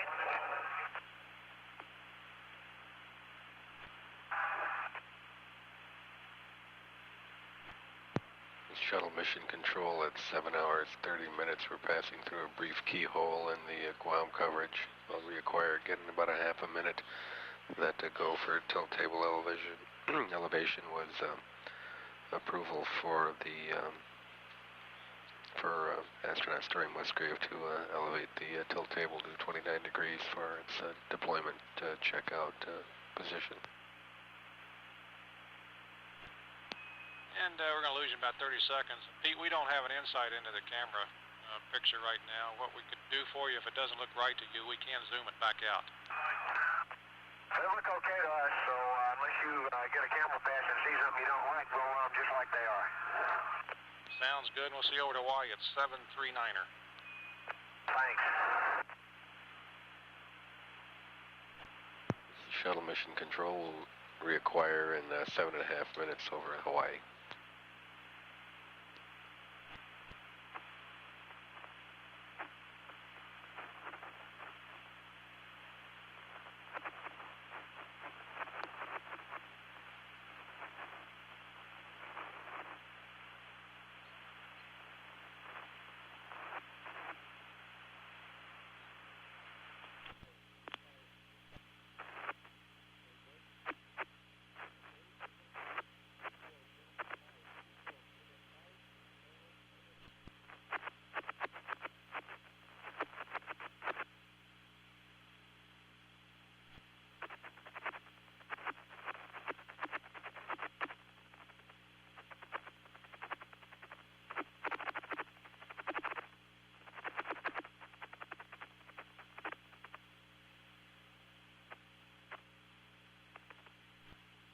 Challenger, we're with you over Hawaii here for about 7.5 minutes. Roger, Houston, how do you read the PLT? Read you loud and clear. Okay. One item is that we were getting a little cool, and so we took the cabin temperature control arm, I guess, and pinned it at the 2/3 position. Copy. And if you would, could we get an SM spec 60? Certainly. You got a spec 60 CRT4. Thank you. And I got a note here on the IUS for you. I got a lot of noise. I can hardly hear you, Houston. We're sending up the teleprinter. Make sure your air to ground 2's off. Understand. And would you cycle through the TV cameras, please, and see if you got one that's getting a little warm? We just turned C off. We just turned camera Charlie off because we had our temperature on it. Okay, we copy. And some information for you on the IUS. It looks like that in the RIMU, the RM has downfaulted from 5 to 3 gyros. Okay, and we know it can't get along with 3. And Challenger, when the time rolls around to do the ohms gimbal checks for the burn, we do not want you to do a secondary gimbal check on the left side. Understand, no secondary gimbal check on the left ohms engine. That is affirmative. Houston, we need a little help finding some sunglasses. We can't locate them. Okay, we'll look for them. Thank you. And your teleprinter message should be on board. Okay, I'll look at it. And we're through with CRT-4. I can understand you're finished with CRT-4. I'm taking a teleprinter. Roger that. Okay, Houston, we got a weather message. It looks like it ends at land 34. That is correct. That is correct. We're going over Hawaii, but it looks pretty cloudy. And we're still looking for your sunglasses. Got about 30 seconds to go. We'll see you down at Santiago at 8:08. Roger. Mission elapsed time 7 hours 48 minutes. We'll reacquire signal again in 20 minutes through Santiago. During that pass, Mission Commander Paul White's advised that they had readjusted the cabin temperature upward. Downlink data indicates that the temperature on board Challenger is 77 degrees presently. And the crew was advised that 3 of the 5 gyros in the IUS alignment system are operating. This is Shuttle Mission Control.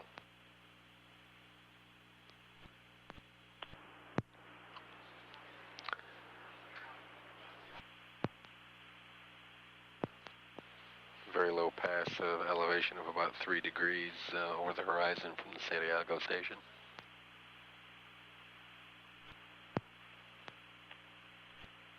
And Challenger, we're back with you for about a minute. How do you read? Clear. Okay, Pete, I got some locations for sunglasses if you want to copy that. Okay, go ahead. Okay, CDRs are in MA16 Golf. That's MA16 Golf. PLTs are in MF43 Golf. Yours are in MF71 Golf. And Story should either have his or they're in the flight data file container. Okay, I copied that. Thank you. You're welcome. And we got about 20 seconds to go here at Santiago. We'll see you at Botswana at 829er.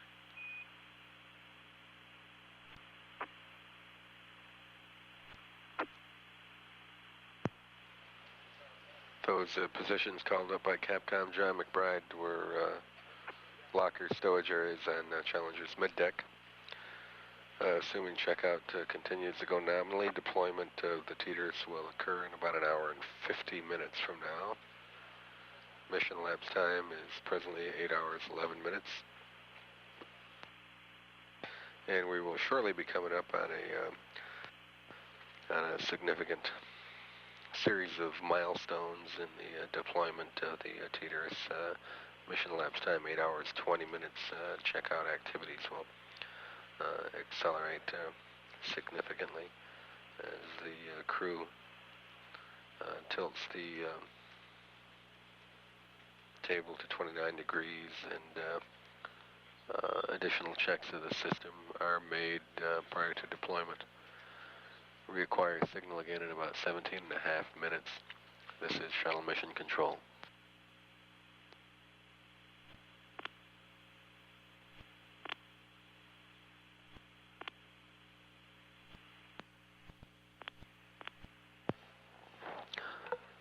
Shuttle Mission Control at 8 hours 24 minutes.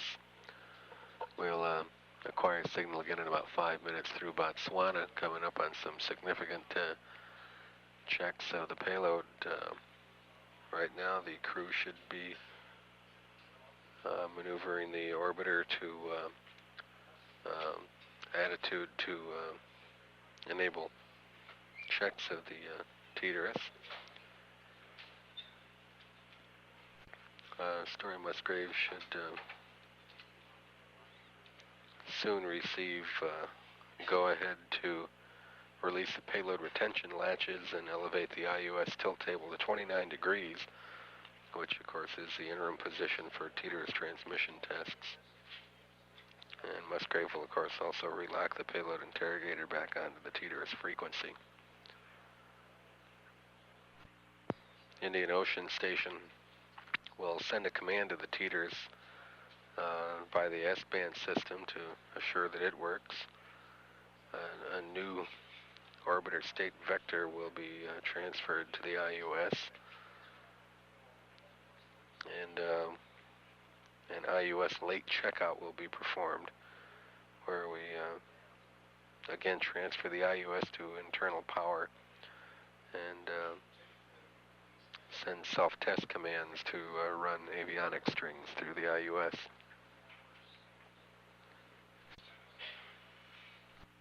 They're about 3 minutes away from voice contact through Botswana, and about an hour and 35 minutes away from deployment, assuming nominal checkout operations. Mission elapsed time is 8 hours 26 minutes. This is Mission Control Houston.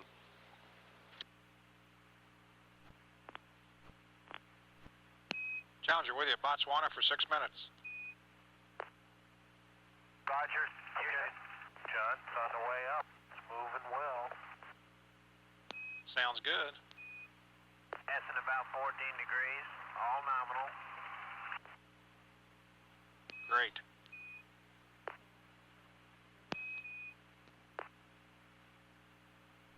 Man, that is a big boost.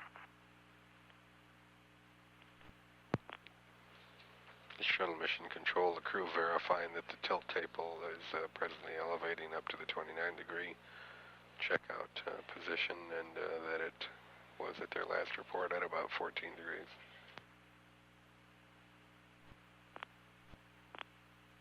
Okay, we're at 29 degrees, John. It was 3 minutes and 35 seconds. Copy. Thank you, sir.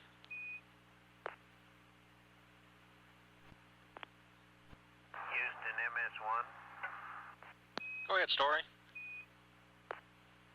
Do you need another IO reset on PSP-1, that item 6? It still looks good, Story. We don't think so. Thank you. And Houston, MS-1 for the TDRS PI. Go ahead. Go ahead, Story. John, powering up the PI, I did get a signal presence on the B receiver. Do you want me to go ahead and sweep to try to get A in? Yes, sir. We'd like for you to go ahead and sweep and try to get A. Okay, here we go.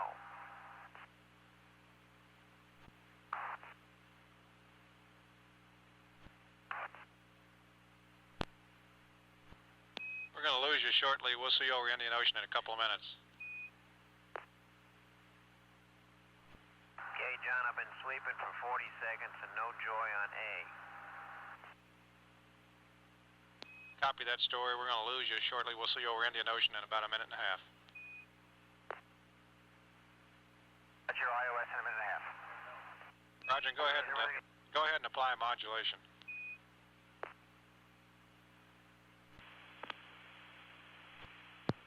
Mission Control at 8 hours 36 minutes. We'll reacquire again through Indian Ocean in about a minute.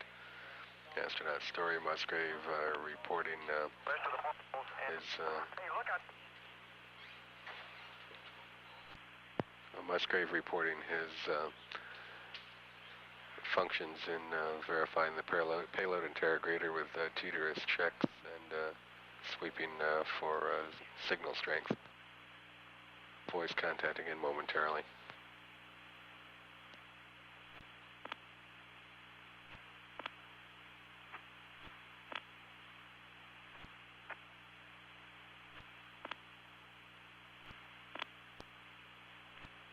Challenger, we're back with you over Indian Ocean for about 7.5 minutes.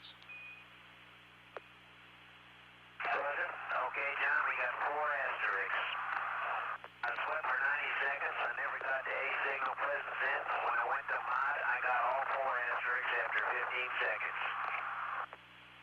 We copy that. The vector is on board, and you got to go for internal power. Okay.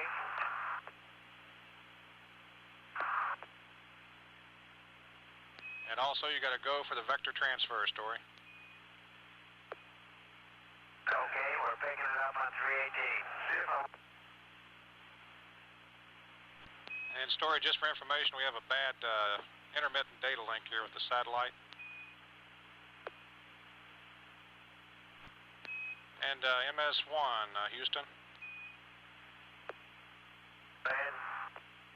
Yeah, Story, at Guam, we want you to delay locking up the PI to the IUS until 9+12. We want to try to command the RIMUs. Okay, and state vector transfer was at 8:39:30. Successful with a 4U. Copy that, and you copy the time on the PI lock to the IUS? Is that at 9:12? Yes, sir, we want you to wait until 9:12 to lock it up. All right, will do. Houston, I wish you guys could see what we're looking at the back window. Got a 4U on the state vector transfer. Here goes command 35. We copy, and we wish we could see it. Yes, sir. We got the IUS at 29 degrees against a bunch of little fleecy white clouds in the ocean, and it's in, the IUS is in shadow, but everything else is in bright sunlight. Boy, is that nice. I'm sure you're taking some nice pictures. Running the VTR now. Look. Internal power at 8:41:21. Copy. Antennas are enabled, John. Copy. Command 35 was successful, 00. And say again, you were cut out. Internal check was successful, the command word 00. Copy that. And John back on orbiter power at 8:44:20 seconds. Copy. And I guess the reason you don't want us locking up the PI till 9:12 is because that will interfere with your direct commanding the REM heaters on. Not the heaters. We're trying to get those other 2 gyros, some checks on the gyros in the RIMU. Okay.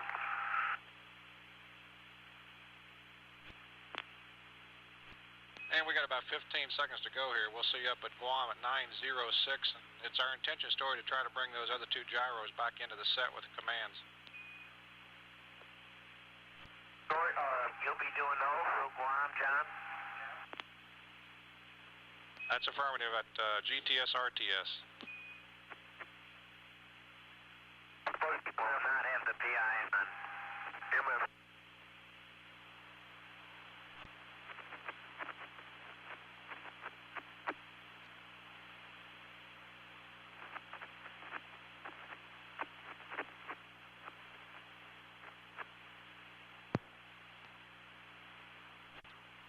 Shuttle mission control at 8 hours, 46.5 minutes. We've had a loss of signal. We'll acquire again in about 20 minutes through Guam. The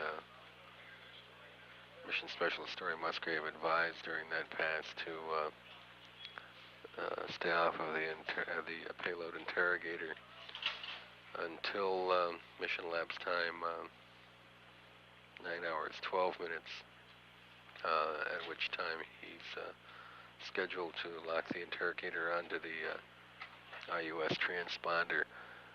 They want him to stay off of the device for that period in order to enable the Air Force's satellite control facility at Sunnyvale, California, to attempt to bring the other 2 gyros online.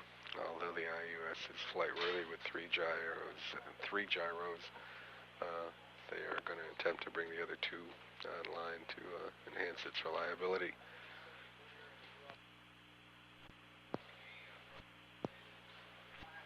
Through that Guam tracking station, the Air Force's satellite control facility will attempt direct command of the IUS through the Guam station. Assuming nominal operations deployment will occur in 1 hour and 13 minutes from now. We are 18 minutes from reacquisition of signal. Mission elapsed time is 8 hours, 48 minutes, 30 seconds. This is Mission Control, Houston.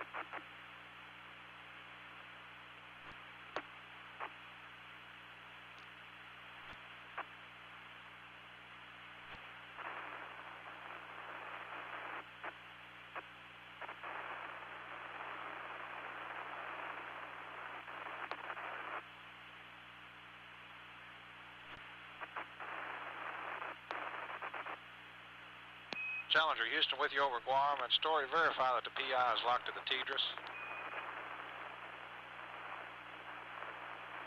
No, it isn't. When we went over the pass, I turned it off. Let me lock her on, though. Okay, please. Locked on now? That's firm. Lock the PI to the TDRS.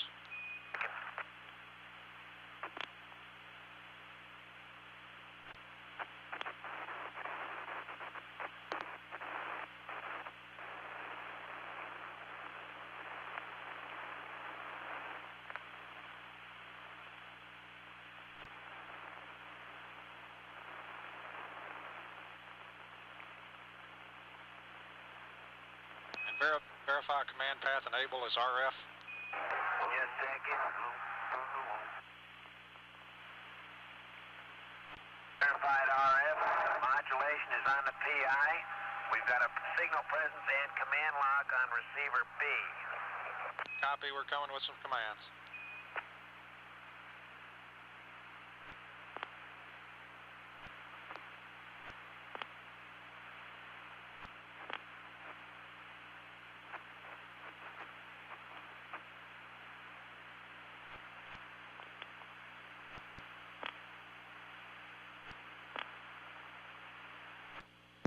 Shuttle mission control will require signal again in 5 minutes through 5.5 minutes through Hawaii. The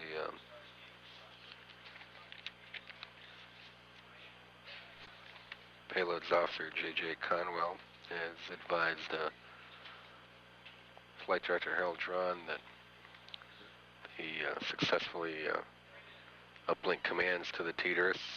Astronaut Story Musgrave verified that he saw command lock and signal present in the system during the Guam pass. And the payloads officer also verified that Sunnyvale successfully commanded the IUS during the Guam pass as well.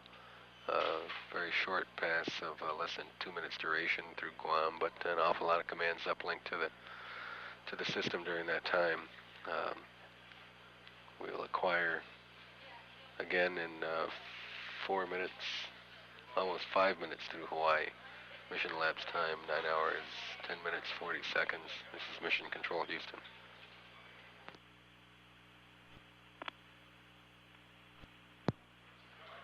We're about a minute away from acquisition of signal through Hawaii, about a 7-minute pass, during which Sunnyvale is going to verify the configuration and status of the IUS, and need for quick turnaround from the vehicle here to enable the flight director to uplink an attitude instruction to the crew so that they can get the proper attitude for a deployment go, no-go at Santiago. Mission elapsed time 9 hours, 15 minutes, and voice contact should occur momentarily.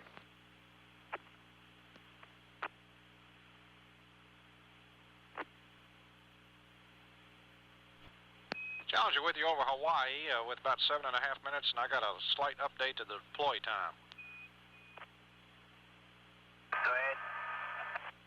New deploy time, 1001 plus 58. 10 hours, 1 minute, 58 seconds. That's affirmative, Story, and depending on the success of our TDRS check here, if it's good, we want you to be in the deploy attitude at Santiago, and if it's not, of course, in the TDRS check attitude. We got you. The PI is locked up to the IUS. No sweep was required. We're sitting in RF 16 kilobits on the link switch with clear lock. Copy. And go ahead and get the REM heaters on. Okay, we will do that. And Story, we may not get you the go for deploy here at Hawaii. It might have to wait until Santiago. Okay. If the TDRS check is good, we want you to be ready to deploy or for a go for deploy at Santiago. Okay. And if the TDRS check is good and you do not have comm at Santiago, we want you to wait 1 rev, do not deploy. If the TDRS check is not good at Santiago? What I'm saying is if we have a good TDRS check at Hawaii, but we haven't given you the go for deploy, we'll give you one at Santiago. Unless there is no comm at Santiago, in that case we want you to stay in the deploy attitude for a rev and do not do anything irreversible. Okay. The REM heaters were on at 9:17, 30 seconds. We copy. Okie doke. Which means then we'll stop at the top of page 4-5. That is correct. We'll get everything done up to there. That is correct. Okay. And Story, this go, no-go decision is based upon the gyros in the REMU. Okay, that's the problem you're working on. Yeah, we're looking at the data right now.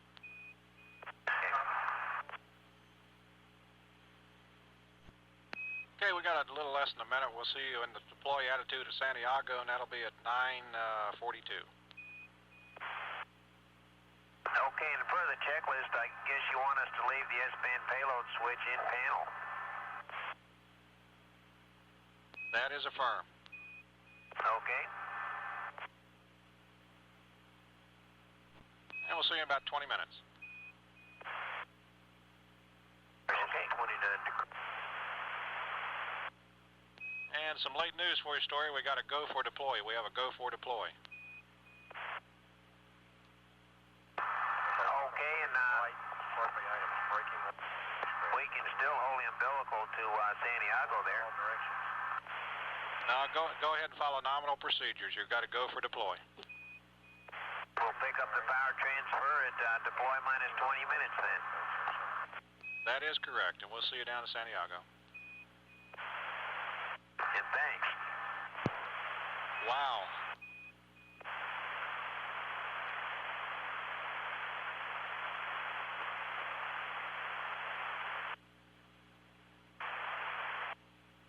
Had lost the signal through Hawaii at mission elapsed time 9 hours 23 minutes. There's a significant expression of relief here in the control center with that go for deploy. We were waiting for some verification from satellite control facility that the gyros and the RMU was operational and flight worthy on the interim upper stage. And Sunnyvale, the White Sands facility also uplinked, verified its ability to uplink commands through the TDRS during that Hawaii pass. So the Challenger is now assuming a deploy attitude. We'll talk to him again at Santiago in about 18 minutes. This is Shuttle Mission Control.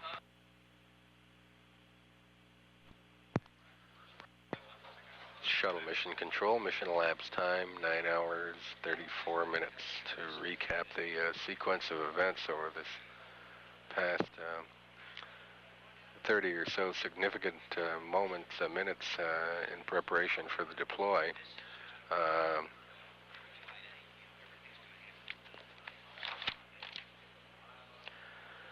At mission elapsed time about approximately 9 hours and 6 minutes over Guam, about a 2-minute acquisition of signal period over Guam.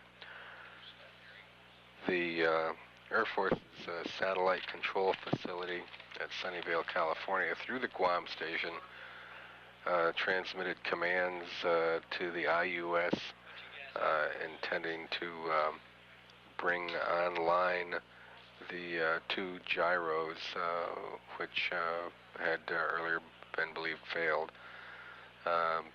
Those commands were successfully uplinked to the IUS during the Guam pass. At about mission elapsed time 9 hours and 15 minutes over Hawaii, satellite control facility then interrogated the IUS, instructing the onboard software to restore redundancy management, which in effect means asking the interrogator to look at all 5 gyros to compare the data. That done, the data agreed, indicating all 5 gyros were operational. Sunnyvale received that information from the IUS during the Hawaii pass, took a look at the data,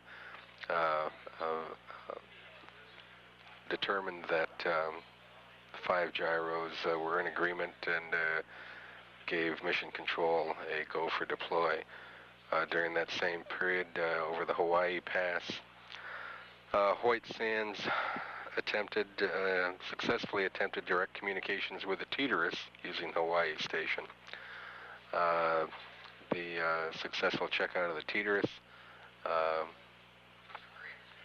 resulted in a go for deploy from the Payload Operations Center at White Sands.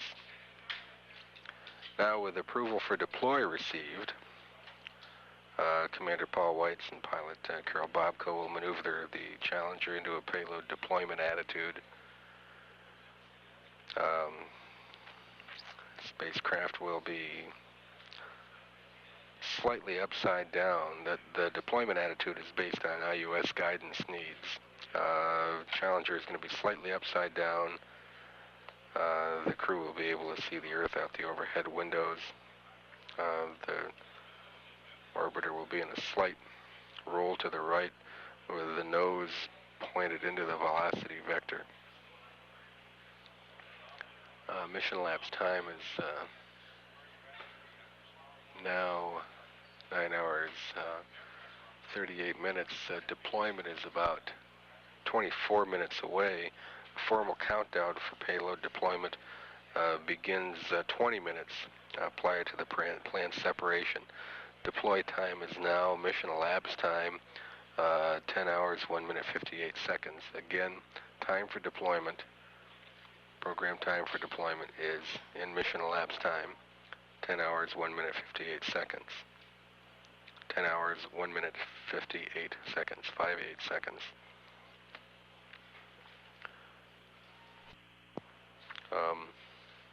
One activity, major activity that'll be occurring at this point will be to transfer an orbiter state vector to the IUS once the payload, after it's been deployed. During deployment, Mission Commander Paul Weitz will be in the starboard aft station, flying the orbiter through the use of rotational and translational hand controllers located at that starboard aft station. He'll be there in order to maneuver Challenger out of the way of the IUS TDRS stack in case an improper deployment occurs. Mission Specialist Don Peterson will be in the aft crew station at the center position, observing the operations. Story Musgrave will be on the port side of the aft crew station, operating separation switches. Challenger pilot Carol Bobko will be in the forward cockpit, managing the orbiter. The deployment is a manual operation, no automatic procedures involved. Story Musgrave will enable some pyroelectrical buses and activate switches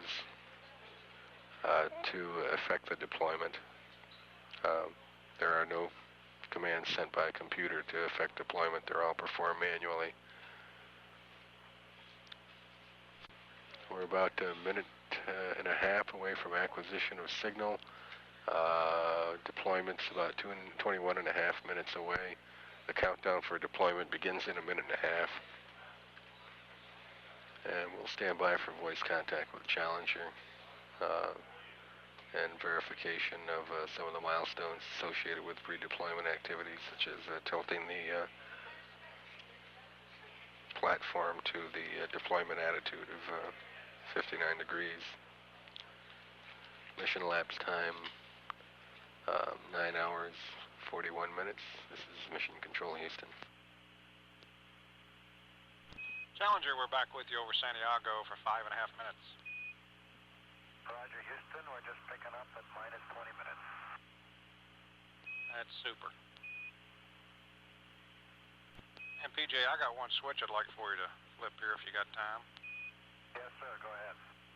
Over on L2, take the flash of VAP feed line heater B supply, put it in the number 2 position. That's complete. And we're seeing A get a little bit high, and we want to let B stabilize so we can get a look at it before sleep. All right. Internal power in the IUS was at 9:43. Copy. TDRS to IUS batteries at 9:44. Copy.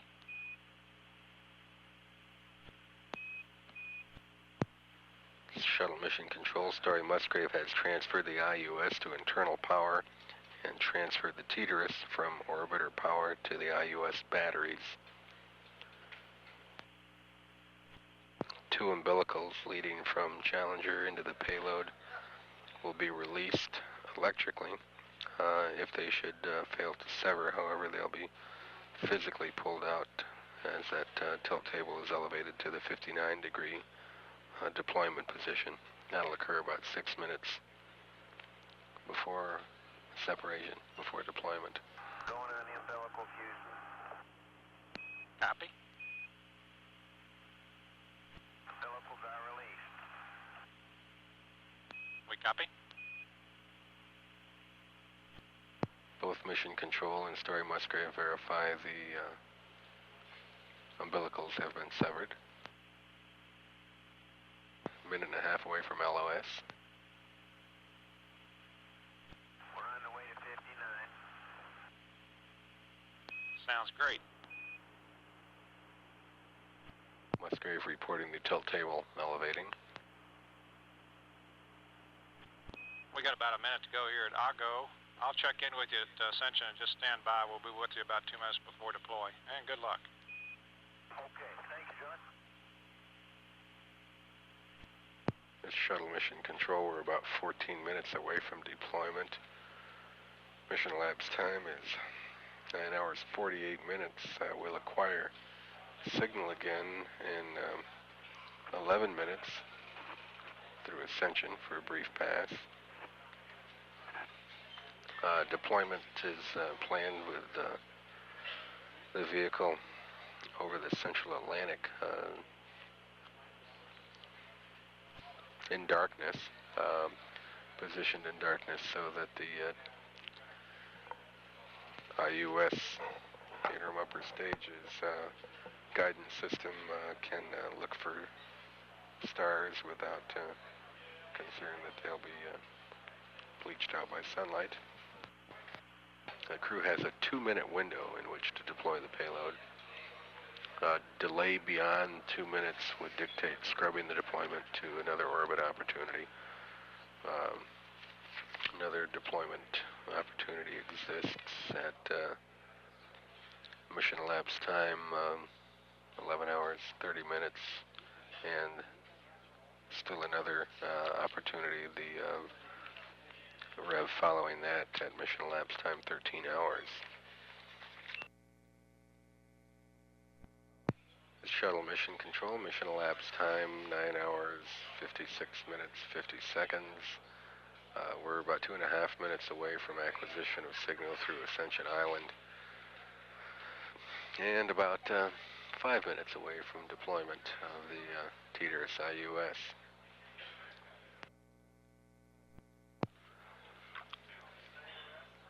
The duration of coverage through Ascension on this pass is just a little over 2 minutes. In fact, it looks as though, according to the communications model, that we're going to miss communication with the crew by about 20 seconds for the deployment. But the INCO, the Integrated Communication Systems Officer, Lee Briscoe, is optimistically predicting that we'll retain voice contact with the crew through deployment, but it's going to be awfully close if we're able to communicate with them at all. And if that is not the case and we can't talk to them, there'll be contact in 16 minutes from now through the Indian Ocean Station. And let's see, the crew again has a 2-minute window in which to deploy the payload.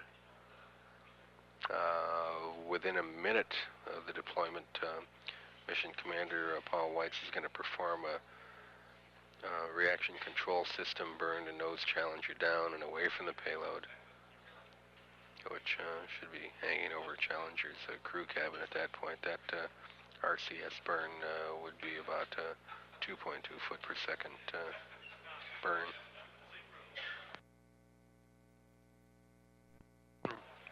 Should have voice contact momentarily and receive verification that the tilt table is in the deployment attitude of 59 degrees. Mission elapsed time is now 9 hours 59 minutes.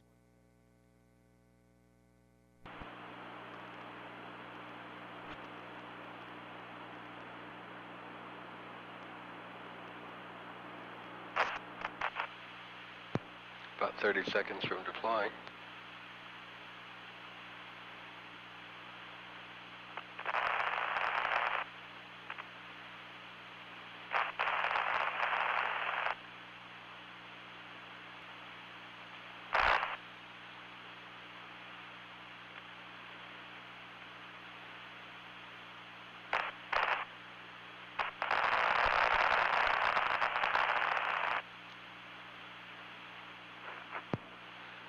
The mission elapsed time is now 10 hours, 2.5 minutes.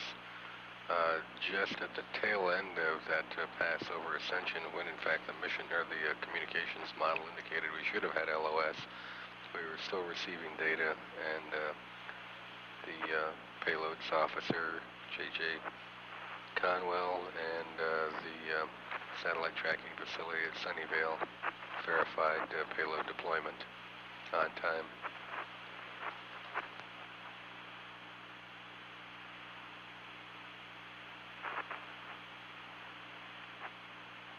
Now the mission control team has been advised that the IUS computers have entered the flight phase.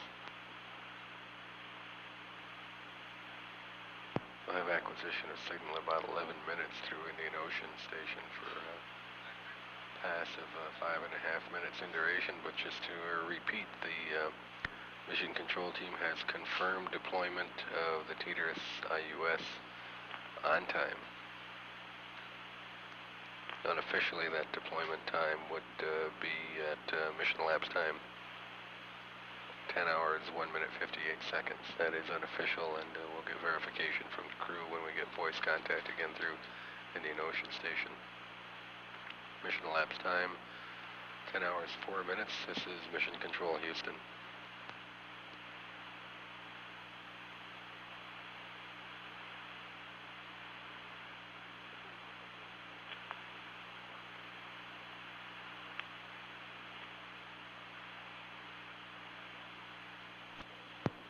Shuttle mission control at mission elapsed time 10 hours, 6.5 minutes.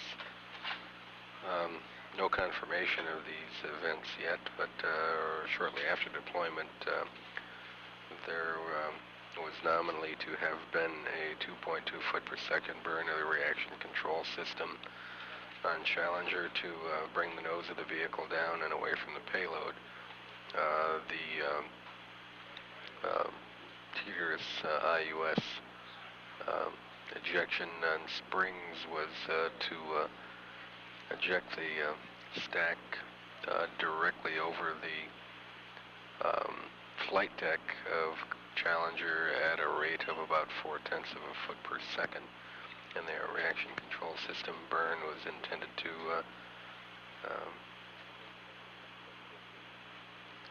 improve the tolerance or the distance between the vehicle and the separating payload. IUS, the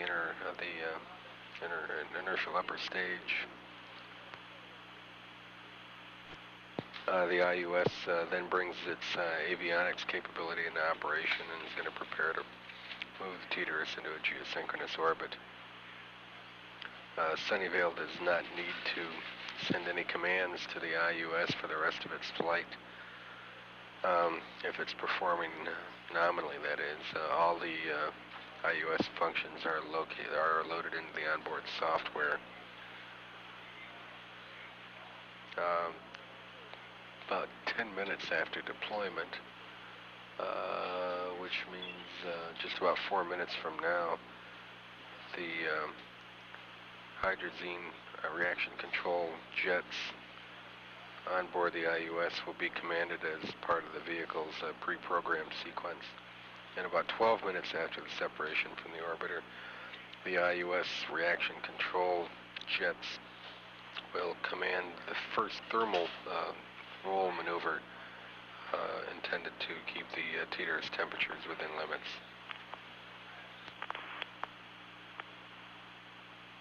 And we should receive verification of some of those events from satellite control facility at Sunnyvale.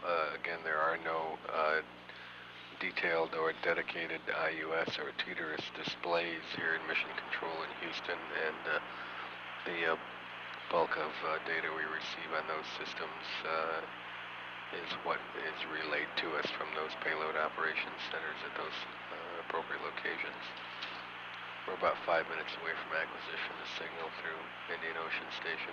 Mission elapsed time 10 hours, 9 minutes. This is Mission Control Houston.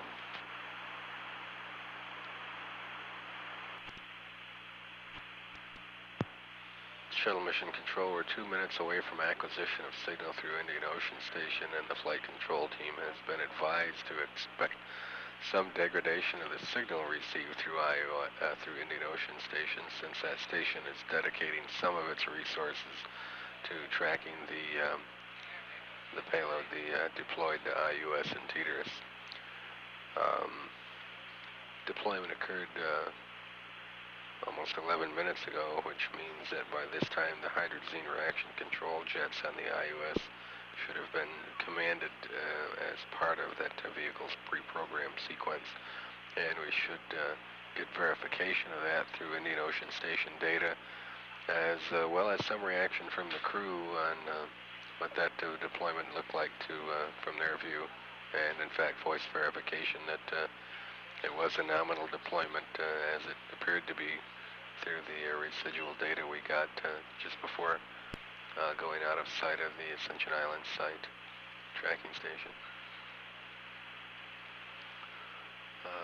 Challenger on its 8th orbit of the Earth. We expect voice contact with the crew again in about a half a minute. The mission elapsed time is now 10 hours, 13 minutes, 41 seconds. This is Shuttle Mission Control. Hello there, we're with you over Indian Ocean for 4.5 minutes on the UHF, and a reminder not to do the secondary check on that left Holmes. Yes, sir, we won't do that. It was a good deploy, John. That sounds great.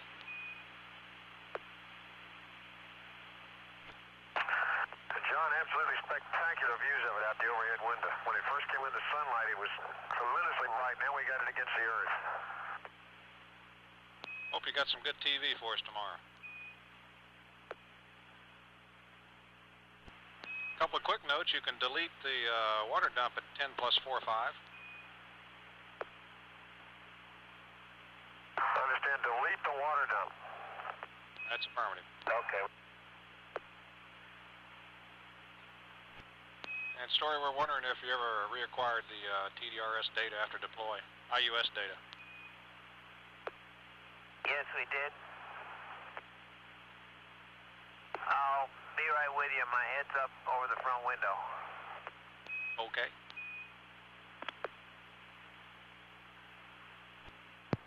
Shuttle Mission Control, the IUS reaction control jets should by now have commanded the... And Sunnyvale and White Sands send you a special attaboy. Well, we're all in this thing together. Thanks. Roger.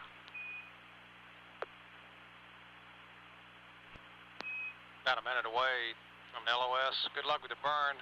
We'll see you up at Guam at 10:39. Okay, tilt table stowed, on time. Thank you.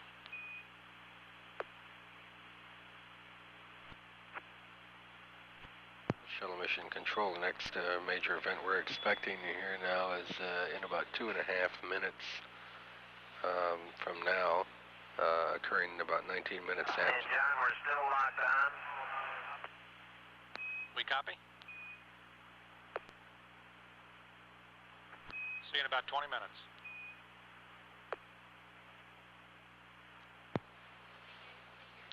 Shuttle Mission Control to continue. The next milestone coming up is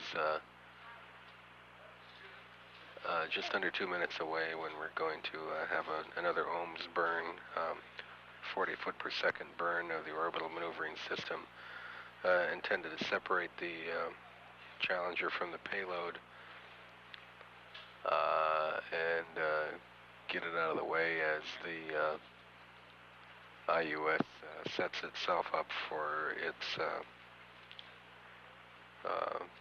first burn, which occurs 55 minutes after deployment. By now, the IUS's hydrazine reaction control system jets have been commanded as part of that vehicle's software program.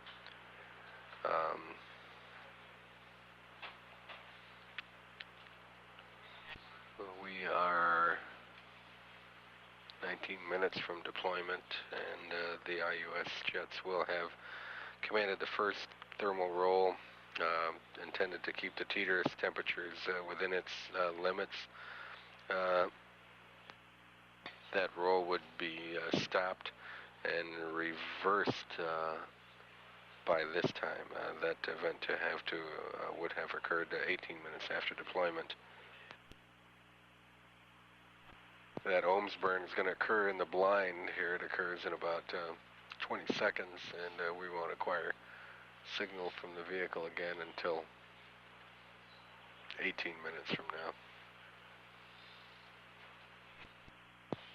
Mission elapsed time is 10 hours, 22 minutes. This is Shuttle Mission Control.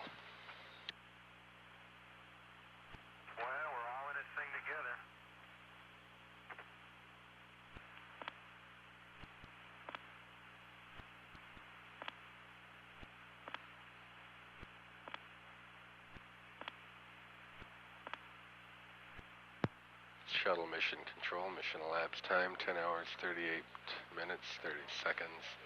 We're about a minute and a half away from contact through Guam on Challenger's 8th orbit of the Earth.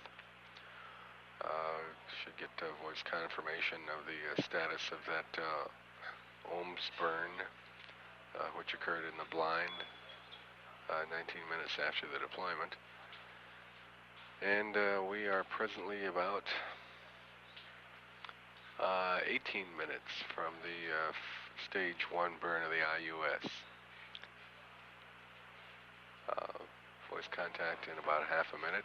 Mission elapsed time 10 hours, 39 minutes. This is Shuttle Mission Control.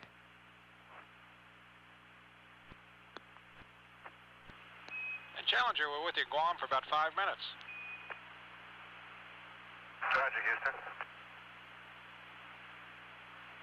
And John, we're about to disengage primary actuator. We copy that, and Story, we're going to turn off the PSP, so you're going to get an associated SM alert. Okay, let me be sure you're in command. I just turned off the PI myself at 33. Okay, you're in command. Copy. And also, so you don't get any DCOM fail alerts, we'd like for you to zero the inputs to DCOMs 1, 2, and 4. I'll do it. And you got a quick burn report for us? That was a good burn. Sounds good. And PJ, over on R1, I'd like to, or over on R1, Bo, if you would, a couple of switches. Man, We would like to get the O2 and H2 tank 3 heaters Alpha and Bravo to the off position. That's 4 switches to the off position. okay, the tank 3, A and Alpha and Bravo all gone off.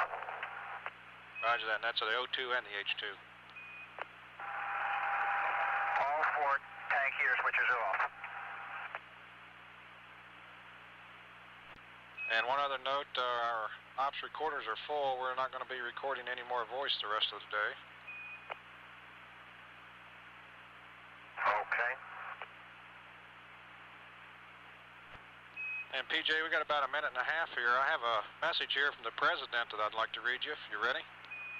Yes, sir, you bet. Okay, this was sent from the President to our Director, Jerry Griffin, and I quote, "On behalf of the American people, I send astronauts Paul Weitz, Carol Bobko, Story Musgrave, and Donald Peterson our proudest congratulations on the launch of the Challenger. Today you are among the few people of this planet who have crossed into a domain, experienced a dimension those of us here on Earth can barely imagine. You are no longer earthbound.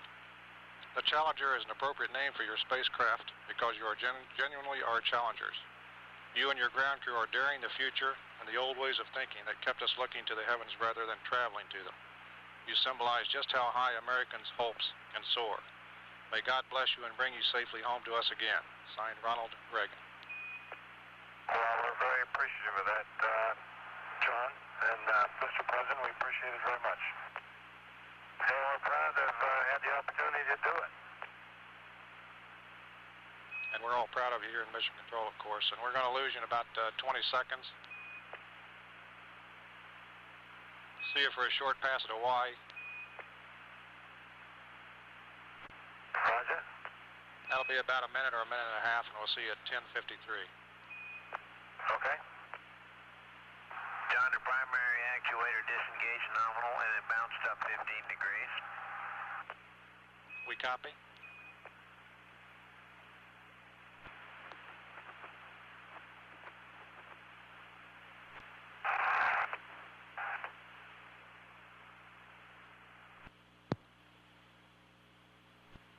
This is Shuttle Mission Control at 10 hours, 50 minutes into the flight.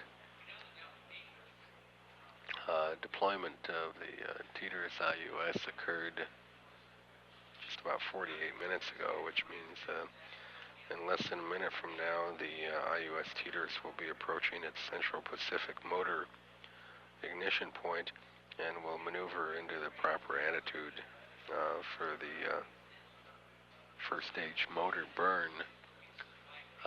The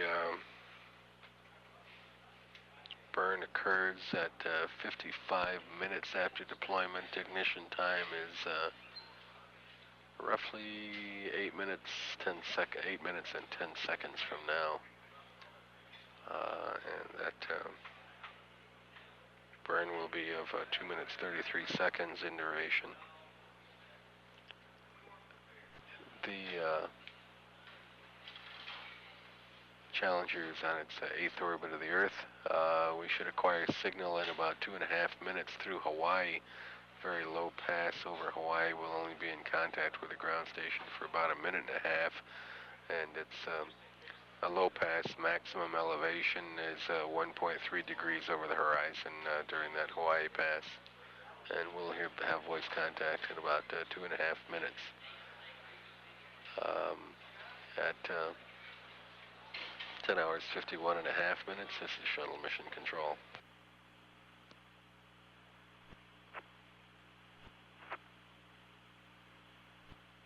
Challenger, we're with you at Hawaii for about 1 minute. Roger, John. What's the next AOS after Hawaii? We'll see you down at Santiago at 11:17, 1117. Okay, we'll be eagerly standing by for a burn report from the IUS. You betcha, and that goes about 3 minutes. John, the PCMMU is reloaded and closed out. Stage 5-4 is complete.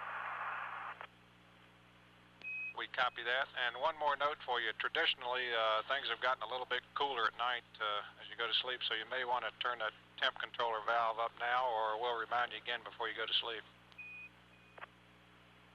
Okay, thank you. ECOM recommends you do it anytime between now and 12 plus 30, go to full heat. Yeah, I think we'll try that. This is really a cool vehicle. Okay. And we're going to lose you here shortly. The IUS is looking good, and we're expecting a good burn here shortly, and I hope to have some information for you at Santiago. Okay, thank you. And before I go, how about checking for a TV camera over temp? We'll go. Okay, we're working. Shuttle Mission Control will be 22 minutes before we reacquire it through Santiago. The first burn of the IUS stage is scheduled for 55 minutes after deployment. That is 1 minute from now.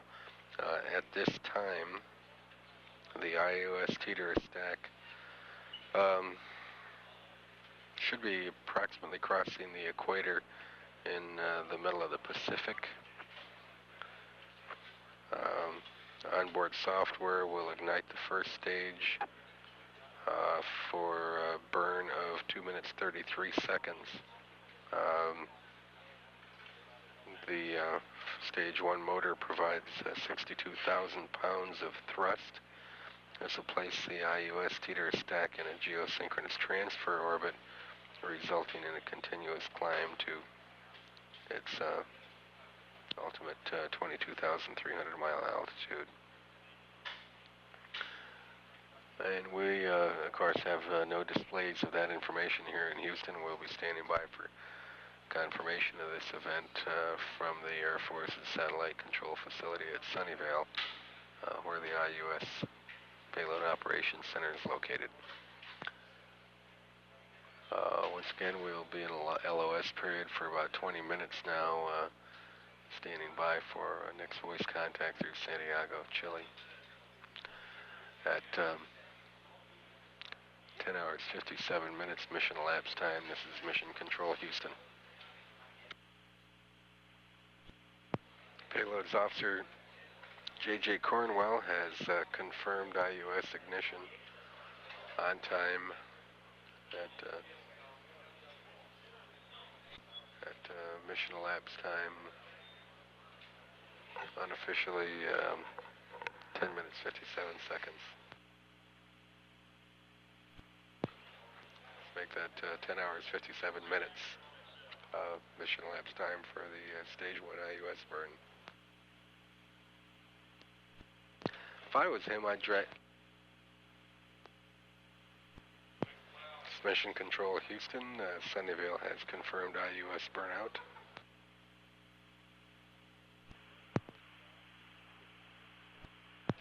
This shuttle mission control at mission elapsed time 11 hours 16 minutes, coming up on acquisition of signal in about 2 minutes through Santiago, Chile. And Capcom John McBride will advise the crew of the data acquired on the first stage burn of the IUS. That burn didn't occur within sight of any ground stations, but the Air Force deployed 2 EC-135s, Araya, advanced range instrumented aircraft, which were positioned so as to observe that burn, and that data will be reported to the crew during this pass. It's mealtime on board Challenger.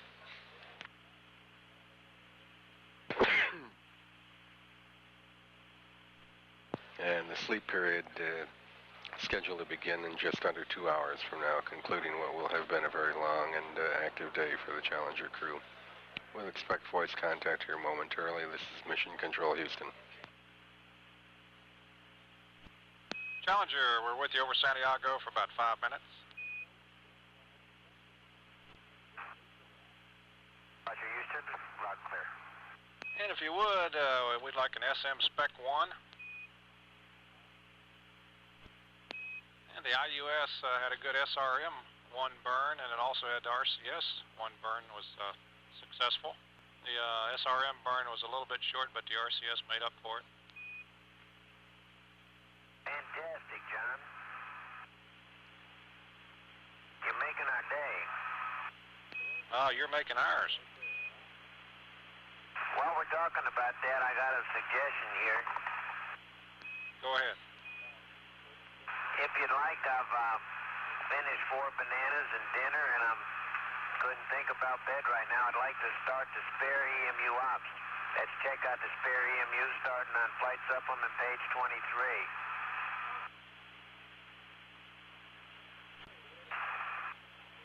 We're talking about that now. I've looked over it. I don't see any system impact. We don't have to go through isolating the tank because we're just going to top it off anyway. And while we're talking about that, we're wondering if you got a good teleprinter message. Don's going to overlook right now. Should we have? Then understand we should have one. We did get the weather message, John. And understand it was nice and clear? It sure was. Okay. And Story, go ahead and perform that EMU checkout.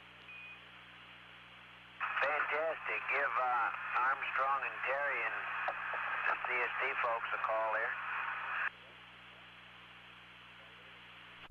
They were planning on it tomorrow. We don't have them here with us now, Story. Okay.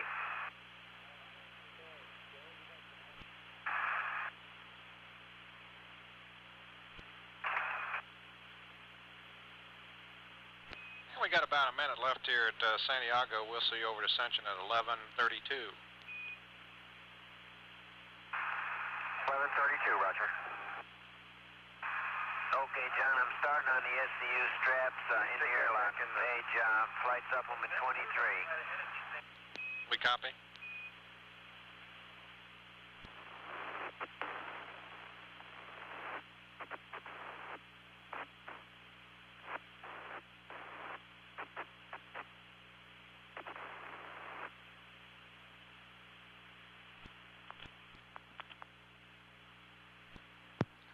Mission elapsed time 11 hours 31 minutes, coming up momentarily on an acquisition of signal through Ascension Island.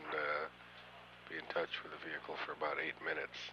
I should have voice contact momentarily. This is Shuttle Mission Control.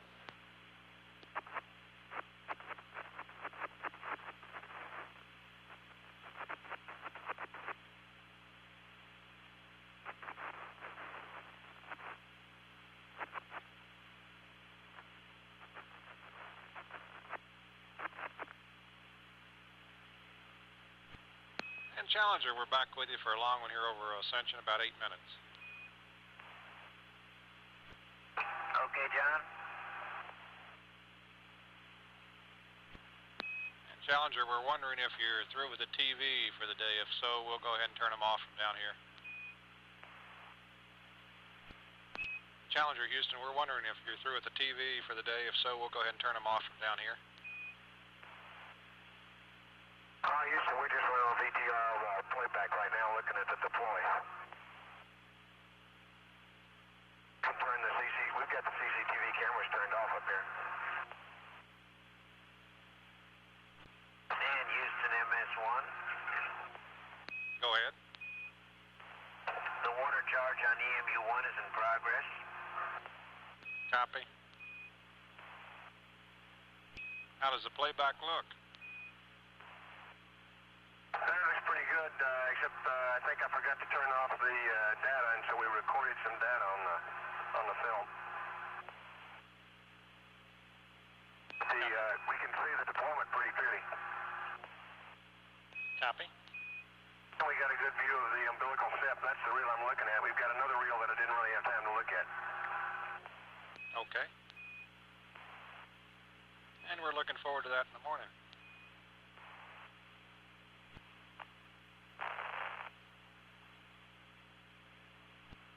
And Story, we're wondering if you're topping off EMU number 1 or number 3.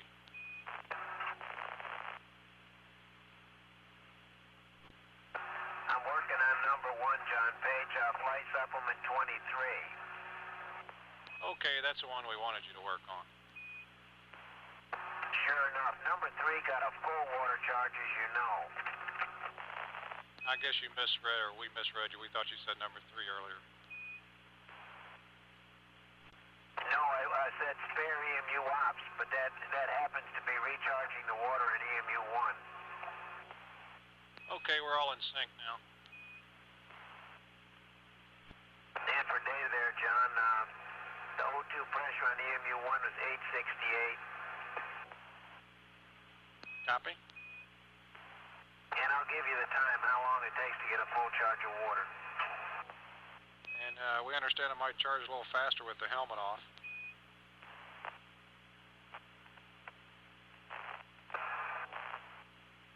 Yeah.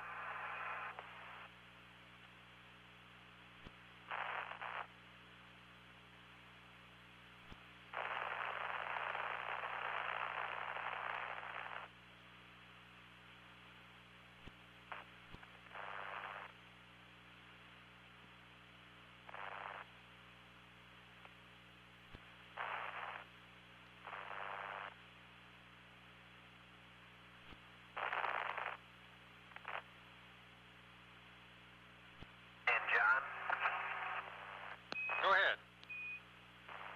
The seal on the airlock side of the inner hatch, when we lifted the hatch off, it pulled out in places. It's very easy to push back in, and that may be normal. We wanted you to know. And say that again, Story. It's the seal face, the cylindrical rubber seal on the airlock side of the inner hatch. When we pulled the hatch off of the seal, it pulled out in places, out of its groove, and we just pushed it back in with our fingers. Okay, we copy now.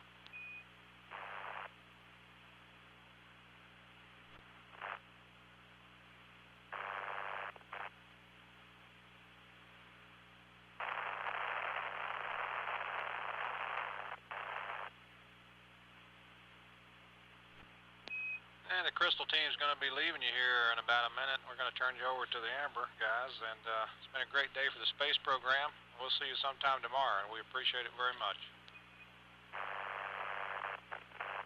Thanks a whole bunch, John. It sure was a good day.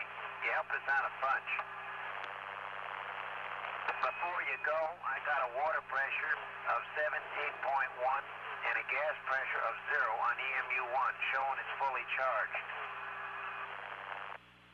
Okay, we copy that. We concur. We'll lose you in about 10 seconds, and we'll see you tomorrow, guys.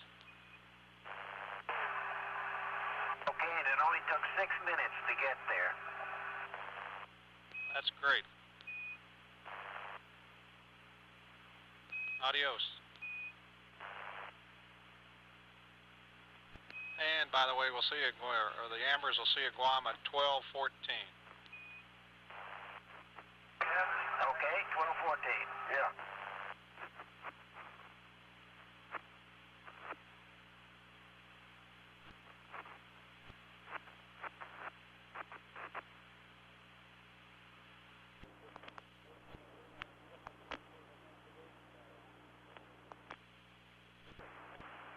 Mission Control Houston. Mission elapsed time 12 hours, 13 minutes.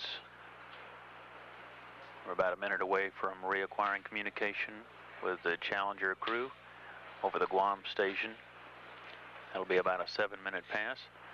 There remains about 1 hour left in the crew wake period before they get put to bed for the night. Earlier, just before the end of the last pass, Mission Specialist Story Musgrave reported that he was preparing some of the EVA equipment, getting some of that work out of the way ahead of time. Crew's been very good about keeping up with the schedule and has even been ahead in some cases. It was also reported a little earlier this evening that the IUS burn went well and that everything was looking good with that system. Challenger Houston with you through Guam for 7 minutes. Roger, Houston. We just got the star tracker. We're ready to do the IMU line. Can you see all the numbers? That's affirmative. Okay, then we won't copy them down. We'll just go ahead and put them in. And Houston MS1. Go ahead, Story. I installed serial number 002 LIO cartridge in EMU3. That's the bottom left of flight supplement 24.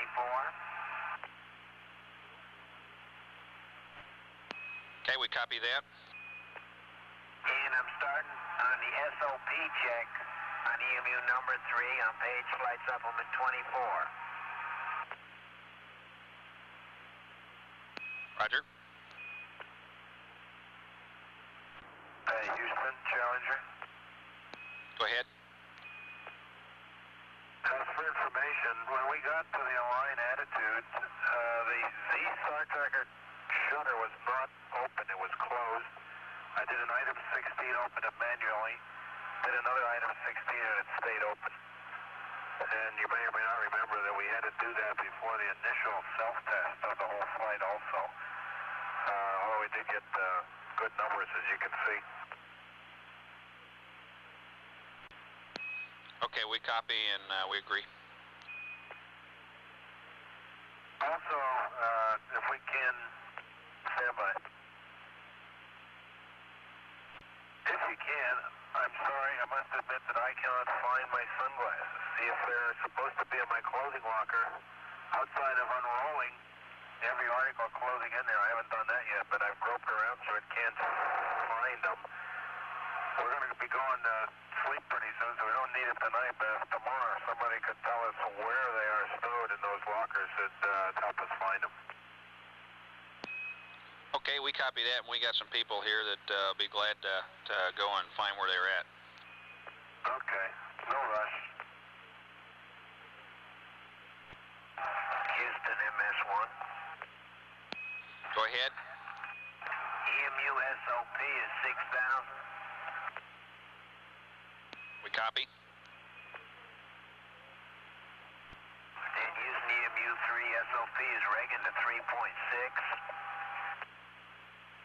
Copy, Story. And the O2 pressure is 869. Roger. Challenger Houston, we're about 1 minute to LOS. A reminder that we would like to get the speaker box checkout at our next AOS, which is Santiago, and we would like for you to get an SM checkpoint on both mass memories prior to sleep.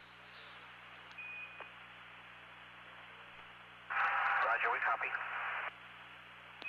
And I can give you, PJ, I can tell you where your sunglasses should be. If you'd like to copy that now, I can give it to you at Santiago. Go ahead. Okay, if you look in MA16 Golf and look in the large pocket of your stowed trousers, and they should be there. And we'll be with you at Santiago at 12:53. Roger. And Houston, do you have the EMU support room in there now? That's affirmative. Mission Control, Houston, 12 hours, 23 minutes mission elapsed time. Just passed out of range of the tracking station at Guam on orbit number 9. We have almost 30 minutes before we reacquire communication with the Challenger. Mission Specialist Story Musgrave continues his procedures in charging up the EMUs, checking them out. So far, the EVA console position here in Mission Control reports that the information that Musgrave has been reading back has been very good, that the equipment seems to be checking out just fine.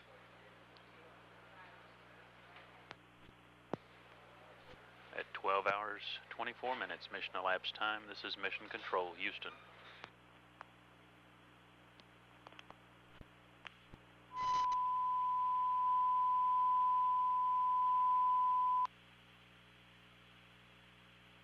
Brought some slides over that he had in his office. He had seen exactly the same phenomenon on Flight 2, and indeed had a picture of that ice buildup. I've sent those over to the photo lab, and we'll have some prints for anybody that wants to see those in the morning. But those are from Flight 2.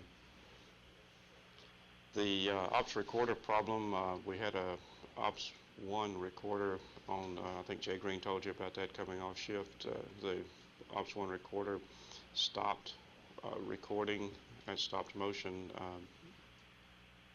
early, right after launch, or soon after launch. We dumped that data, and it was not a very good quality, but after doing the dump, we were able to put it in a record mode again. It has been recording data successfully since that time. When it got back, it went to the end of travel and then came back, and when it got to the same position on the tape again, it exhibited another anomalous performance. It jumped tracks to a different track, not just the adjacent one, but jumped tracks again and changed directions. But it continued to record, so there's something wrong with the Ops 1 recorder, but it is still functional, and we are continuing to use it.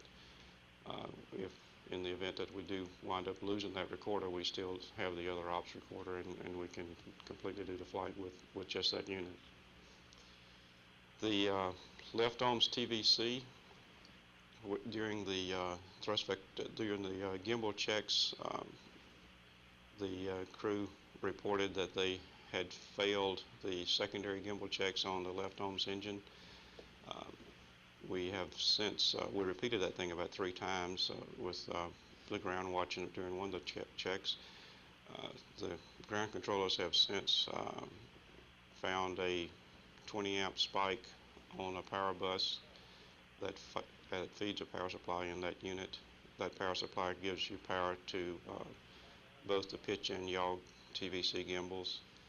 It looks like a single point figure that could give you that. We have the ability to reset the RPC. RPC is something like a circuit breaker, but we could reset that circuit and attempt to power those units back on.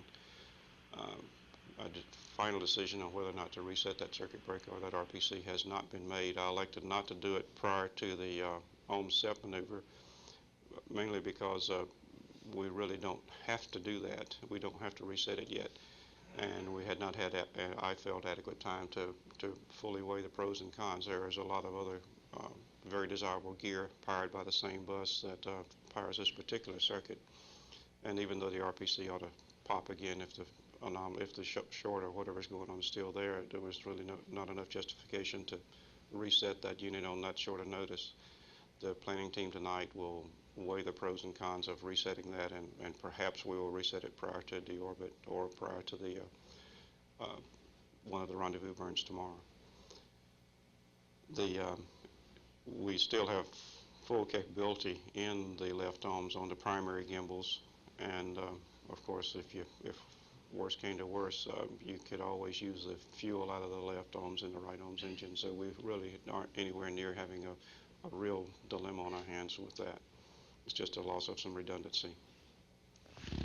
The temp controller, you may have heard discussed on the loop some, the crew putting it in full hot. That's just something that we have learned from previous flights. I think we've discussed with you each time the crew comfort, they generally get up and adjust the thing.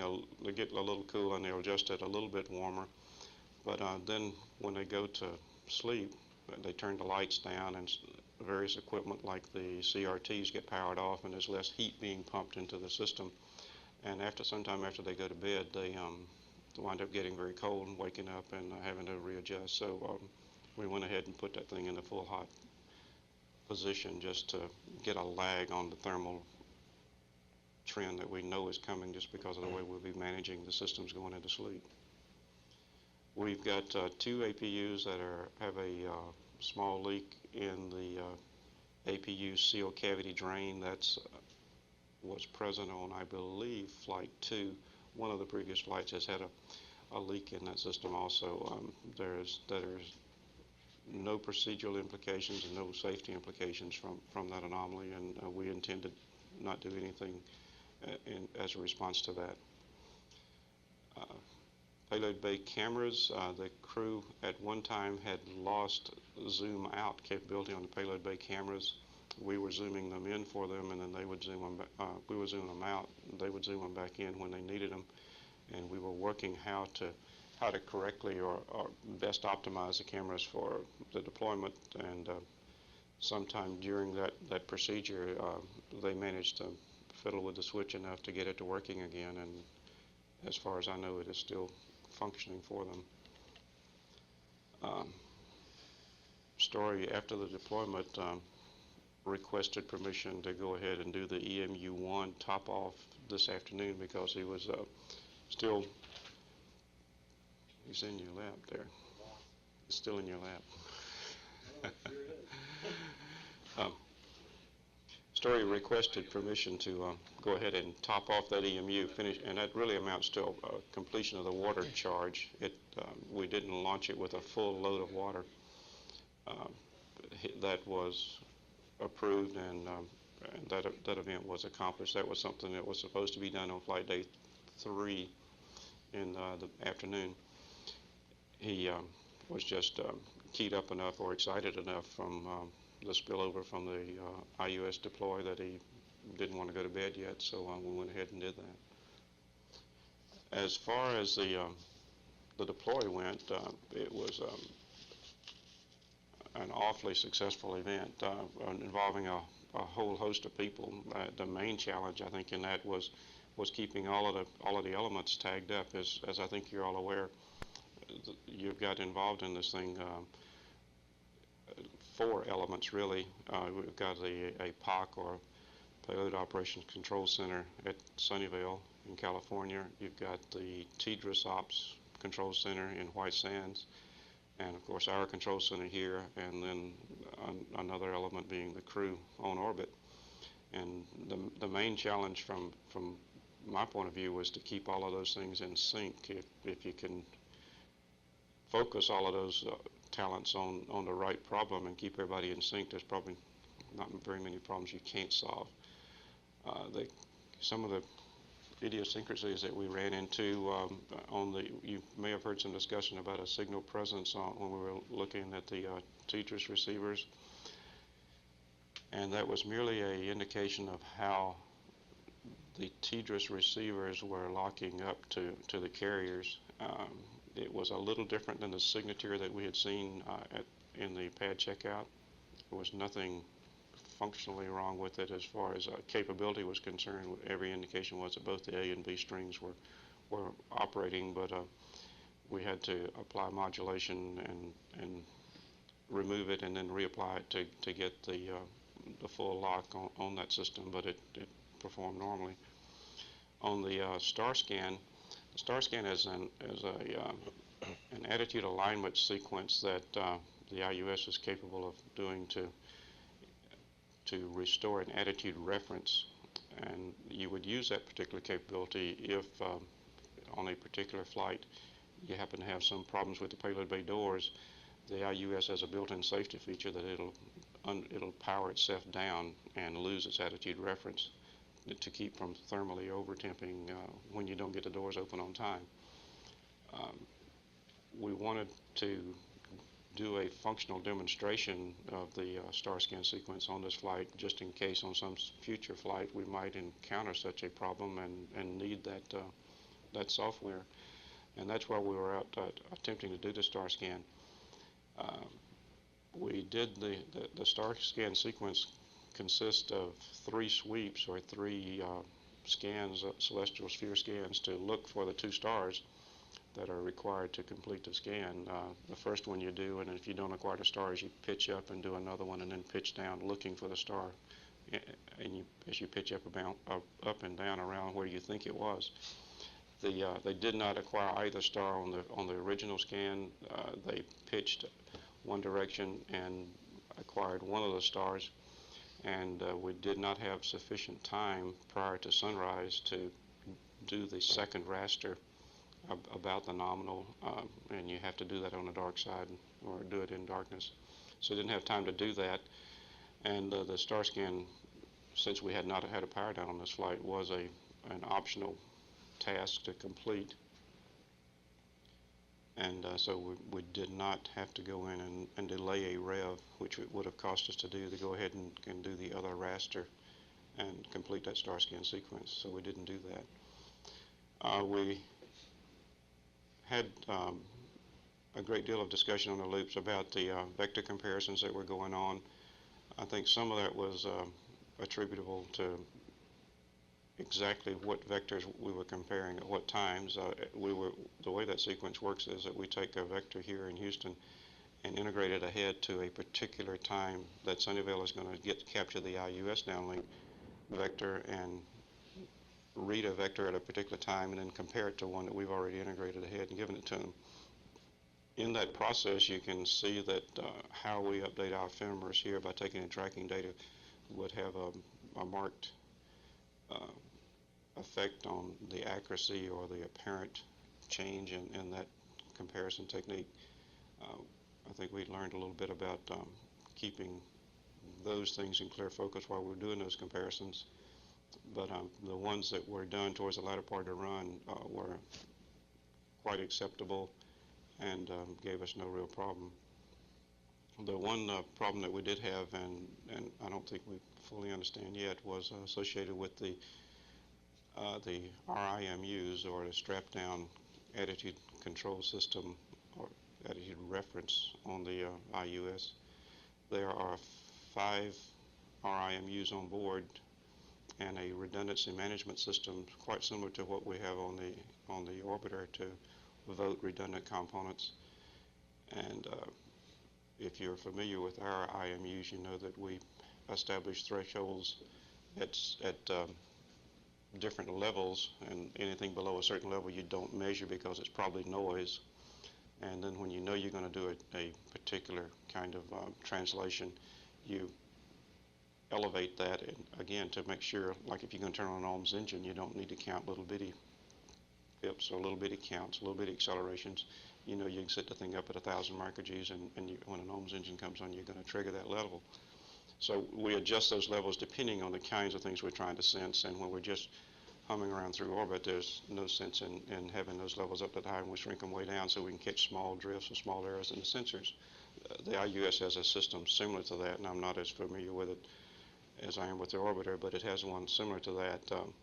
On 2 occasions, once pre-deployment today, the RIM on the IUS voted out 2 of the RIMUs and put us down to 3 sensors. Statistically and analytically, we knew prior to flight that 3 RIMUs, spec performance on 3 RIMUs was adequate to meet the end conditions that the TDRS needs for getting to geosync. So we knew where we were as far as achievable capability, assuming that those last 3 units were within spec. The problem that was bothering, I think, all of us was the fact that 2 of them got voted out either very close together or at the same time, and making sure that we understood where we were and that it was safe to proceed, that we weren't going to have a similar problem happen with the remaining 3. And we've given quite a bit of thought to optimizing the amount of redundancy that we have in the vehicle because of the flight time after deployment all the way up to geosync. You may indeed have a valid failure later on, and we had concluded pre-flight that given sufficient justification, we would stay in the orbiter long enough to take some reasonable measures at restoring redundancy. Sunnyvale wanted to make sure we really understood where we were with the RIMUs before deployment, and we pushed that right up to the limit, I think, at the Hawaii pass prior to deployment at about 9.5 hours. And making that assessment, they decided that they thought the RIMUs were good, that all 5 sensors were in good shape, but had been inappropriately voted out. They took command action to restore those sensors to the redundancy management software, and that took. They made that over GTS, I believe, and gave us that go at Hawaii about 40 seconds to LOS or so. We got that call to the crew, and away we went and deployed on a nominal sequence. Everything was very normal there. Their RM system again voted 2 units out. I don't know if it's the same 2 or not, but it voted 2 of the 5 units out again prior to SRM1 post-deploy. So that's still an unresolved issue, and that's as much as I know about it. The deploy was on time. SRM1 was on time. It was the burn time, I'm told, was slightly less than the nominal, but well within spec. The RCS tweak, the SRM burn is targeted to be a little bit short, and the RCS burn to tweak that off, much like we trim our maneuvers via the crewman. That all went per the book. SRM2 is scheduled at 16:15, and I'm not sure what time it is now as far as MET. And I think everything is go as far as we can tell with the IUS mission at this time. It was when we left the control center. So with that, I'll answer any questions you have or whatever you like. Questions? Craig Covalt. Craig Covalt, Aviation Week. Harold, did the IUS motor fire with all 5 gyro? No. Going, or just 3? Just 3. SRM1, you mean? Yes. Yes, it was with just 3. Okay, and what's the situation for the second motor firing? I'm not that familiar with the IUS. Do you have the second motor an issue there too? I'll let Colonel Torino speak to that, but they had not concluded that when I left over there. No, we haven't come to a conclusion as to whether we'll attempt to restore the 2 gyros that went down. They were the same 2 that went down pre-deployment. And with the 3 gyros we have, we can make the mission spec basically within the 3 sigma airs. So we're examining our data and to make sure we understand this, that the anomaly has the same signature as before, and then we need to sit down and talk with the TDRS folks and us and decide is the mission we can give them good enough, and will they accept that versus the risk of trying to restore the 2 additional REMUs. Now that evaluation is going on right now. Carlos Spires. I'd like to follow up on Craig's question a bit. I'm not sure that I understand exactly the situation, but is it that you have the IUS fired with 3 working gyros? Mm-hmm. Would that That's be correct. an appropriate term, instead of 5? And the TDRS people don't know for sure whether you're going to be able to park it in the right place. As I understand it, it's going to park somewhere. No, but it's much like our IMU RM. You know, with voting 5 systems against each other, you can come up with a better answer than you can with just 3. Yeah. There are ways of mapping failures into other planes and axes, and you can come up with a better answer. There's some risk in any situation with restoring faulted offline hardware. So you've got to weigh the disadvantages of messing with the configuration versus continuing on with something that you know will meet spec. What is the feeling of the Teeters people about going ahead with firing the IUS, knowing that that you only had 3 gyros going? We can't inhibit that fire. See. Okay, that was not a choice. But our basic system design was, and it's a requirement, that with the 3 gyros we can make our basic mission spec. So that's something we have in our hip pocket with respect to wondering what we really have to do to restore the additional 2 gyros. All I can say is that we're looking at the data, both at Sunnyvale and here and in Florida, to understand and get a judgment as to the health of the 2 gyros which are down and the health of the 3 gyros which are up. Now, if I were to lose one of the 3 gyros that were up, my software automatically brings all 5 gyros back up, and then they will go through a software routine which would look at the fault detection indicators, these thresholds. And if those 2 gyros are really good and they were inappropriately tripped off for some reason, then we will be back on 5 for the remainder of the mission. That's basically the status, and right now we still have a spec mission as far as we're concerned. Paul Reeser. Challenger Houston with you through Santiago for 6 minutes. Houston, MS1. Hello, Story. Okay, as we spoke about, we did a total water charge on EMU-1. I've completed a complete checkout on EMU-3, and I got some numbers for you. Okay, we'll get those in a second. It appeared to us that you had the FA1 fan off when we came AOS, and we were wondering if you could tell us what was happening there. They were looking at how much wind was down in that area. Okay, we copy, and we take it there was no problem then in that area. No problem. Okay, and we're ready to copy your number, Story. Challenger Houston, Story, we're standing by for your numbers.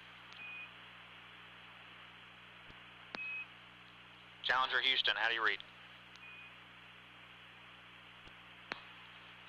Challenger Houston, how do you read? Challenger Houston, we have about 2 minutes left on LOS. We are unable to read you at this time.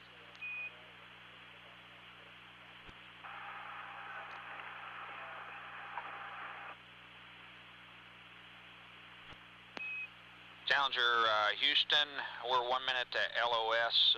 Next AOS will be at Ascension at 13:08, and we thought we might have heard you try transmitting there just a few seconds ago. Yeah, I'm calling you from the mid-deck on the speaker mic. You read it all, Dick? Okay, we've got you loud and clear now. Okay, read you loud and clear also. Okay, that's a good check. Just as we go LOS here, would like to tell you that your state vector is good up to your next primary landing site, and there will be no message coming up relative to that. This is the MS station. Okay, and did you get our status check on EMU number 3? Yeah, but the telephone is on that. Negative, Story. We didn't get your numbers at all. If you could give them to us first thing at Ascension, we'll copy them down there.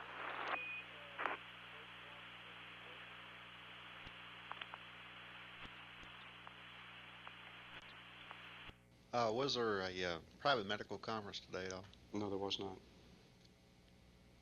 And John Disney again in the back, please. In view of today's busy and I suppose rather tiresome day for the crew, how would you characterize their activities for tomorrow? What sort of a day will they have? They've got a fairly ambitious day tomorrow. We purposely, the CFIS experiment is a very high priority, and it is scheduled on flight day 2, and it's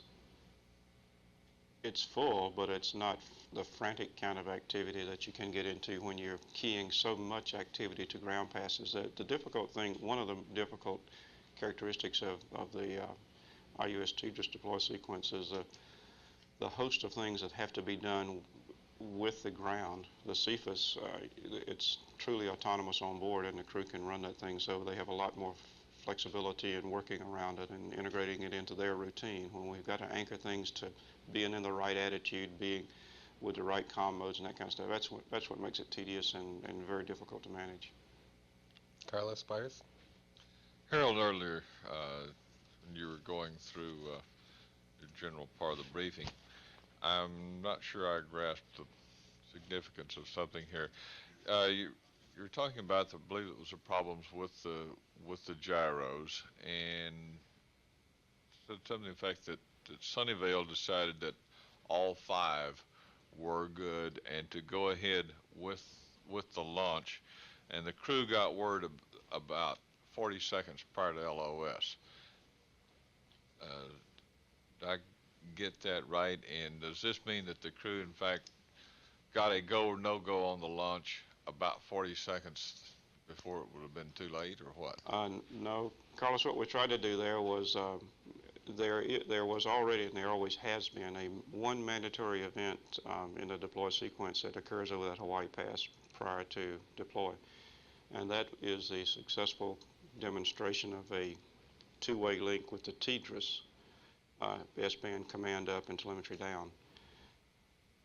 That has always been a mandatory objective at that site.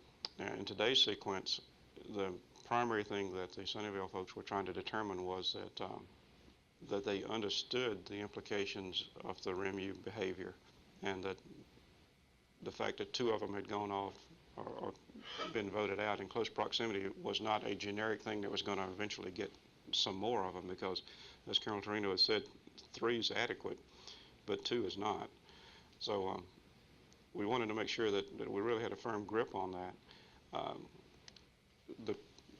The way that story came together, we had a GTS pass, which is a Sunnyvale side of the Guam station, and they had some work to do there and not a whole lot of time to look at the results of that work. At GTS, they were commanding these REMUs back online, back into the RM scheme that had been voted out, and they wanted to look at that and assess the success of that before they gave us a go for deploy. We still had this thing to do with TDRS at Hawaii, and right after GTS comes at Hawaii Pass. So we weren't at all sure that they would be able to finish their REMU evaluation. We went ahead and made the assessment on the TDRS, told the crew that they were go as far as the TDRS check was concerned. That decision tells you what attitude to go to for San Diego, the next station pass, and onto the deploy attitude. So we passed them that and fully expected not to get word on the REMU evaluation until after Hawaii LOS, in which case we'd have had to get to them at the Iago Pass and tell them there. And JJ, that's what, 10 minutes before deploy, something? It's about 16 minutes prior to deployment. So they would have been in the right attitude. We had asked them not to pull the umbilical and not to go to internal power, so they wouldn't have been using up the IUS batteries. So it was just trying to optimize all our bets. Yes, sir, you are. Dick Hoagland, Science Digest. Is there any truth to the rumor that this IUS was dropped in the integration procedures by about, I think, 3 or 4 inches is the number I'd heard? Beats me. I know of no such incidents. There was a handling incident at KSC, but I think dropped is probably too strong a word. I think the vehicle settled along with the TDRS 1.2 inches. No, it was in what we call the J hooks on the payload handling device, and a procedural error occurred which allowed, when the weight was taken to be taken by the J hook, it wasn't properly locked, if you will, and it settled 1.2 inches. We took a very careful look at that, and so did the TDRS folks, to see if any kind of stress or damage had been done to either the TDRS or to the IUS vehicles, and we came to the conclusion that nothing had occurred.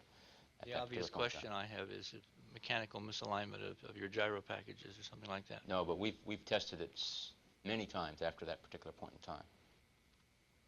Carlos Spires? I believe you had mentioned earlier that that you had seen this same sort of a I'm not sure the word failure would be correct, but problem with the gyros previously. Is that correct? No, the first time we saw it was on orbit today. Follow up the previous questioner, this procedural incident. What you say it was allowed to settle? How rapidly did it settle? I can't. Like it doesn't float like a little feather. I suspect. I cannot. You know, it goes. I really can't answer that. I don't know how much time it took, but the first reports came out that it was dropped, and after it was looked at, the determination was that it settled because it was the not properly setting for the hydraulic pressure to take it, and so it didn't do this. It did this. Now the question is that a drop? Is it a settle, or what is it? We looked at that data and did a structural analysis on the vehicle and the TDRS, and we satisfied ourselves that there was no damage done. Yes, sir. Was there an estimated G loading during the settling?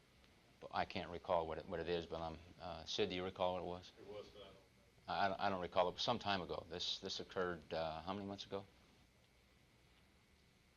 Before we went into the orbit, I know. Yep, for the first time we went out. First time. The TDRS. We could get you that data, but I don't recall it right off the top of my head right now. Way in the back. Your name is? Doug Miller with KTRH. Paul Weitz had said that he believed whenever the serial number 002 Lyle cartridge is an EMU-3. The SOP pressure in EMU-3 is 6,000. The SOP rates to 3.6.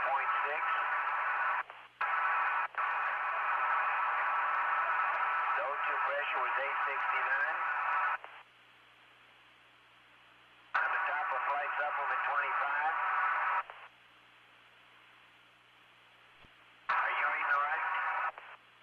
Okay, we've copied everything so far, Story. EMU amps are 4.75. The water temperature decrease was 68 to 46. Gas pressure 14.2. Water pressure 15.0. PGA pressure on IV was 0.9 on the gauge, 0.7 on the DCM. Impress. The gauge was 4.3. The DCM was 4.2. And the leak check, it leaked nothing. It took just less than a minute for the water pressure to get less than 4, indicating we got a full charge of water.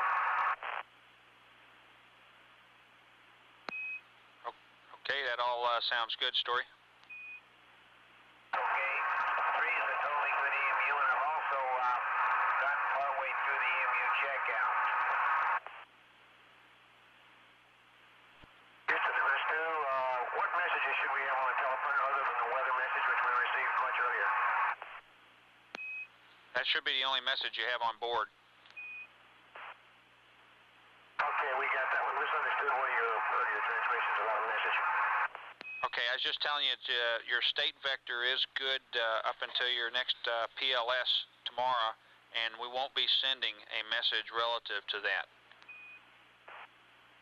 I understand. Thank you. Story relative to the DCM plug, we would like for you to restow that on EMU-3, or at least we recommend that so that you don't lose track of where that guy is before Thursday. Okay, I can sure do that. I've got it sitting in the airlock bag now. I've been through most of the EMU checkout. I got the equipment all in the airlock, including the airlock bag. Okay, that's fine, Story, if you want to leave it there. Yep, it's in the bag. We can't possibly forget to have it in the airlock. Well, you're thinking along the same lines we were. I'll get the torque handle there too. Roger. We do have a question for whoever was checking the AV Bay 1 fan filters. Our question was, we just wondered if they were able to check the filter and if it required any cleaning. And Challenger, while y'all are working up an answer to that, just wanted to advise you that we really don't have much in summary for today, other than letting you know that we are planning nominal flight day 2 for tomorrow. There shouldn't be many changes at all coming up. We do have a basketball score to pass on to you. The Phi Slamma Jamma met their match tonight at North Carolina State, defeated the University of Houston 54-52 in the NCAA championship. Houston, say again, who won? North Carolina State. Roger, understand.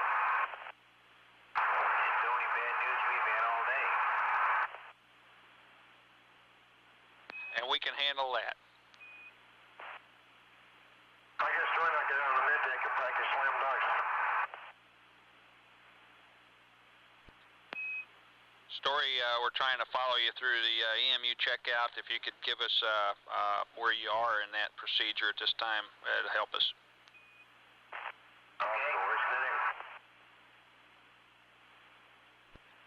And Challenger, we didn't copy your last transmission.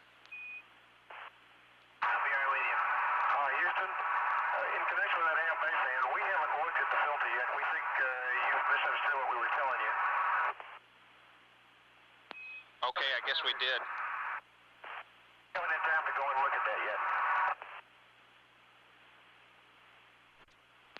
Okay, we copy. We had only asked a question because we had thought we had seen the fan off in there, and we were wondering if you had had a problem. And Houston MS1. Okay. Go ahead, Story. All I'm doing is uninstalling configuration things. I got the airlock bag in there. I got the lights on. I've disconnected the SCU straps. Putting the EVA prep cue card in the airlock.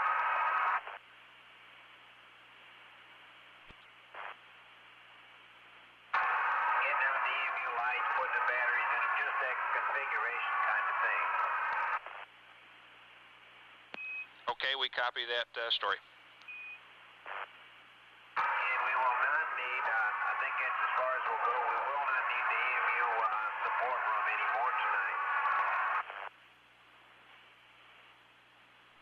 Houston, on the IMU fans, we did not look at the filter. We're running a node procedure on our own there, and there's no concern about the fans on our part. Okay, we're 30 seconds to LOS, and we copied that done and understand about the IF Bay fans.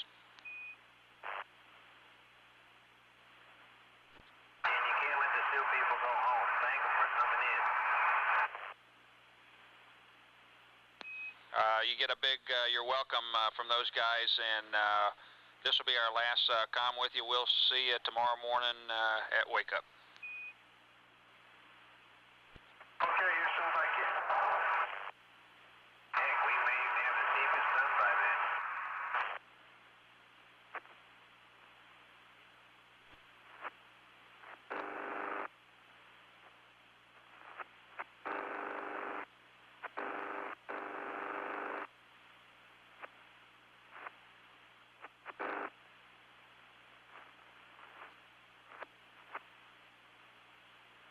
Mission Control, Houston, 13 hours, 21 minutes mission elapsed time.